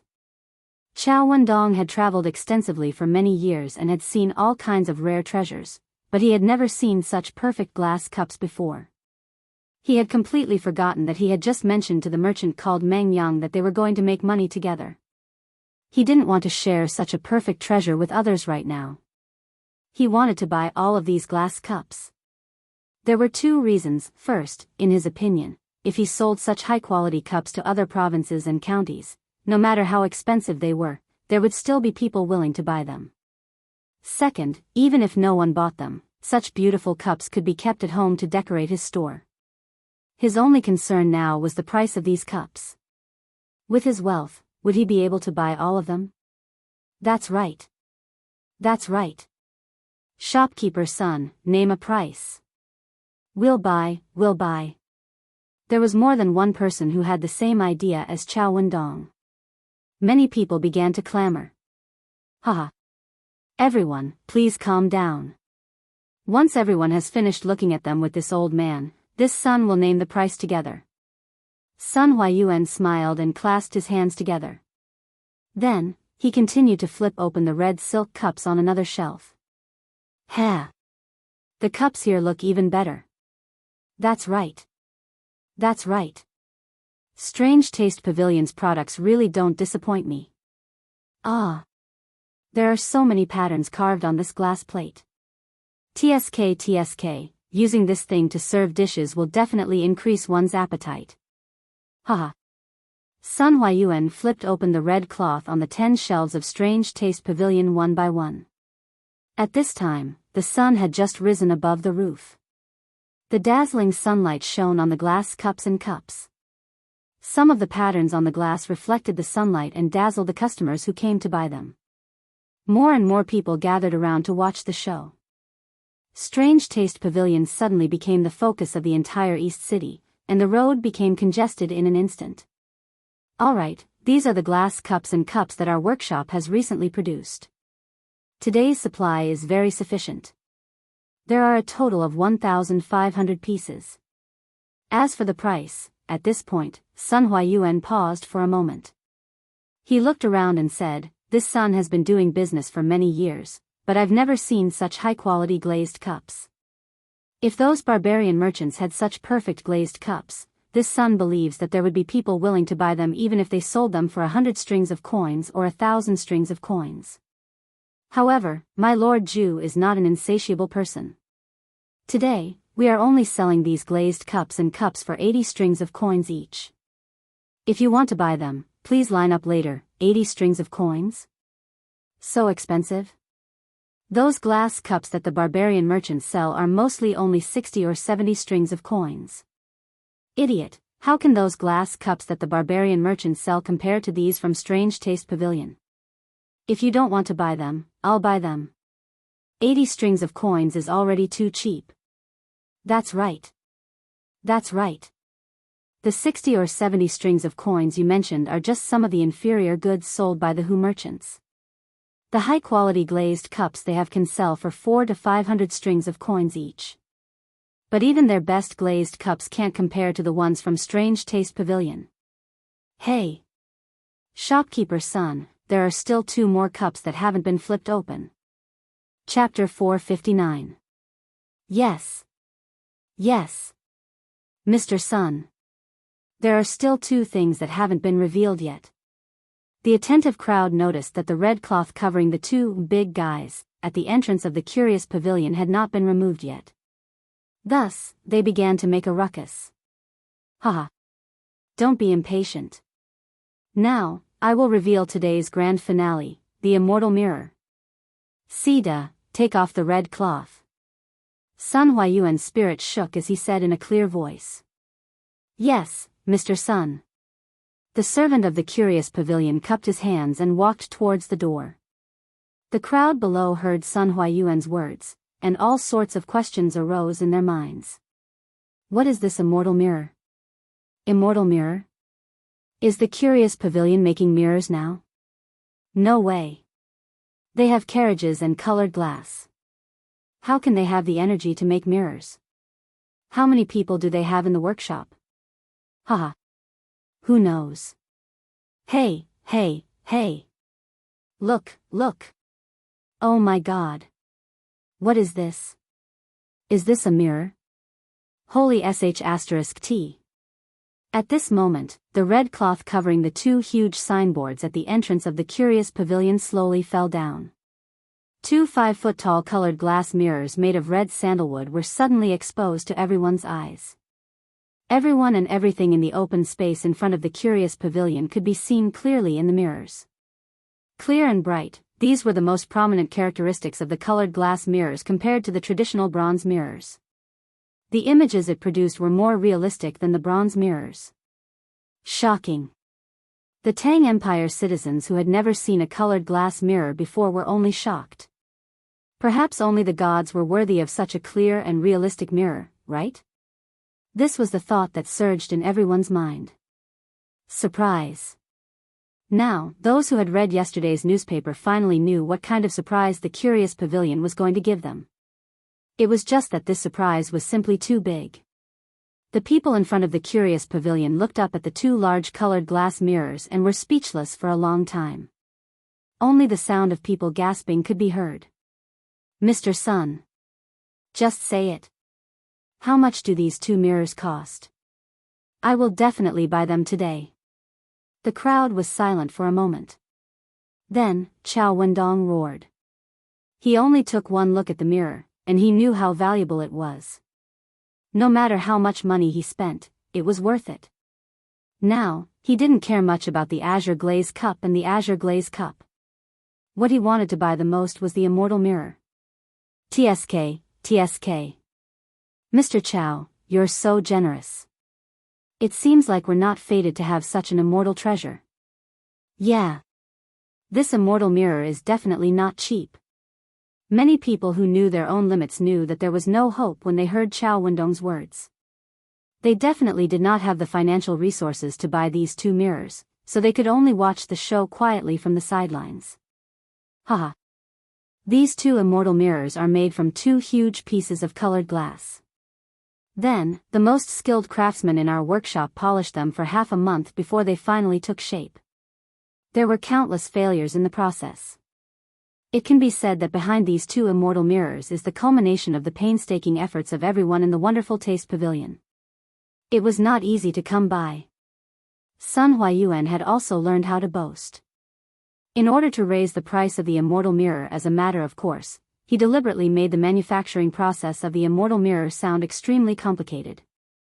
However, no one doubted him because the craftsmanship of these 2 mirrors was indeed at the peak of this era. It was just that the onlookers did not have the patience to listen to old Sun's nonsense. They only wanted to know the price. Shopkeeper Sun, we all know that this immortal mirror was not easy to come by. Just tell us the price. Haha. That's right. That's right. Shopkeeper Sun. Just tell us how much it is. Ha ha ha. Sun Huayuan did not feel embarrassed. After all, business was business. He smiled and cupped his hands, then said, the price of this immortal mirror is 8,888 strings of coins. Due to the difficulty in manufacturing, the price is higher. Please understand. Buzz, 8,888 strings of coins. Hiss. As expected, this is not something we can afford. Gulp. Holy sh*t, this mirror is worth all of this old man's assets. The price of 8,888 strings of coins shocked everyone. That was more than 8,000 strings of coins, not 800 strings of coins. An ordinary person would probably not be able to accumulate so much wealth in their lifetime.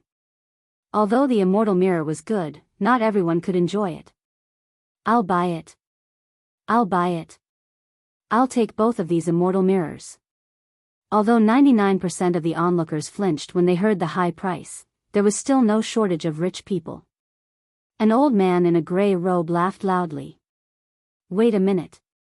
Shopkeeper Sun, I'm the first one here today. Besides, I also have the supreme member card of your pavilion. No matter what, you should follow the order of first come, first served, right? I'll take both of these immortal mirrors. Chow Wendong quickly jumped out and said anxiously. Although 10,000 strings of coins was a lot, the Chow family could still afford it with their financial resources. Haha. You're right, Mr. Chow.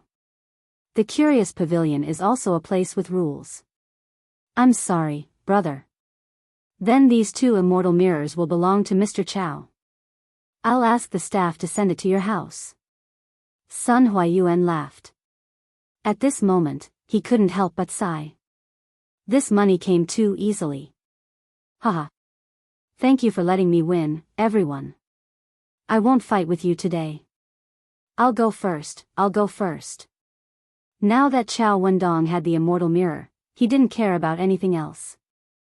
Therefore, he cupped his hands and planned to follow the staff of the Curious Pavilion to move the immortal mirror into his house. As for the 10,000 strings of coins, he definitely didn't have it on him. They were all familiar with each other, so he would ask someone to send the money over later. Mr. Chow, please wait. Mr. Chow, please wait. The old man in a gray robe who was the first to bid walked over and stopped Chow Wendong. I'm Zheng Yinhong, and I really like this immortal mirror. I'm willing to pay 20,000 strings of coins. I wonder if Mr. Chow is willing to part with it. Hiss. 20,000 strings of coins? Mr. Chow can earn more than 2,000 strings of coins just by selling it. Who is this person? Why is he so rich? As soon as the old man in a gray robe finished speaking, there was an uproar. Chow Wendong's eyes flashed, and he hesitated. Zheng Yinhong? Are you Zheng Yinhong from Jiangnan Road's Misty Rain Villa? Zheng Yinhong stroked his beard and laughed. Haha. I didn't expect Mr. Chow to have heard of this old man's name. I'm honored. Haha. Brother Zheng, you must be joking. You must be joking. An unnatural look flashed across Chow Wendong's face. He hesitated for a moment, and then said, if Brother Zheng really wants this immortal mirror, I'll give it to you. The price will be the same as the original price. You can give the money directly to Manager Sun. Haha. Brother Chow, you're so generous. I'll remember this favor. Chapter 460. Ladies and gentlemen. Ladies and gentlemen. Due to the size of the celestial mirror, the price will be more expensive. Our Strange Taste Pavilion has also considered the needs of many people, so we made some small celestial mirrors, just like the one in my hand. Sun Huayuan waved his hand, and a servant immediately brought over a small and exquisite mirror. The mirror was only the size of a palm, and its outer shell was made of peach wood. It looked quite delicate, but in Sun Huayuan's hands, there was an indescribable sense of strangeness. This celestial mirror is just smaller, but the effect is exactly the same as the celestial mirror, and the price is much cheaper. It only costs 100 strings of coins, and you can enjoy the effect of the celestial mirror with 8,888 strings of coins. Ladies and gentlemen, you can take turns to come up and take a look, and then decide if you want to buy it or not. Sun Huayuan pointed at the small mirror in his hand and introduced it to everyone. He was trying to compare the price of this small mirror with the celestial mirror because he wanted to show that the celestial mirror was cheaper. 100 strings of coins? That's quite a good deal. And after the discount with the membership card, it's only a few dozen strings of coins. Husband. I really want that celestial mirror. Can you buy it for me? Ha ha ha. Good, good, good. Since my wife likes it, I must buy it. Hee hee. Luckily, I came early today, or I would have to wait at the back of the line. My wife, you must reward your husband tonight. Yes, yes. I will listen to you, husband. The glazed mirror's main target audience was women. A young couple was flaunting their love for each other at the side, showing off a wave of public display of affection. There are 50 celestial mirrors available today. Ladies and gentlemen, please hurry up if you want to buy them. Alright, I have finished introducing the new products of Strange Taste Pavilion today. Thank you for listening to this old man's nagging for so long. Ladies and gentlemen, please line up if you want to buy a glass cup, a glass lamp, or a celestial mirror. Seeing that he had achieved his goal, Sun Huayuan cupped his hands and stepped aside. When the crowd heard that there were only 50 celestial mirrors, they could not help but feel nervous. Those who were still observing immediately made up their minds to buy it. If they did not buy it, their wives would probably make a fuss when they returned home. Men with multiple wives and concubines were having a hard time. They were worried about how many they should buy later. What if there were only 1 or 2 left when it was their turn? Outside Strange Taste Pavilion, the rich people were buying like crazy, while the poor people were standing outside looking at the Strange Taste Pavilion and chatting. It was very lively, except for one person. Pfft. I was still wondering what surprise Xiao Xian was talking about. So it was a mirror. F***ck, why is this thing a surprise to others but a shock to me? Could it be that this prince's appearance is unsightly? Old Wu, you, tell me. How do I look? Am I as handsome as Li Li? It was Li Tai, the little fatty. Today, he rode a new carriage to see what kind of surprise the Strange Taste Pavilion was going to release today. After seeing that it was the immortal mirror, he immediately thought of the hidden meaning behind Li Zishuan's words yesterday. He angrily grabbed his personal guard Wu Chun-dao and said angrily. Ugh. Your Highness is very talented, very knowledgeable, handsome, elegant, and elegant. In terms of talent and appearance, none of the men in Li County can compare to your Highness. Ugh. Wu Chun-dao wiped the cold sweat off his forehead and hurriedly went against his will to flatter Li Tai. Li Tai was very pleased with himself as he listened, his little tail almost sticking up to the sky. Just as he was about to praise Wu Chun-dao's foresight, he suddenly heard the untimely sound of retching. The situation instantly became very stiff, and Li Tai's face also became as black as the bottom of a pot. What the hell is the meaning of this, Wu Chun-dao? Do you think that this prince's appearance disgusts you? Li Tai's cold voice pierced Wu Chun-dao's ears.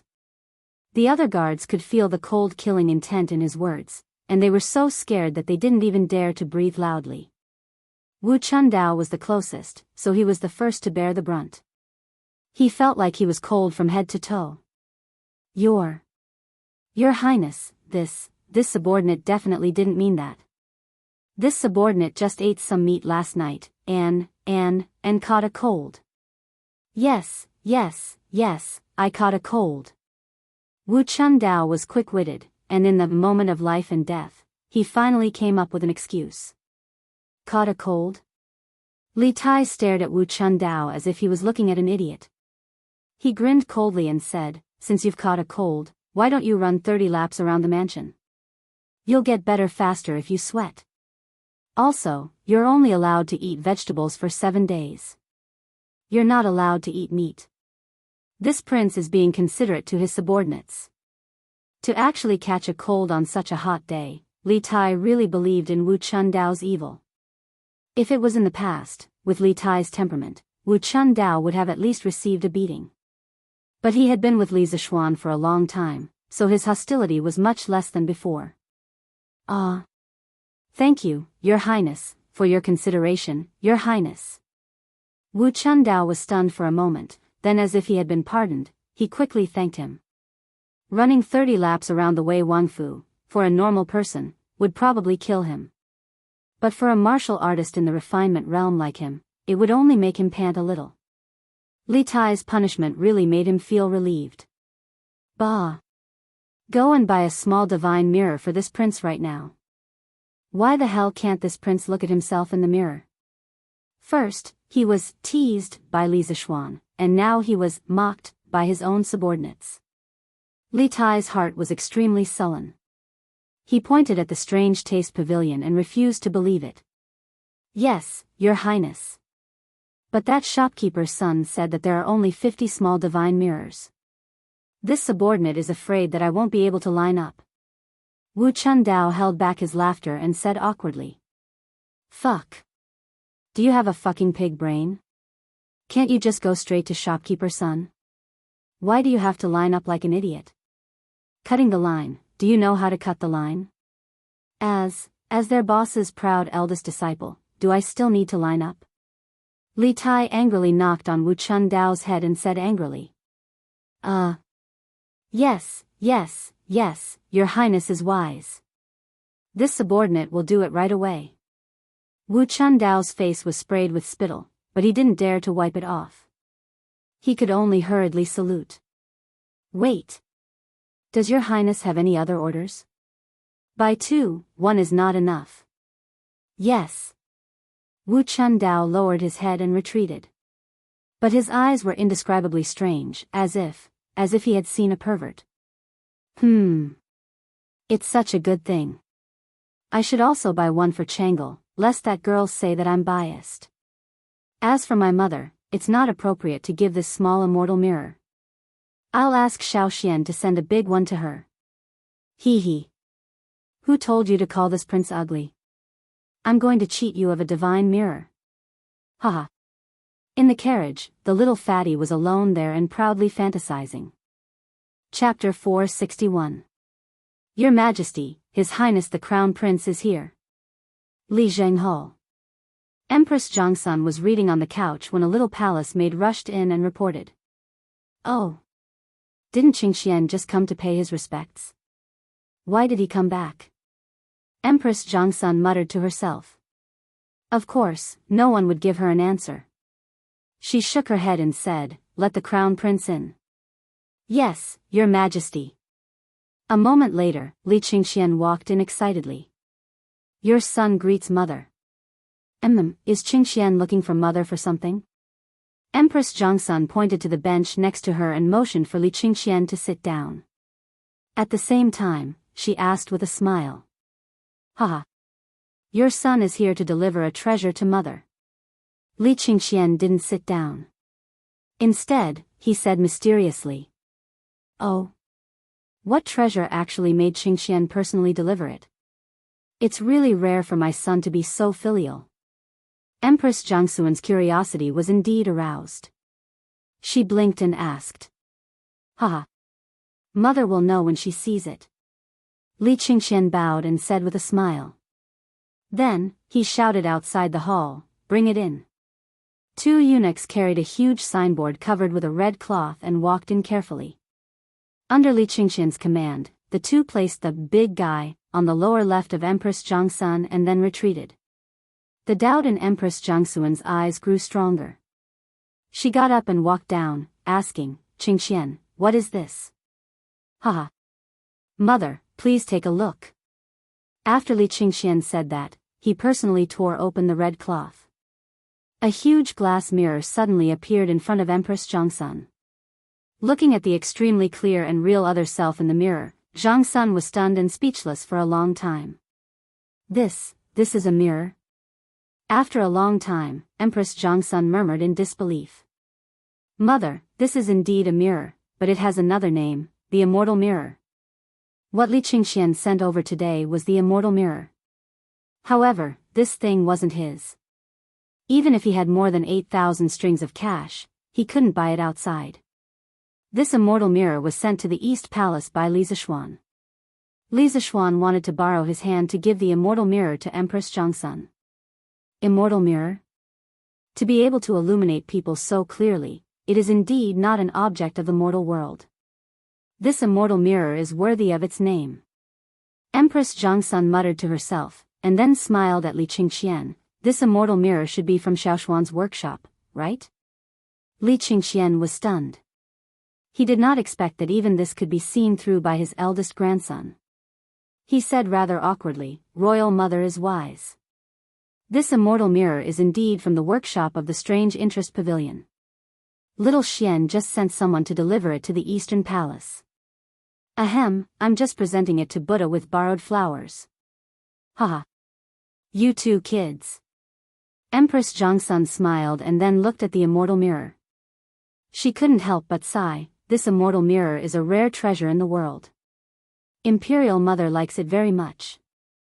It's just that Imperial Mother is getting old. I'm afraid that Imperial Mother won't dare to use it in a few years." Li Qingxian hurriedly waved his hand and said, "What is Imperial Mother saying? You are in the prime of your life, how are you old?" In terms of appearance, 99% of the women in the Tang Empire are not as good as Imperial Mother. In terms of temperament, Imperial Mother is gentle and dignified. No one in the world can compare. Therefore, this immortal mirror will definitely accompany Imperial Mother for at least 80 to 90 years. In fact, Zhongsun was only 26 or 27 years old now. She married Li Er when she was 13 years old, so although she was only in her 20s now, she was already the mother of several children. That peerless appearance, coupled with her dignified and elegant temperament, really did not show any trace of the passage of time on her. If it were not for the fact that she was the mother of a country and had too many things to worry about, she would probably look even younger. Pfft. Empress Zhongsun could not help but laugh. "According to what you said, Qingxian, wouldn't Imperial Mother become an old witch?" "Haha. If Maid Guanyin is an old witch, then wouldn't I become an old monster?" "Haha. Interesting. Interesting." At this moment, a burly figure walked in from outside the hall. It was Li Er. Old Li did not see Li Qingxian present and directly displayed a wave of affection without restraint. Li Qingxian innocently ate a bowl of dog food. "Your Majesty." "Greetings, Imperial Father." The mother and son in the hall quickly turned around and bowed. Li Er waved his hand and asked with a smile, Empress, what were you talking about just now? What is this? Why didn't I see it here before? Where did it come from? It was Li Er who inadvertently glanced at that huge object, the celestial mirror, and could not help but change his words. Your Majesty, please come in and take a look. Zhang Sun smiled and pulled Li Er in front of the celestial mirror. Li Er immediately discovered the use of this thing. His eyes widened, and he pointed at the celestial mirror and said in surprise, This is a mirror? Yes. Your Majesty, this is called the celestial mirror. Qingxian just sent it over. Celestial mirror? Good. What a good celestial mirror. It's just right for a fairy-like person like Maid Guanyin, haha. Li Er said with a thick face as he laughed loudly.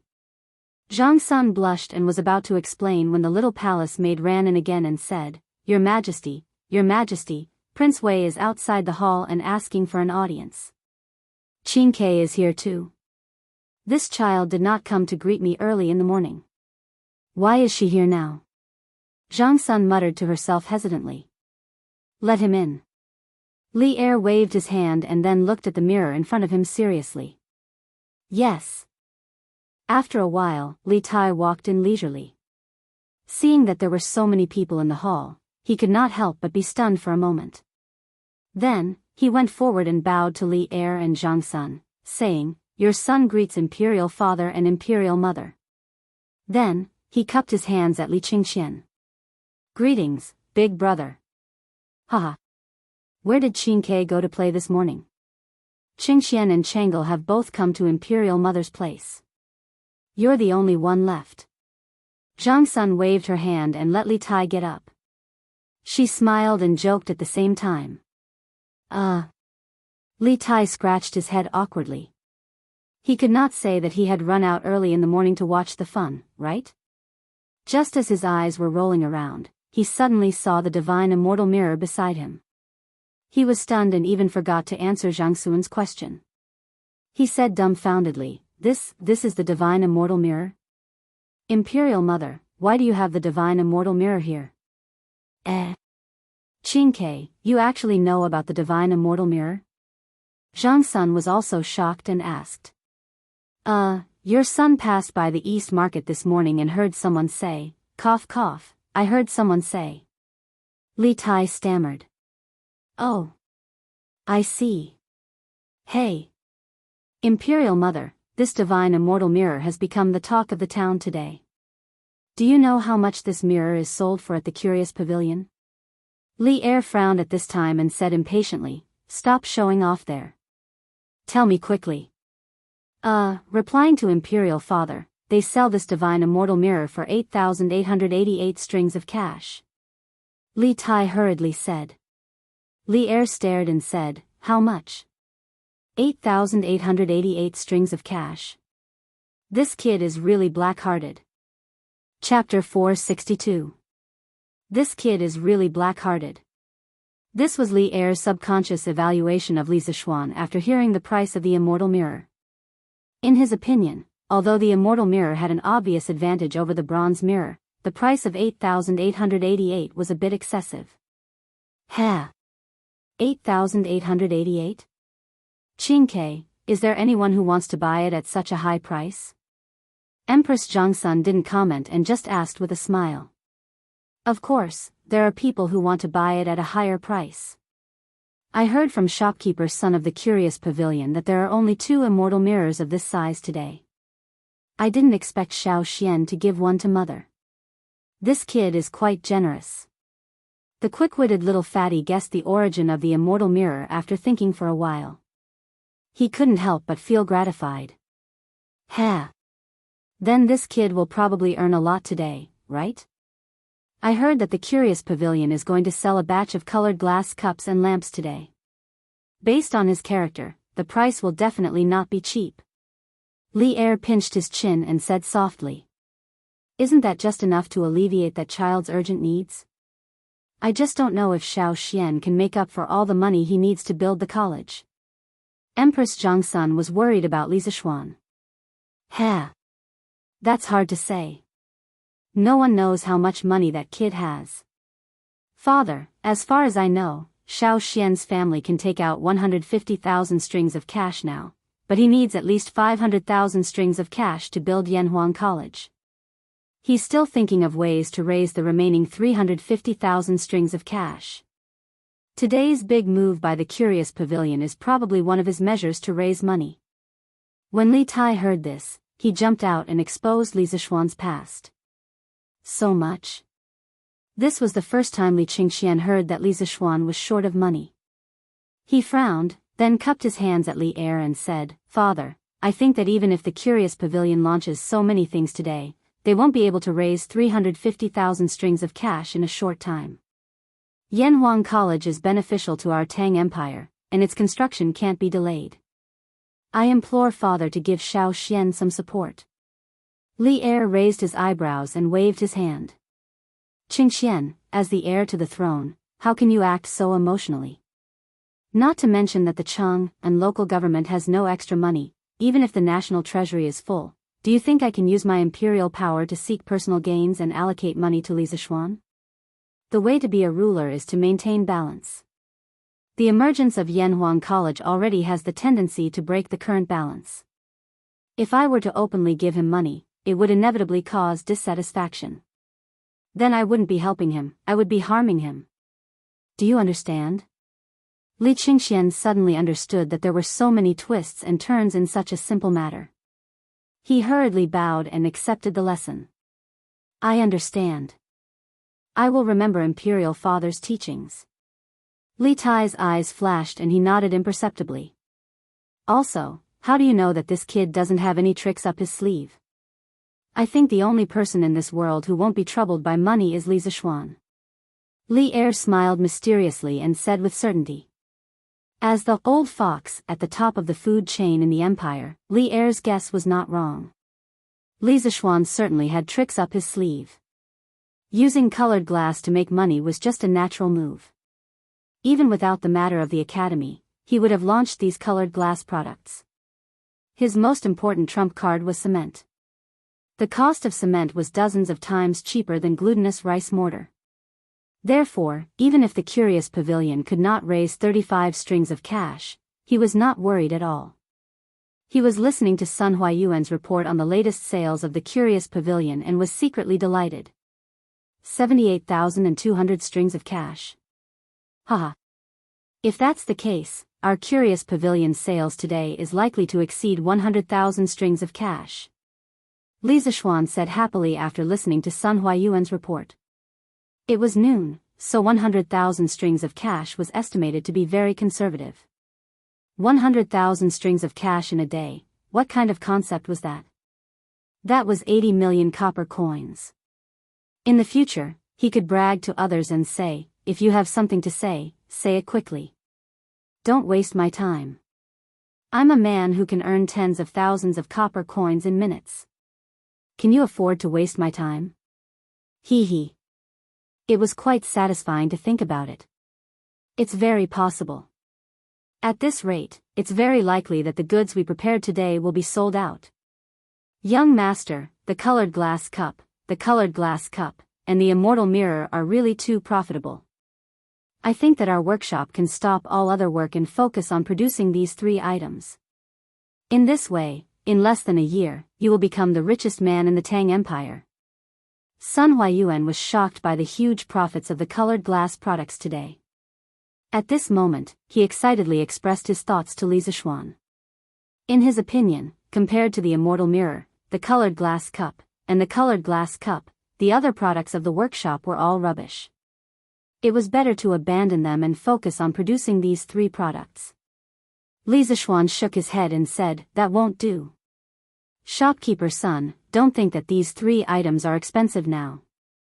In the future, when we sell more of them, the price of the immortal mirror, the colored glass cup, and the colored glass cup will drop rapidly. After all, these items are considered luxury goods to the people of the Tang Empire. The reason why luxury goods are expensive is because they are rare. As the saying goes, the rarer something is, the more expensive it is. When we sell more of them, they won't be as rare as before. Therefore, today's grand occasion will be very rare in the future. The other projects of the workshop must not be stopped. Technology is the foundation of our strange taste pavilion. Li Zixuan was originally an engineer. He knew the importance of technological innovation to the long-term development of a company. If he lost the motivation to innovate for the sake of immediate profits, the company would not be far from death. The current industrial technology of the Strange Taste Pavilion was far ahead of this era. He could not give up at this time. Sun Huayuan heard this and thought seriously.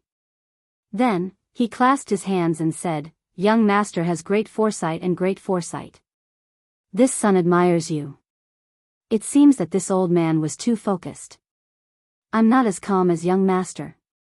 I'm ashamed." Haha. Shopkeeper son, you're too humble. Actually, you've already done very well. With the Strange Taste Pavilion in your hands, I'm completely at ease. Speaking logically, Sun Huayuan's ability in business was not bad. Li Zixuan had always thought highly of him. Sun Huayuan was flattered and said, "Many thanks for young master's trust." Haha. Shopkeeper son, you should go eat. I should also go back now. Li Zixuan happily waved his hand and left. With such a large sum of money coming into his account, he did not need to worry about money for a while. The next step was to see if Faubert's side would be able to support him. Wang Zhong's side had already recruited more than 5,000 craftsmen and laborers. In 2 days, they would have to start work. When the time came, they would have to use glutinous rice mortar. At worst, they would have to wait until the research on cement was done. After all, there were more than 10,000 workers. Chapter 463. The azure glass cup, azure glass lamp, and immortal mirror caused a huge sensation in Chang'an City. The Odd Taste Pavilion once again refreshed people's understanding of it. Scooters, plows, compasses, don't touch me, and now this clear and pure azure glass. It seemed that there was nothing the Odd Taste Pavilion couldn't make. Especially the immortal mirror, which was 100 times clearer and more realistic than the bronze mirror. It was a real killer of women, and no woman could resist such a thing. In less than 2 hours, the news of the immortal mirror of the Odd Taste Pavilion had spread throughout the streets of Chang'an City. Even some states and counties near Chang'an City could hear some news. Ordinary people heard the news and wanted to go to the Odd Taste Pavilion to see rare things.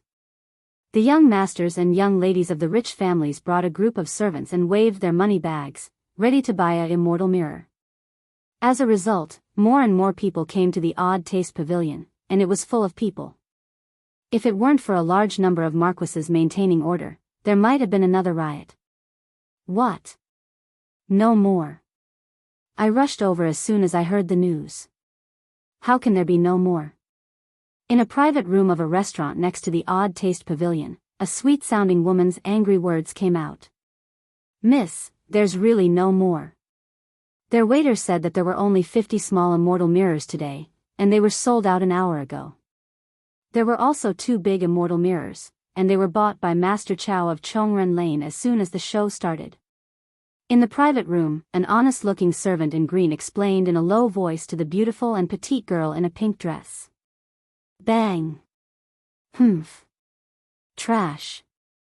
You can't even buy a mirror. What's the use of spending money on you? The girl threw the vase on the table to the ground and roared at the servant. "Miss, the Odd Taste Pavilion sells too few immortal mirrors." The servant in green felt wronged. "Shut up. Trash will always be trash." Ahem. Meng, if you can't buy it today, you can buy it another day. It's just a mirror. At this time, a young master waved his fan and stood up to smooth things over. Humph. Xiao Shui, you shut up for this lady as well. If you didn't come to my house early in the morning to pester me, I wouldn't be late. Woo woo. I heard that Sister Nan Xiao and the others have bought immortal mirrors. Now I'm going to die from embarrassment. The girl was quite unruly and didn't give the young master any face. She was unruly for a while, she actually cried. This little girl's face was really like the weather in June, changing as and when she wanted. The young master named Xiao Shui also felt immense pressure. It was clear that he had been wary of the girl in front of him for a long time. He waved his hand and had the servants and maids around him leave first. Then, he crouched down and said gently, Mengs. Meng, don't worry, today I will send someone to stay in this restaurant. Tomorrow morning at dawn, he will go to the strange interest pavilion to line up. I'm sure no one will be earlier than him. At that time, he will definitely be able to help you buy the immortal mirror. Woo-woo. What if I can't buy? Meng's glass girl, she cried. Glass fairy. How is that possible? The East Market only opens at noon every day. If I send someone to live across the street, he will definitely be early. Moreover, I have a red membership card for Immortal Mirror. I'm not afraid of others cutting the line. Xiao Shi widened his eyes in disbelief. Woo-woo. I don't care. Xiao Shi, if you don't help me buy the Immortal Mirror, I will never agree to our marriage. We'll get married when you're able to buy it. Meng raised her head, wiped the tears from her face, and said to Xiao Shui. Ah. No, Meng didn't we agree to get married at the beginning of next month? Xiao Shui was dumbfounded. Why did he feel like he had heard this before? Meng had said the same thing to him when the new carriage, Don't Touch Me, came out. It had only been a few days. Not again. At this moment, Xiao Shui felt that he was being targeted by Immortal Mirror. Immortal Mirror had specially come up with some wedding set meals. If this continued, he felt that his marriage would be ruined by Immortal Mirror sooner or later. What's wrong? You said that you like me. You won't agree to such a small request? Then I'd better marry Li Zixuan. Look at how good he is to his wife. The little girl put her hands on her hips and said without thinking. Xiao Shui's face turned green when he heard that.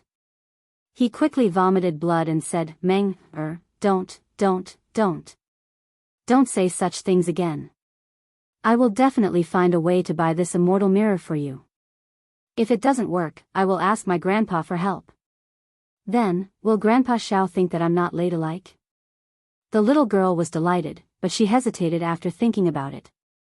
Cough. No, of course not. Meng, don't worry. I will talk to Grandpa. Grandpa will definitely not be dissatisfied with you. Xiao Shi quickly waved his hand and patted his chest as he promised. Meng smiled sweetly and said, Hee. Brother Shui is so nice. When Xiao Shui heard that, he couldn't feel happy.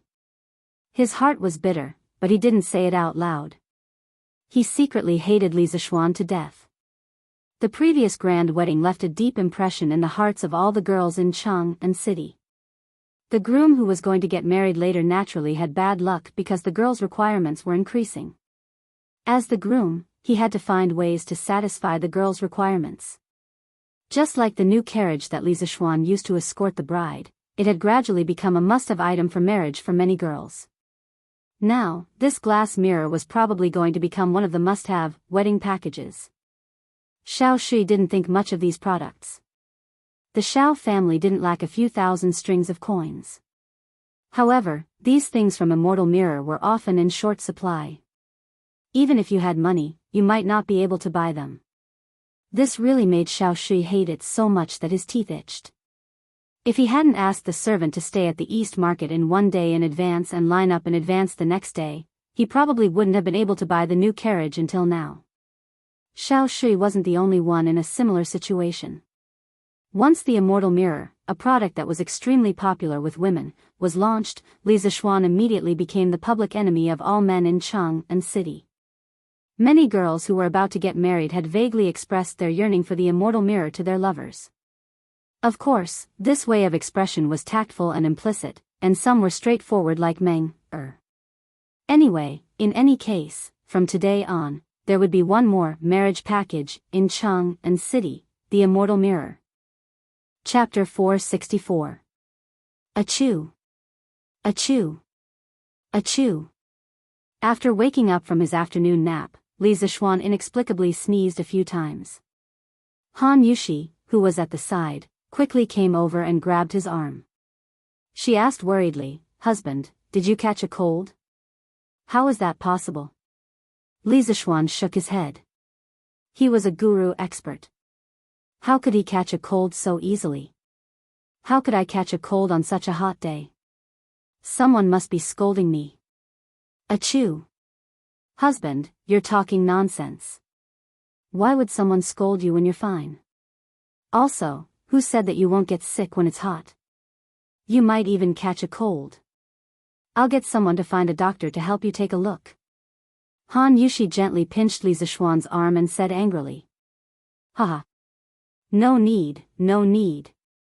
Wife, have you forgotten that I'm also considered half a doctor? I'm definitely fine. By the way, aren't you still going to Mother's place in the afternoon? Ah. I almost forgot. Mother must be waiting anxiously, right? Han Yushi exclaimed when she heard that. However, she was still a little worried and said, Husband, are you really fine? Ha. I'm really fine. Wife, hurry up and go.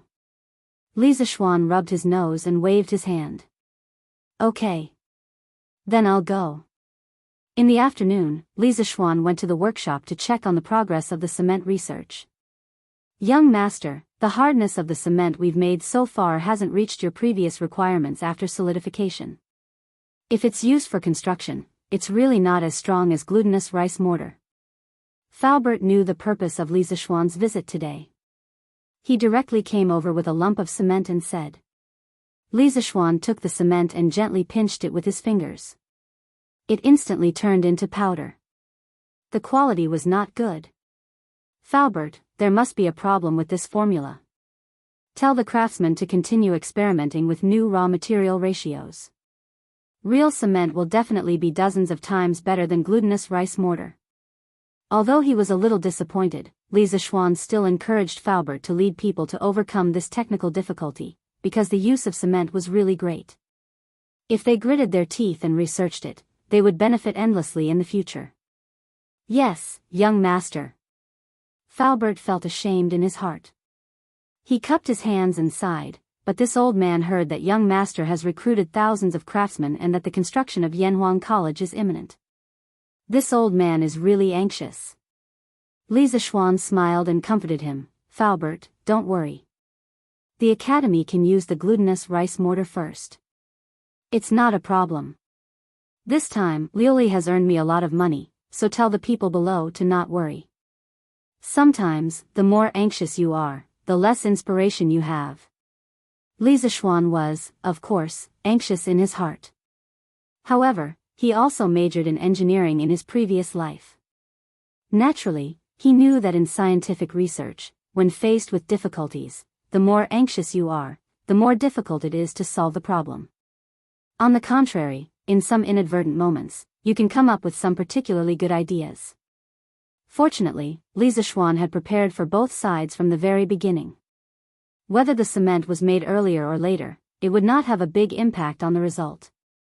Thank you, young master, for your understanding. The workshop will definitely do our best to research the cement as soon as possible. Falbert heaved a sigh of relief and cupped his hands in respect. Li Zishuan nodded and said, Okay. Falbert, tell the craftsmen in the workshop to prepare. In 2 days, the academy will officially start construction. Time waits for no one. So fast. Falbert was shocked. Although he knew that the academy would start construction soon, he did not expect it to be so fast. Yes. According to Butler Wang's calculations, we should be able to recruit all the craftsmen and laborers in 2 days. The earlier we start construction, the earlier I feel at ease. The reason why Li Zishuan offered such a high salary to the craftsmen and laborers was so that he could recruit all the craftsmen in a short period of time and start construction as soon as possible. Now, it seemed that the effect was quite good. Money makes the world go round. This sentence was not without reason. Okay, then I will help you keep an eye on things. Although my old arms and legs can't carry things, I can still be the supervisor for you. Haha. You can't do that. Falbert, you are now the treasure of our workshop. The weather outside is so hot, I don't want anything bad to happen to you. 2 days passed in the blink of an eye. In the past 2 days, the storm of the immortal mirror had become more and more intense in Cheng and City. Those who had bought the immortal mirror before naturally showed off to their friends in various ways. The clarity and magic of the immortal mirror spread like wildfire. More and more people knew about the immortal mirror, and more people wanted to buy it. However, what drove everyone crazy was that the immortal mirror did not appear in the curious pavilion in these 2 days. It was as if this thing had never existed in the world. Sun Huayuan's explanation was that it was not easy to make the immortal mirror. The workshop was stocking up and would provide a batch of goods to the curious pavilion every 3 days. However, this was just nonsense to deceive the consumers. The real reason was that Li Zishuan had asked him to do so. At the end of the day, Li Zishuan just didn't want these glass products to depreciate so quickly.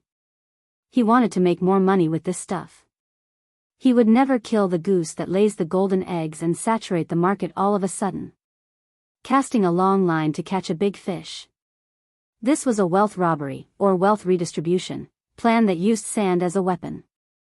Li Zishuan had to look into the future and not just focus on the small profits in front of him. However, this made the pitiful people who were obsessed with buying the immortal mirror suffer. Xiao Shui was the most prominent one among them. The lackey he sent had already stayed in the guest house in the East Market for 2 nights, but he still did not get anything. As for that Miss Meng, she had almost driven him crazy these 2 days. Li Zishuan did not care how the others complained. He would not change the plan he had made. Those people just had to wait for 1 more day. Early in the morning, Li Zishuan, Yan Xiaoning, Yan Lide, and Faubert led more than 200 craftsmen from the Ministry of Works and more than 100 craftsmen from the workshop to Plum Village. Li Tai, the little fatty, also came along today. He had been thinking about Yanhuang College ever since he saw the Yanhuang College sand table a few days ago. Today was the big day of Yanhuang College's groundbreaking. How could he not come and join in the fun? Tisk, tisk. Little Xian, there are so many craftsmen. The construction team used by Yanhuang College is almost comparable to the construction team used to build the palace. Li Tai and Li Zishuan walked side by side at the front. The little fatty looked at the huge team behind them and could not help but say this. Haha. Li Zishuan did not continue the conversation and directly joked, Qingke, I heard that you bought 2 small immortal mirrors from shopkeeper Sun 2 days ago. If the girls in Cheng and City knew that you got in through the back door, they would hate you to death. Haha. Li Tai. Chapter 465. Haha. Young master, the 500 villagers of Plum Village have been waiting for you to come. When the group entered Plum Village, they saw second master Lu and his brother, Lu Qingfeng, already waiting at the entrance of the village with a group of people beside them. It was Han Lizheng and the young men from the Han family manor. The young master of the main family wanted to build a house. To these villagers, building a school and building a house were the same thing. Even if they had no money, they had to come over and help. Disregarding everything else, just the rent reduction policy that Li Zishuan had set up for them was worth it for them to help Li Zishuan build a house for free. Now, the surrounding villages were envious of the preferential treatment that the 2 villages received. Many of the villagers were wondering how they could move closer to the Han family manor or Plum Village. It was easier for those who had daughters. They could just marry their daughters over. Those who didn't have daughters were worried sick. Could they let their sons marry into their families? Haha. Second Master Lu. You're getting more and more energetic. Li Zishuan jumped off his horse and walked toward Lu Wanshan with a smile. He wasn't just being polite. A few months ago, Second Master Lu's body was strong, but one could see the vicissitudes of a hero in his twilight years. Now, Second Master Lu's vicissitudes of life had all been washed away. In its place was a vigorous vitality, and he looked a little like an old man. Haha. This is all thanks to you, young master. In the past, when Lu Shuren was running rampant in the village, I had to fight him to the death every day. Now that the father and son are gone, I don't have to fight anyone anymore. Every day, I can wander around the village or go fishing by the river. There's nothing to worry about. Naturally, the more I live, the more energetic I get, haha. Second Master Lu laughed heartily with his shirt unbuttoned. Xiao Xian, every family in the Han and Mei villages now has ample food and clothing. This is all thanks to you, Xiao Xian. Han Lijing stroked his beard and smiled. Li Zishuan was now his son-in-law. Of course, he didn't have to call him young master anymore. Haha. Han Tianhu, you're so lucky to have found such a good home for little Han. Second Master Lu pointed at Han Lijing and joked. Haha. This is all that girl's good fortune. Li Zishuan saw that they were getting more and more excited as they chatted. More importantly, the sun was about to rise to the top of their heads. He quickly interrupted, ahem, father-in-law, Second Master Lu, Lu Lijing, are all the craftsmen and commoners here? As the village chief of Plum Village, Lu Qingfeng had to bear the responsibility of supervising this matter. Hearing this, he hurriedly stepped forward and said, replying to young master, housekeeper Wang has already brought over 13,000 people from other places to Cloud Mountain. The youths from the Han family manor and Plum Village have also arrived. Young Master's Academy is related to the long-term development of our two villages. Everyone has volunteered to help young Master build the academy for free. What a group of down-to-earth working people. Although Li Zishuan was touched, he wouldn't let his villagers suffer for no reason. He smiled and said, don't worry. He smiled and said, working for free won't do. I appreciate the villagers' good intentions, but don't mention this kind of problem again in the future. I, Li Zishuan, won't shortchange everyone's wages. Besides, why should outsiders get paid while our own people have to work for free? No matter where you go, there's no such logic, right? Yen lied, who was behind him, stroked his beard in relief when he heard this. He was even more impressed with Li Zishuan in his heart. When the farmers of the two villages heard this, their faces revealed touched and regretful expressions. Haha. Young Master is so kind to us. If the men of Plum Village dare to cheat or not work properly in the future, don't blame me, Lu Wanshan, for being rude to them if I catch them. Second Master Lu knew that Li Zishuan wasn't just being polite, so he pulled Lu Lijing's arm to stop his elder brother from persuading him. He then turned his head and shouted at the villagers of Plum Village behind him. Second Master Lu is right. I, Mei Zhongkong, support you. Young Master is so good to us. Who dares to not work hard? I'd like to see where his conscience is. Do your best. Do your best. The young men of Plum Village immediately let out loud roars.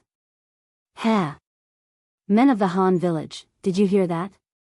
If you can't win against the brothers of Plum Village, then let's see if you still have the face to return to the Han Village. Han Lijing didn't want to be outdone and shouted at the young men of the Han Village. He didn't have the right to care about the attitude of the other villagers, but he had to care about the people of the Han Village. Putting aside the fact that Li Zishuan was his son-in-law, the villagers of the Han Village were also the ones who had received the most kindness from the Li family. If they didn't repay the kindness, this wasn't something that the villagers should do. Haha. Han Lijing, there's nothing to say. The men of the Han Village won't be worse than those of Plum Village. We will also do our best. Old Hu laughed out loud and agreed. Yes, do your best. Do your best. Li Tai, Yen shouting, and the others were shocked when they saw this. Li Zishuan was a little speechless. It was just a ceremony for the opening of the academy. Why did they make it seem like an army was going to war?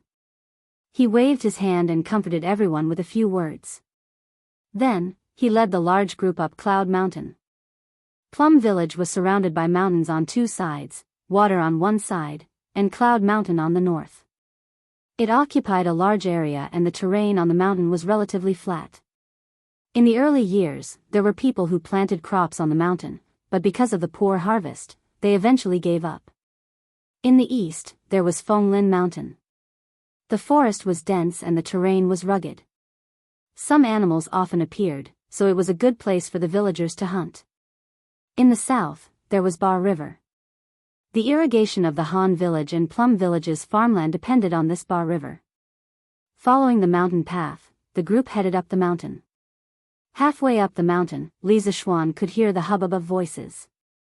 He guessed that Wang Zhong was leading the group of people to clean up the mountain path. When they arrived at the top of the mountain, they saw a large group of people doing the preliminary cleaning. At this moment, Wang Zhong wished that he had 4 legs. He needed to command everywhere, and it was very difficult for him. Li Zishuan frowned. Although more people could speed up the progress of the project, more people would make it more difficult for the foreman to command. If he could not reasonably assign an appropriate task to everyone, then these 10,000 people would be nothing more than a motley crew. It would only have the opposite effect. Thinking of this, he called Wang Zhong over and said, "Uncle Wang, get everyone to gather here." Wang Zhong wiped the sweat off his forehead and cupped his hands. "Yes, young master." After a full 15 minutes, all the people had gathered.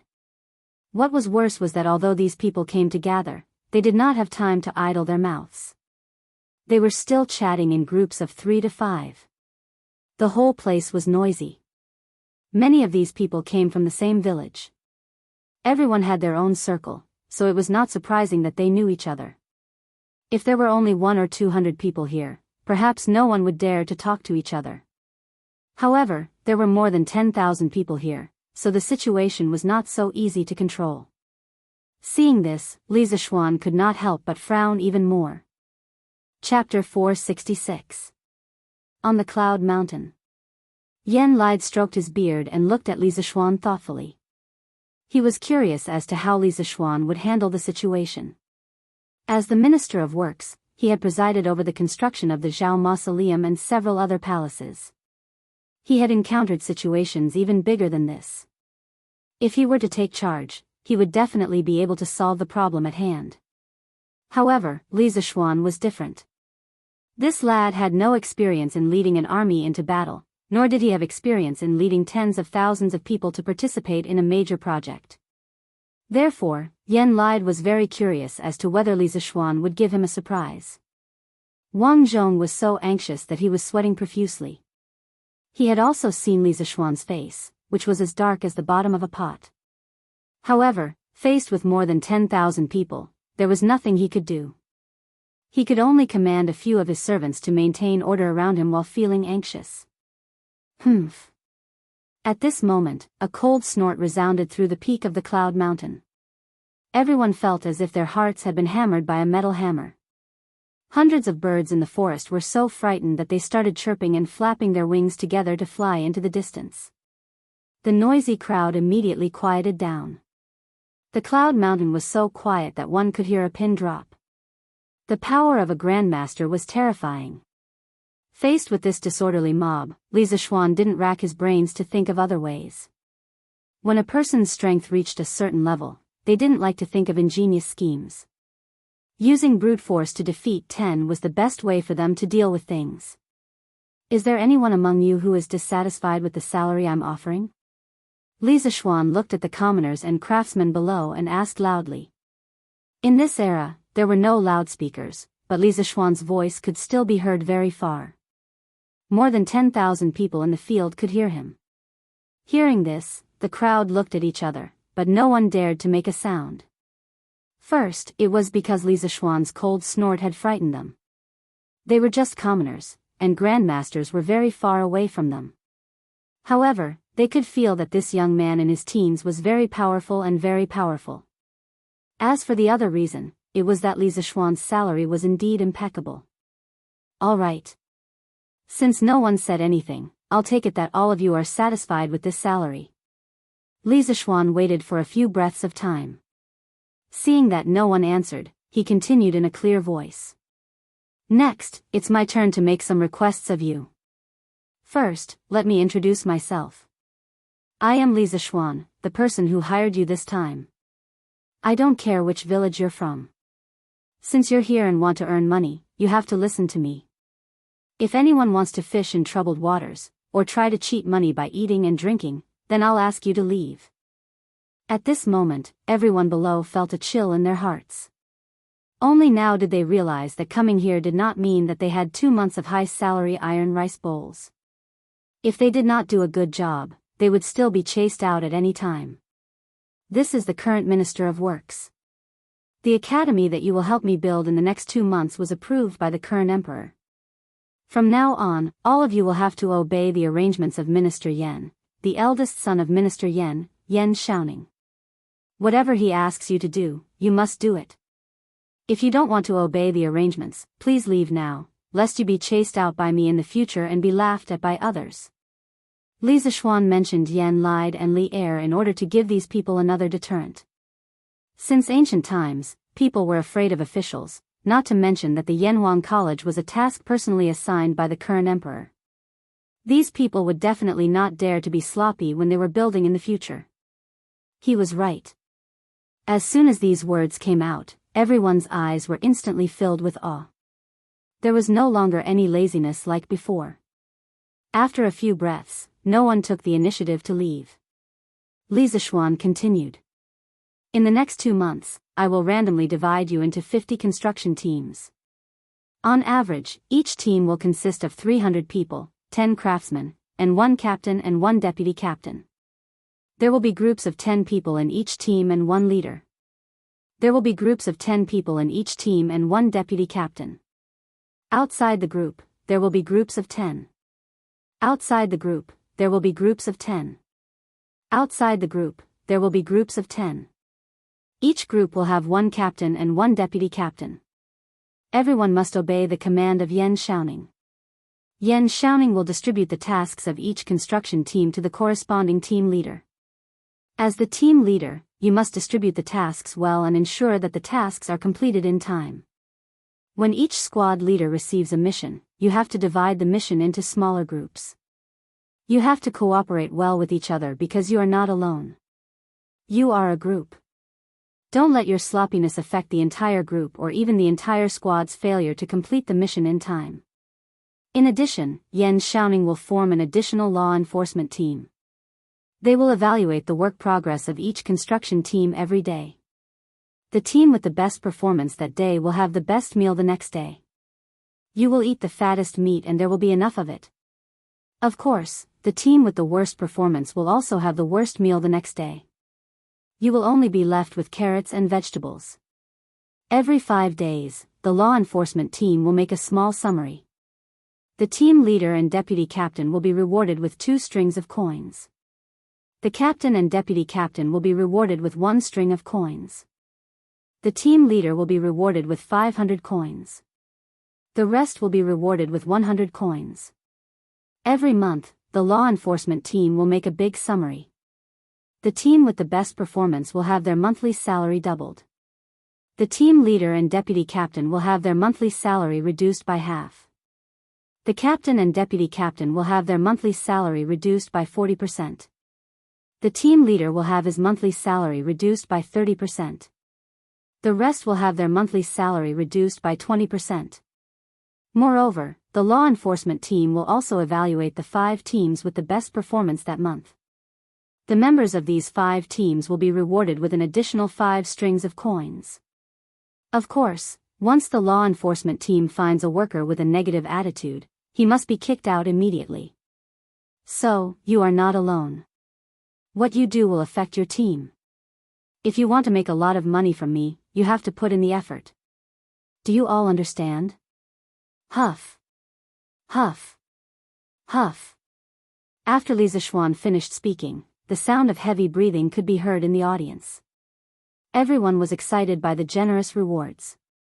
5 strings of coins. This was a huge sum of money that a civilian family might not be able to earn even if they worked hard for 5 years. But now, it was within their reach. How could they not be excited and excited? Although they would be punished if they did not do well, none of these farmers would feel that their work was not as good as others. Therefore, they selectively ignored Li Zishuan's punishment measures. At this time, when they heard Li Zishuan's question, they quickly shouted, "Understood." Although their voices were not in sync, they were very loud and imposing. Li Zishuan nodded in satisfaction and then said, "These 2 months, you will be staying in Yunyan residence. For the next 2 months, all of you will be living and eating in Cloud Mountain. Later on, Enchanting will specially organize a group to build temporary houses for everyone. Please think about your wives, children, and elders. If you want them to live a good life, you must work hard to complete the mission. Those who don't meet the requirements will be kicked out at any time. 2 months later, I want tall buildings to be built from the ground on Cloud Mountain. Chapter 467. Shocking. Yen Lide's heart was truly shaken at this moment. Li Zixuan was a greenhorn, but he was able to settle the matter in an instant. His actions were clear about rewards and punishments, and he was both firm and soft. His methods were extremely shrewd and ruthless. Even Yen Lide, who had lived half his life as an old loach in the officialdom, had to admit that he was impressed. What surprised Yen Lide the most was that from Li Zixuan's arrangements, he saw a trace of a soldier's swift and decisive style.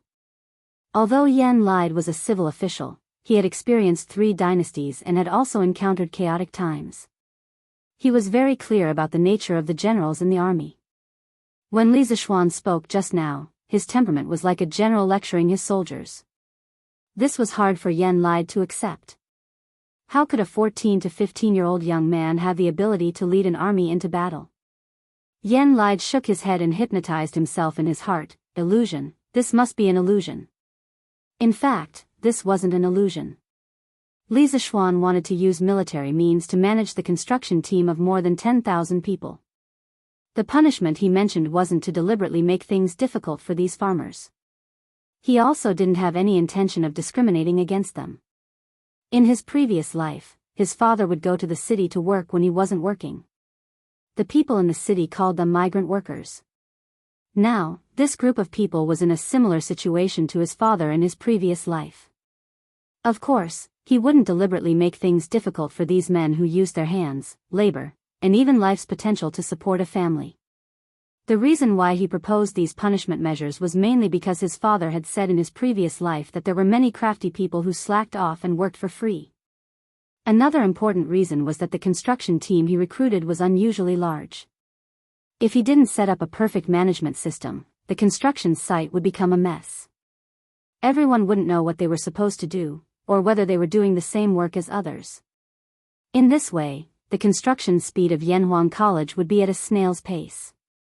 Only by properly organizing the division of labor could everyone be used to their fullest potential. Only by having a reasonable reward and punishment system could everyone be motivated to work. Enchanting looked at Li Zixuan with a trace of resentment and a trace of complexity.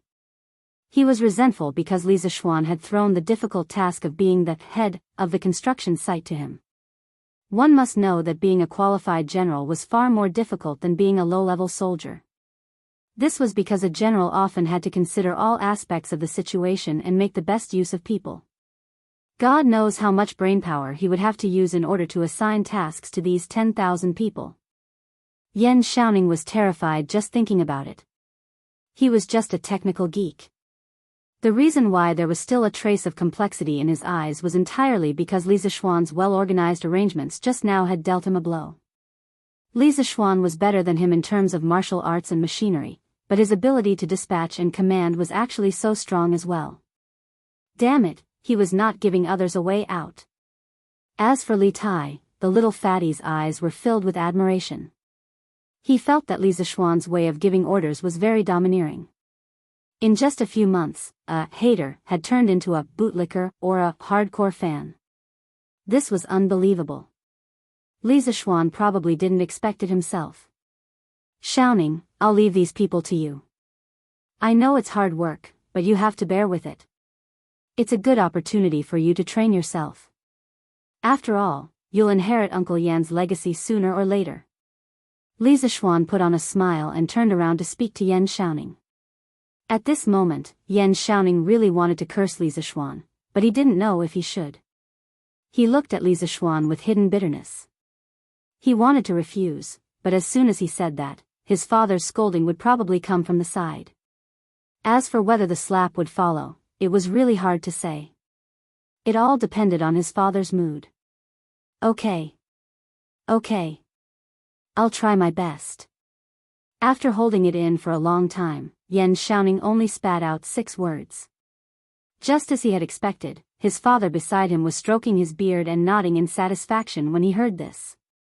Li Zishuan saw his friend's depression. He went forward and patted Yan Xiaoning's shoulder. He laughed. Haha. Don't worry, Xiaoning. Uncle Yan and I will come over to help you often. You're not the only one fighting. My father-in-law, Second Master Lu Lizheng, and the rest are all on your side.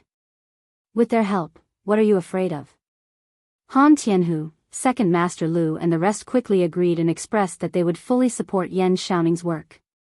As for Yan Lied, he felt that he was tricked by Li Zishuan.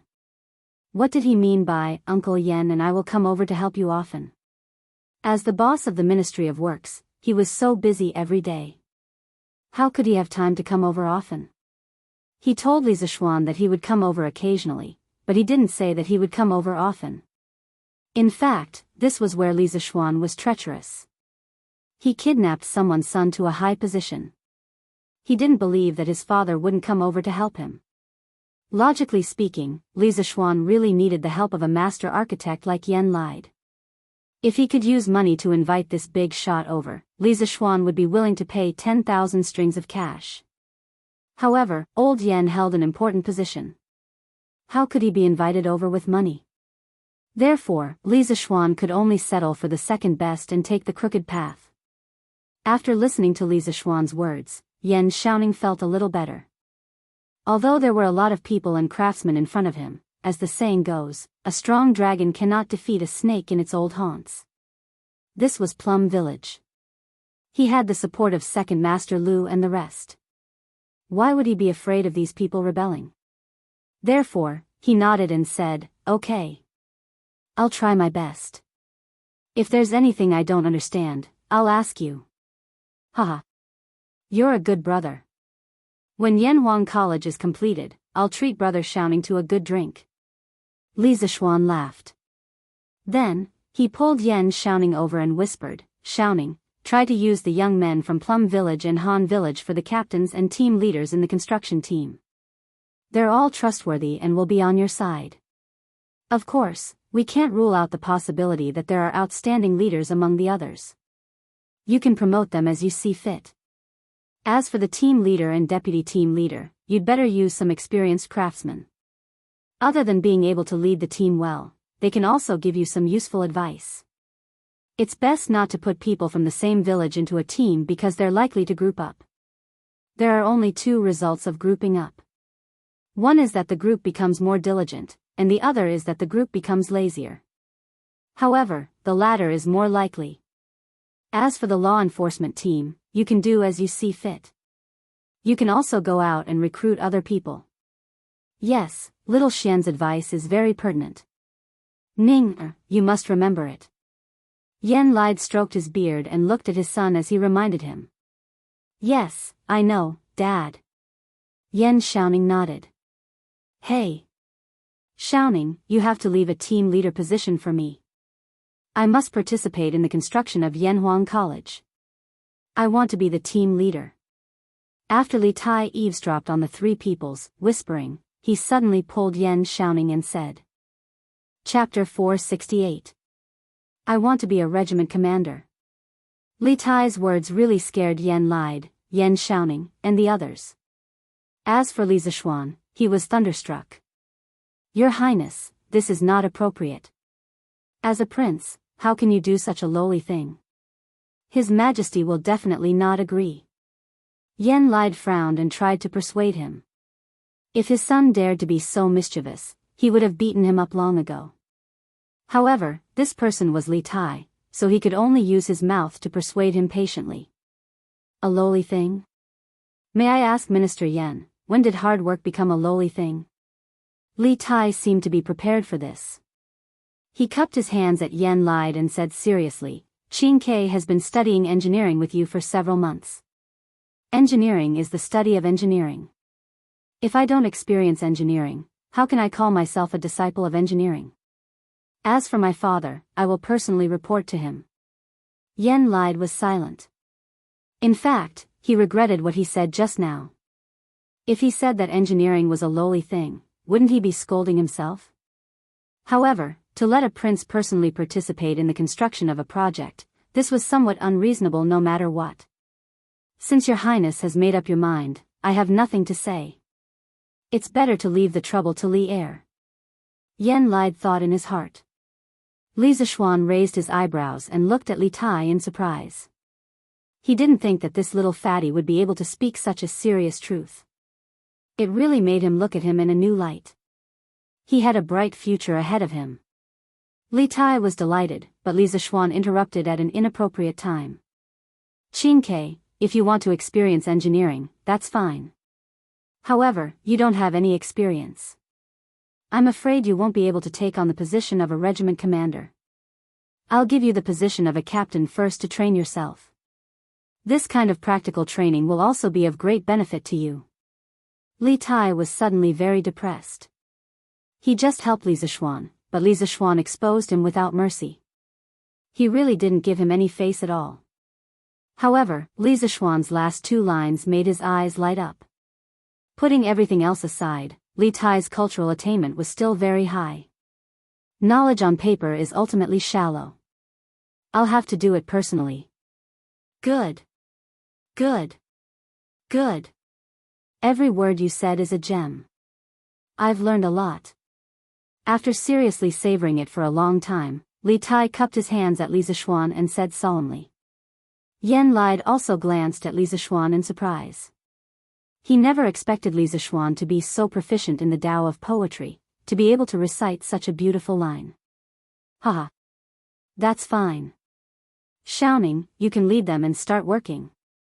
Uncle Wang has the name list of all of them. You can see if you can divide them into groups. Uncle Yen and I will help you draw up an overall progress plan for the construction of the academy. You can use it as a reference in the future. Li Zishuan went forward and patted Yen Xiaoning's shoulder, urging him to hurry up and work. Oh. Okay, father, I'll go first. Yen Xiaoning nodded his head and greeted his father. Go. Do well, don't embarrass the Yen family. Even if I'm busy with work in the future and can't come often, your second uncle will come often to assist you. Every father had the heart to see his son become a dragon. Yen Lide was no exception. He really hoped that his son could grow up quickly after going through this big project. Although he wouldn't be as monstrous as Li Zishuan, he must be able to take charge of things independently. I understand. Yen Xiaoning cupped his hands and brought Wang Zhong, Second Master Lu Lizheng, and Han Lizheng to divide the construction corps into groups. Li Zishuan, on the other hand, took the floor plan of the Yanhuang Academy and followed Yen Lide to a temporary pergola. This simple and crude shed became their temporary combat command post. Li Zishuan was very happy when Yen Lide said, even if I'm busy with work in the future and can't come often, your second uncle will come often to assist you. Yen Lide's construction skills weren't much worse than Yen Lide's. With the help of the Yen family, the construction of Yanhuang College would be completely stable. It's time to eat. It's time to eat. At noon, a group of hundreds of old, weak women and children carried fragrant dishes to Yunshan Mountain. The workers' first meal at the construction site began. It wasn't easy to cook for more than 10,000 people. Almost all the women in Han Village and Plum Village who knew how to cook were invited to help in the kitchen. Yunshan Mountain didn't even have a stove, so naturally, they couldn't cook here. Therefore, this support group brought the food up from Plum Village at the foot of the mountain. Anyway, it was summer now, so they weren't afraid that the food would get cold on the way. Leaders of each group, get your people to line up properly. Don't look like the reincarnation of a starving ghost who hasn't eaten for years. It wasn't easy to cook for more than 10,000 people. Similarly, it wasn't easy to arrange for more than 10,000 people to eat together. Fortunately, Yen Xiaoning used the whole morning to divide the more than 10,000 people into groups, teams, and groups. Now, it was much more convenient to command. Yes, Commander Yen. The 5 leaders of the construction corps were Hu Hanyun, Second Master Lu, Chao Xiaofu, Gong Minyong, and Ni Taifeng. Needless to say, Hu Hanyun and Second Master Lu had a certain amount of influence in Han Village and Plum Village. Moreover, they had helped others to build houses before. Chao Xiaofu and Gong Minyong were the craftsmen sent by the Ministry of Works this time. They had rich construction experience and had worked on many big projects under Yen Lide. Moreover, they were very familiar with Yen Xiaoning. As for Ni Taifeng, he was the representative of the elite craftsmen in Strange Pavilion Workshop. When the workshop still belonged to the Yen family, Ni Taifeng had worked in the workshop. Of course, Yen Xiaoning knew him. Overall, Yen Xiaoning's arrangement was quite reasonable. After the 50 teams were lined up, the support group started to get food for the workers. The fragrance of the meat could be smelled from afar. Everyone couldn't help but gulp and salivate. Gulp. What a delicious fragrance of meat. Boss is really generous. I, Ma Sanxiang, haven't smelled such a wonderful fragrance of meat in a long time. Gulp. Just for such fragrant meat, our group can't be the last in the future. Otherwise, won't we have no meat to eat? Yes. Yes. We can't be the last in the future. Tisk. Ignorant. Who in Han Village can't afford to eat meat now? We all have a meal every few days. Haha. Same for Plum Village. Amidst the envious and boastful voices of the crowd, the workers took their food one by one. Now, there was no canteen on Yunshan Mountain, let alone tables and chairs. Most of these people were rough people and didn't care about the red tape. They just squatted under the shade of the tree and enjoyed their delicious lunch in groups of 3 to 5. Young master, why are you here to line up too? Please stand in front of me. As the leader, Hu Hanyun didn't have any special privileges. After he arranged everything, he came to line up. However, he realized that Li Zishuan was actually behind him. He quickly turned around and said. Chapter 469. Haha. Uncle Hu, you can line up.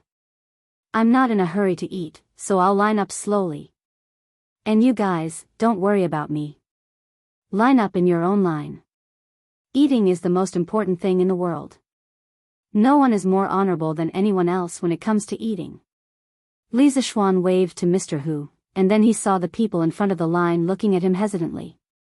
He hurriedly said to those people in a kind manner. At this moment, Li Zishuan could be described as kind and amiable. He was totally different from when he was lecturing the people above. This made the craftsmen feel a little confused, but at the same time, they felt a sense of familiarity. The most direct manifestation was that when the foreigners in the line passed by Li Zishuan after getting their food, they were no longer trembling with fear like before. Instead, they would smile and say, "Hello, sir," or "Hello, boss." This was also the effect that Li Zishuan wanted. As the saying goes, relax to a certain extent. Blindly making others afraid of you would not work. That would also affect the efficiency of work. Li Zishuan did not deliberately eat at the construction site to put on a show. He did not need to put on a show. The reason why he stayed for lunch was that firstly, he wanted to see how the food at the construction site was and whether it needed to be adjusted. Secondly, he had to continue to discuss the detailed plan of the construction of the academy with Yen Lide in the afternoon. It was not worthwhile to go back in the middle of the day. At this moment, the sun in the sky was the hottest time of the day. Carrying the food, Li Zishuan came to the shed. In the morning, the people below would naturally bring in tables and stools. The shed was now fully equipped. Li Zishuan came to the table and sat down. Opposite him, Li Tai, the little fatty, was staring at the big fat meat in the bowl. If it was said that Li Zishuan stayed for lunch because of the situation, then Li Tai stayed for the sake of putting on a show. The little fatty had just become the captain of the 8th team of the construction corps in the morning and could be considered as old Hu's subordinate. He wanted to set an example and raise the recognition of the people below him. Li Tai's royal education taught him that if a superior wanted to capture the hearts of the people, he had to share weal and woe with his subordinates. In this aspect, his old man, Li Er, had perfected his military career in the early years. Thus, all the generals of the Great Tang were loyal to Li Er. However, Li Tai was not Li Er. This little fatty was used to living a luxurious life since he was young. He had very strict requirements for food. In this aspect, even Li Zishuan admitted defeat. Otherwise, how could he be so fat? Now, it was his first time eating such a big pot of food. Eating such fat meat, just looking at it made him feel nauseous. How could he eat it? Haha. What? You can't eat it? I told you to go back and eat, but you insisted on staying and asking for trouble. Let's see what you can do now. There are no restaurants in this wilderness, and your first team's mission in the afternoon is very important. Let's see how you can order the people below to work when you're hungry. Li Zishuan glanced at Li Tai, who was in a dilemma, and said sarcastically. Although he himself didn't like to eat fat meat, he was more witty. When he had just finished eating, he gave all the fat meat in the bowl to old Hu. These fat meat may be inferior food to people like him and Li Tai, but for people like old Hu, who were at the bottom of the labor force, this was top quality food. Not only did it taste good, but it also made them hungry. If you used lean meat to exchange with them for fat meat, they wouldn't be too happy. Who said I can't eat it? F***ck, little Xian, you actually gave me special treatment. Why is there no fat meat in your food? Li Tai was about to argue, but when he saw that there was no fat meat in Li Zishuan's bowl, only minced meat and vegetables, he immediately called out Li Zishuan for giving special treatment. Bullshit. You brat, there must be something wrong with your eyes. I just don't have fat meat in my bowl. Aren't the other dishes the same as yours? When did I give you special treatment? Li Zishuan couldn't wait to drag this brat over and stuff him into his bowl. He glared at him and said in exasperation. Oh. You should have said so earlier. Then I'll throw away this fat meat and eat vegetables like you. Li Tai didn't feel embarrassed at all because he misunderstood others. This guy thought that Li Zishuan threw away the fat meat in his bowl. He propped up his fat body and prepared to go out and throw away the meat. Li Zishuan said angrily, Stop.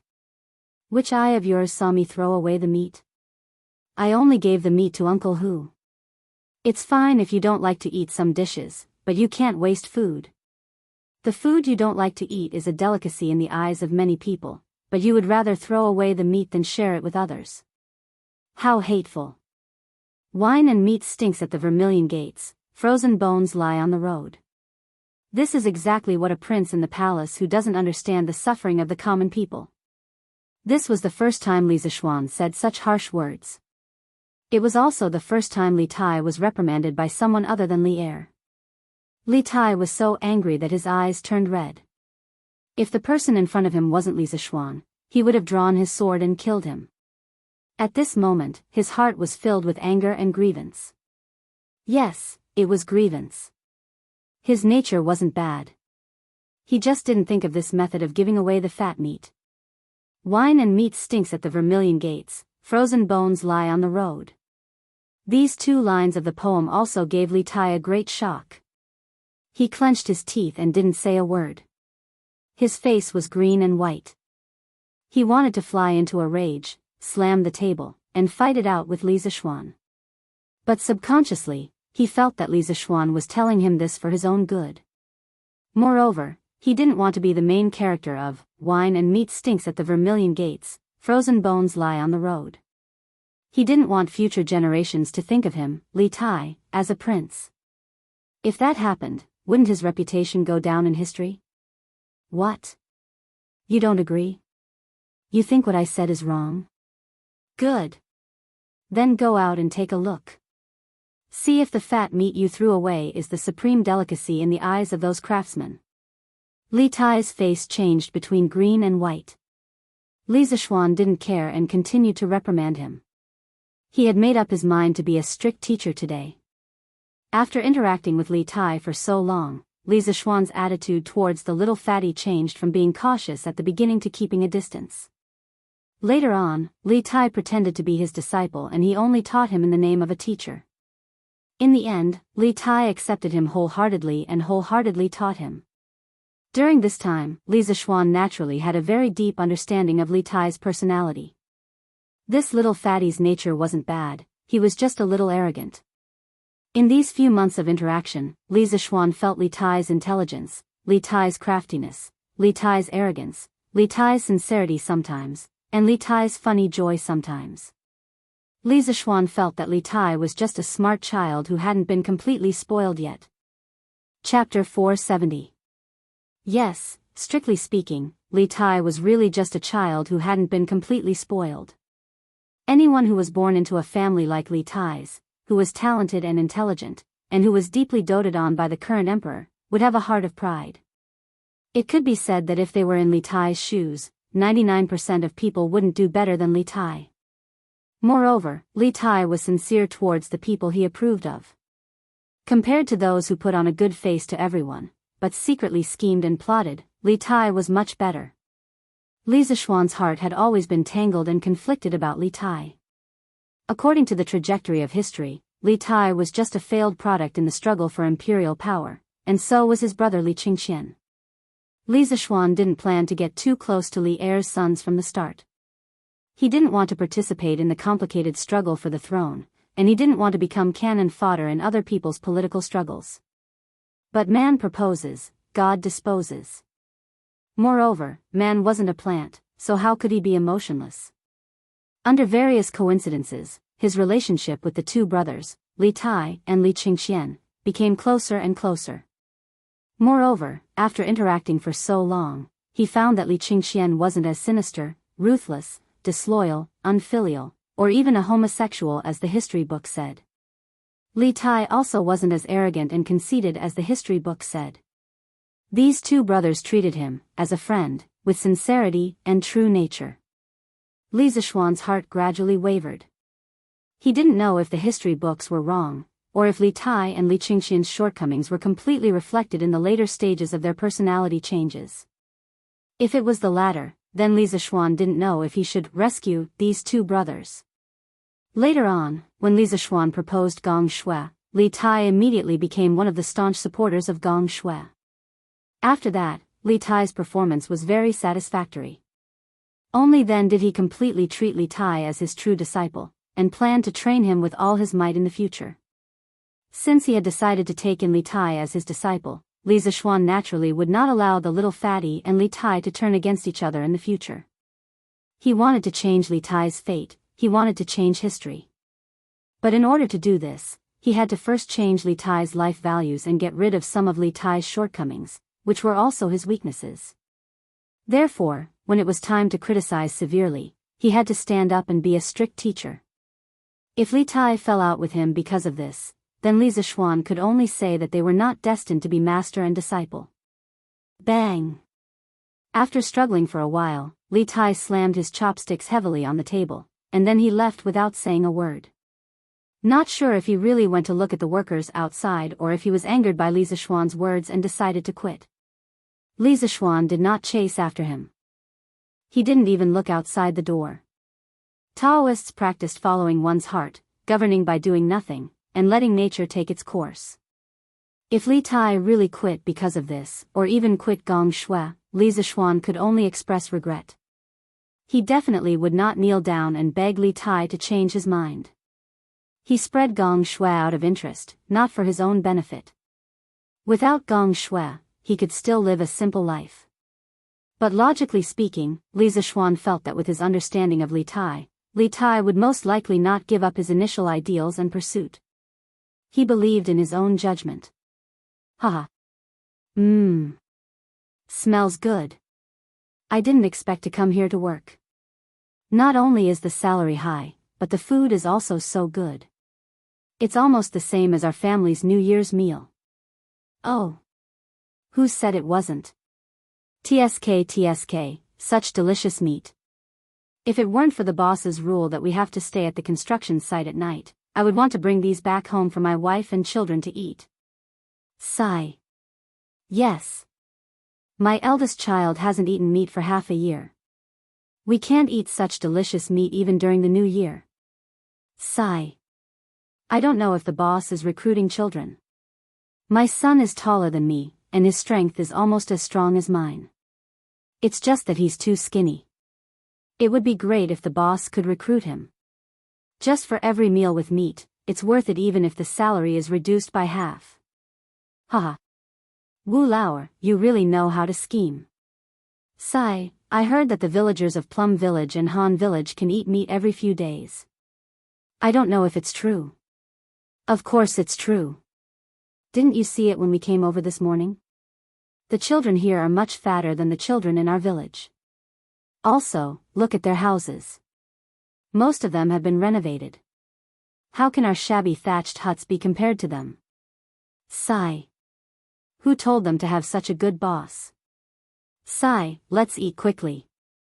Now that their boss is also our boss, he's not bad to us. We have to work hard later. At the very least, we have to be worthy of this delicious meal at noon. Li Tai walked aimlessly in the forest. He heard the villagers' exclamations and discussions about the food. His heart was suddenly filled with mixed feelings. Was this the arrival of the golden age that the ministers in the imperial court talked about? The villagers couldn't even afford to eat fatty meat. What kind of golden age was this? At this moment, Li Tai's heart was filled with anger and sorrow. Li Zishuan was right.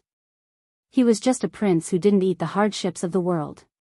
If Li Zishuan hadn't reminded him and stopped him, he would have thrown away the delicious food in the villagers' mouths. If that happened, how would he be different from the Jinhui emperor, who said, if the people don't have rice to satisfy their hunger, why not eat meat? Li Tai never thought of himself as a saint. He also never felt that he had the responsibility or obligation to let the people in the world live a good life. That was what an emperor should do. Although he had fought openly and secretly with Li Qingxian in the past, it wasn't for the position of crown prince. It was just two children fighting for their father's love. That was all. At this age, Li Tai didn't have the heart to fight for the position of crown prince. He didn't want to be a saint, nor did he want to be an emperor. Therefore, Li Tai naturally believed that the lives of the people in the world had nothing to do with him as the king of Wei. However, only by truly experiencing things would he understand his true nature. Surrounded by a group of poor commoners who couldn't even eat meat, Li Tai felt that he couldn't be happy being the king of Wei. All he could feel was sorrow and bitterness. Brothers of Regiment 1, although the construction site is full, don't *** king eat it. If you are too full to walk, how are you going to quarry in the afternoon? If your performance is poor, you will only be able to eat radishes and vegetables tomorrow. Hu Hanyan's roar came from the forest. Haha. Got it, Regiment Commander Hu. Haha. The villagers immediately roared with laughter. Although this king has no obligation to save the people of the world, this king has an obligation to live a happy life. Only when the people around me live a good life can this king live a happy life. Meat and wine stink behind the door of the Vermilion, but there are frozen bones on the road. This will be a lifelong warning for me, Li Tai. I, Li Tai, will definitely not be a king whose name will go down in infamy for 10,000 years. At this moment, Li Tai's eyes emitted a dazzling glow. He looked up at the sky above Cloud Mountain and muttered to himself. Chapter 471. Inside the shed. It didn't take long for Li Zishuan to finish the food in his bowl. Putting aside the ingredients, the taste of the food was similar to the school cafeteria in his previous life. In this life, although he was more particular about what he ate at home, he wasn't someone who hadn't suffered before. Naturally, he wouldn't find it hard to swallow just because the quality of the food wasn't as good as at home. At this moment, he was about to clean up the bowls and chopsticks and take them out. However, he saw Li Tai walking in with a young man. Hello, boss. I am the vice captain of the 8th team of the 1st Regiment, Gu Xiaomao. I came from Xinfeng County's Stone Village. The young man was probably not even 20 years old. He was very young, and his whole body exuded a quick-wittedness. He had been trembling with fear as he followed behind Li Tai. After entering the shed, he discovered that Li Zishuan was also here. He hurriedly came over and bowed to greet him. Hello. Li Zishuan nodded lightly and looked at Li Tai. It would be a lie if Li Zishuan said that he was not surprised that Gu Xiaomao had become a vice-captain at such a young age. However, a hero's background was not important. Li Zishuan did not question or look down on Gu Xiaomao because of this. Li Zishuan believed that Yan Xiaoning had his reasons for promoting a young man like this. His main target was still Li Tai. The little fatty's face was expressionless. No one could tell what he was thinking. He walked over to the table where he had his meal just now and shouted at Gu Xiaomao, "Gu Xiaomao, come over here." "Hey." "Coming." Gu Xiaomao responded and hurriedly ran over. "Here, all the meat is for you. Bring your bowl over." Li Tai raised his bowl and pouted his lips as he said, "Ah." Gu Xiaomao was dumbfounded. He never thought that Li Tai would call him over for this. "What's wrong?" "This king. I have never touched this food before. Why are you complaining about it?" Li Tai stared at him and was about to throw a tantrum. No. Gu Xiaomao almost peed his pants when he heard that. He hurriedly explained, "Your Highness, this lowly one wouldn't dare to dislike it. It's just that this lowly one doesn't dare to eat your Highness' food." "What is Highness?" "Gu Xiaomao, let me tell you one more time. In these 2 months, there is no Highness on Cloud Mountain, only Captain Li. Please call me Captain Li in the future, do you hear me?" Li Tai frowned and scolded. Looking at his serious face, Li Zishuan almost burst out laughing. "Please call me Captain Li." This sentence was too **king out of character. However, this was not the right time. Li Zishuan could only hold back his laughter and watch how Li Tai would play. Yes, Captain Li, Xiaomao understands." Gu Xiaomao touched the beads of sweat on his forehead. This was not sweat from the heat, but cold sweat from fear. Only the heavens knew how painful it was to be the vice-captain of a prince. Anyway, Gu Xiaomao was under a lot of pressure. "Then why aren't you bringing your bowl over?" Oh. Thank you, Captain Li." Although Gu Xiaomao was very greedy for those fat slices of meat, he still wanted to see who gave them to him. Looking at the pile of fat slices in his bowl, Gu Xiaomao was very anxious. "All right. Hurry up and eat outside. You still have work to do in the afternoon." Li Tai put all the fat slices into Gu Xiaomao's bowl and waved his hand to chase him away. "Yes, Captain." Gu Xiaomao felt as if he had been pardoned and quickly ran away with his bowl. In an instant, only Li Zishuan and Li Tai were left in the shed. Li Tai sat down and finished the food in his bowl. He did not even frown. He was a completely different person from the person who was having a hard time eating. Seeing this, Li Zishuan knew that Li Tai had thought things through.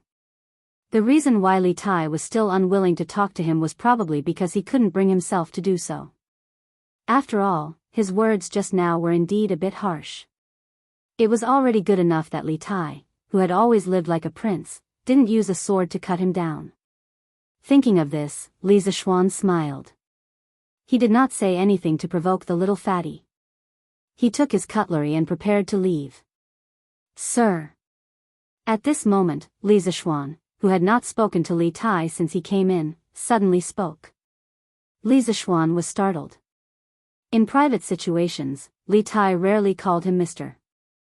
Usually, he would use the name between friends. Now, he was calling him that. What was the little fatty trying to say?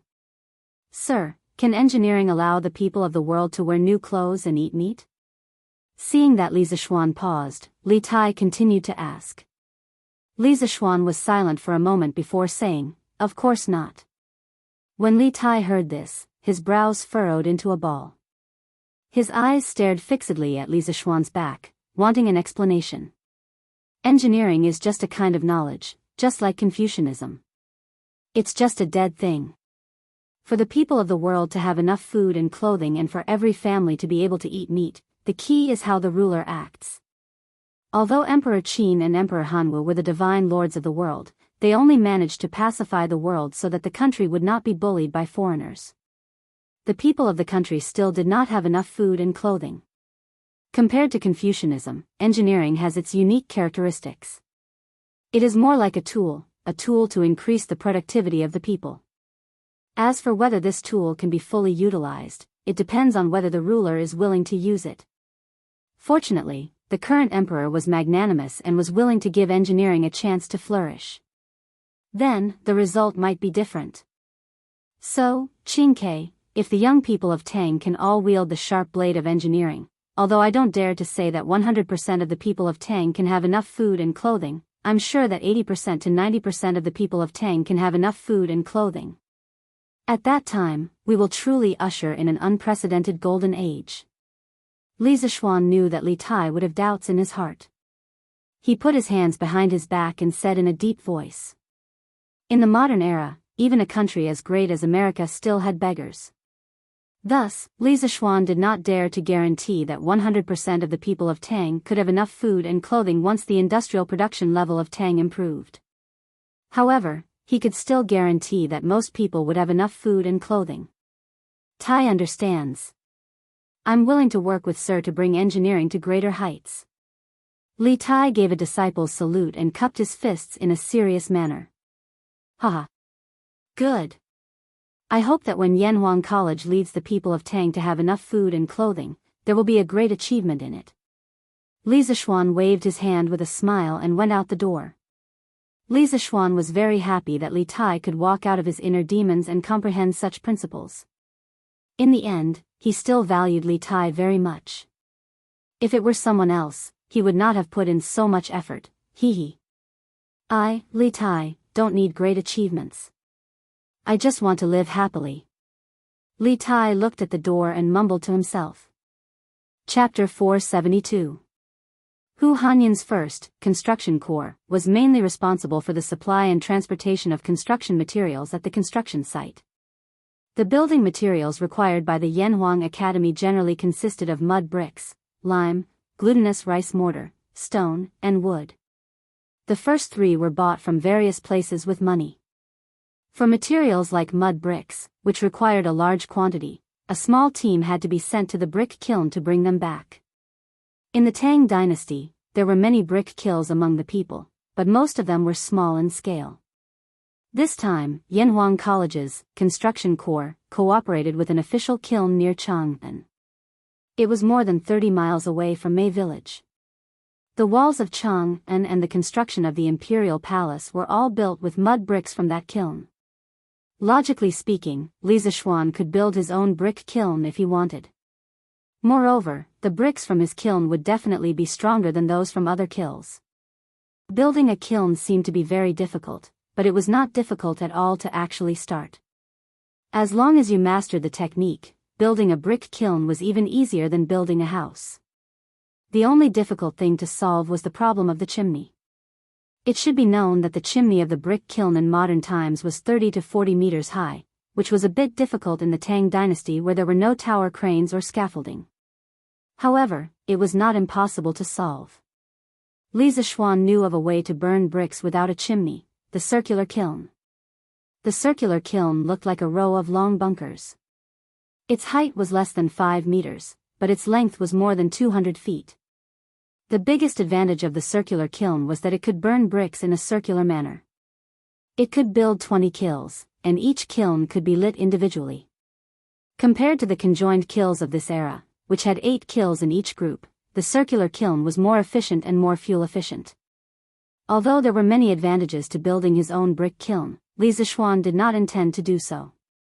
He could not build all the materials by himself, could he? That would take a lot of effort, and this kind of monopolization was not good. He had to leave some profits for others, right?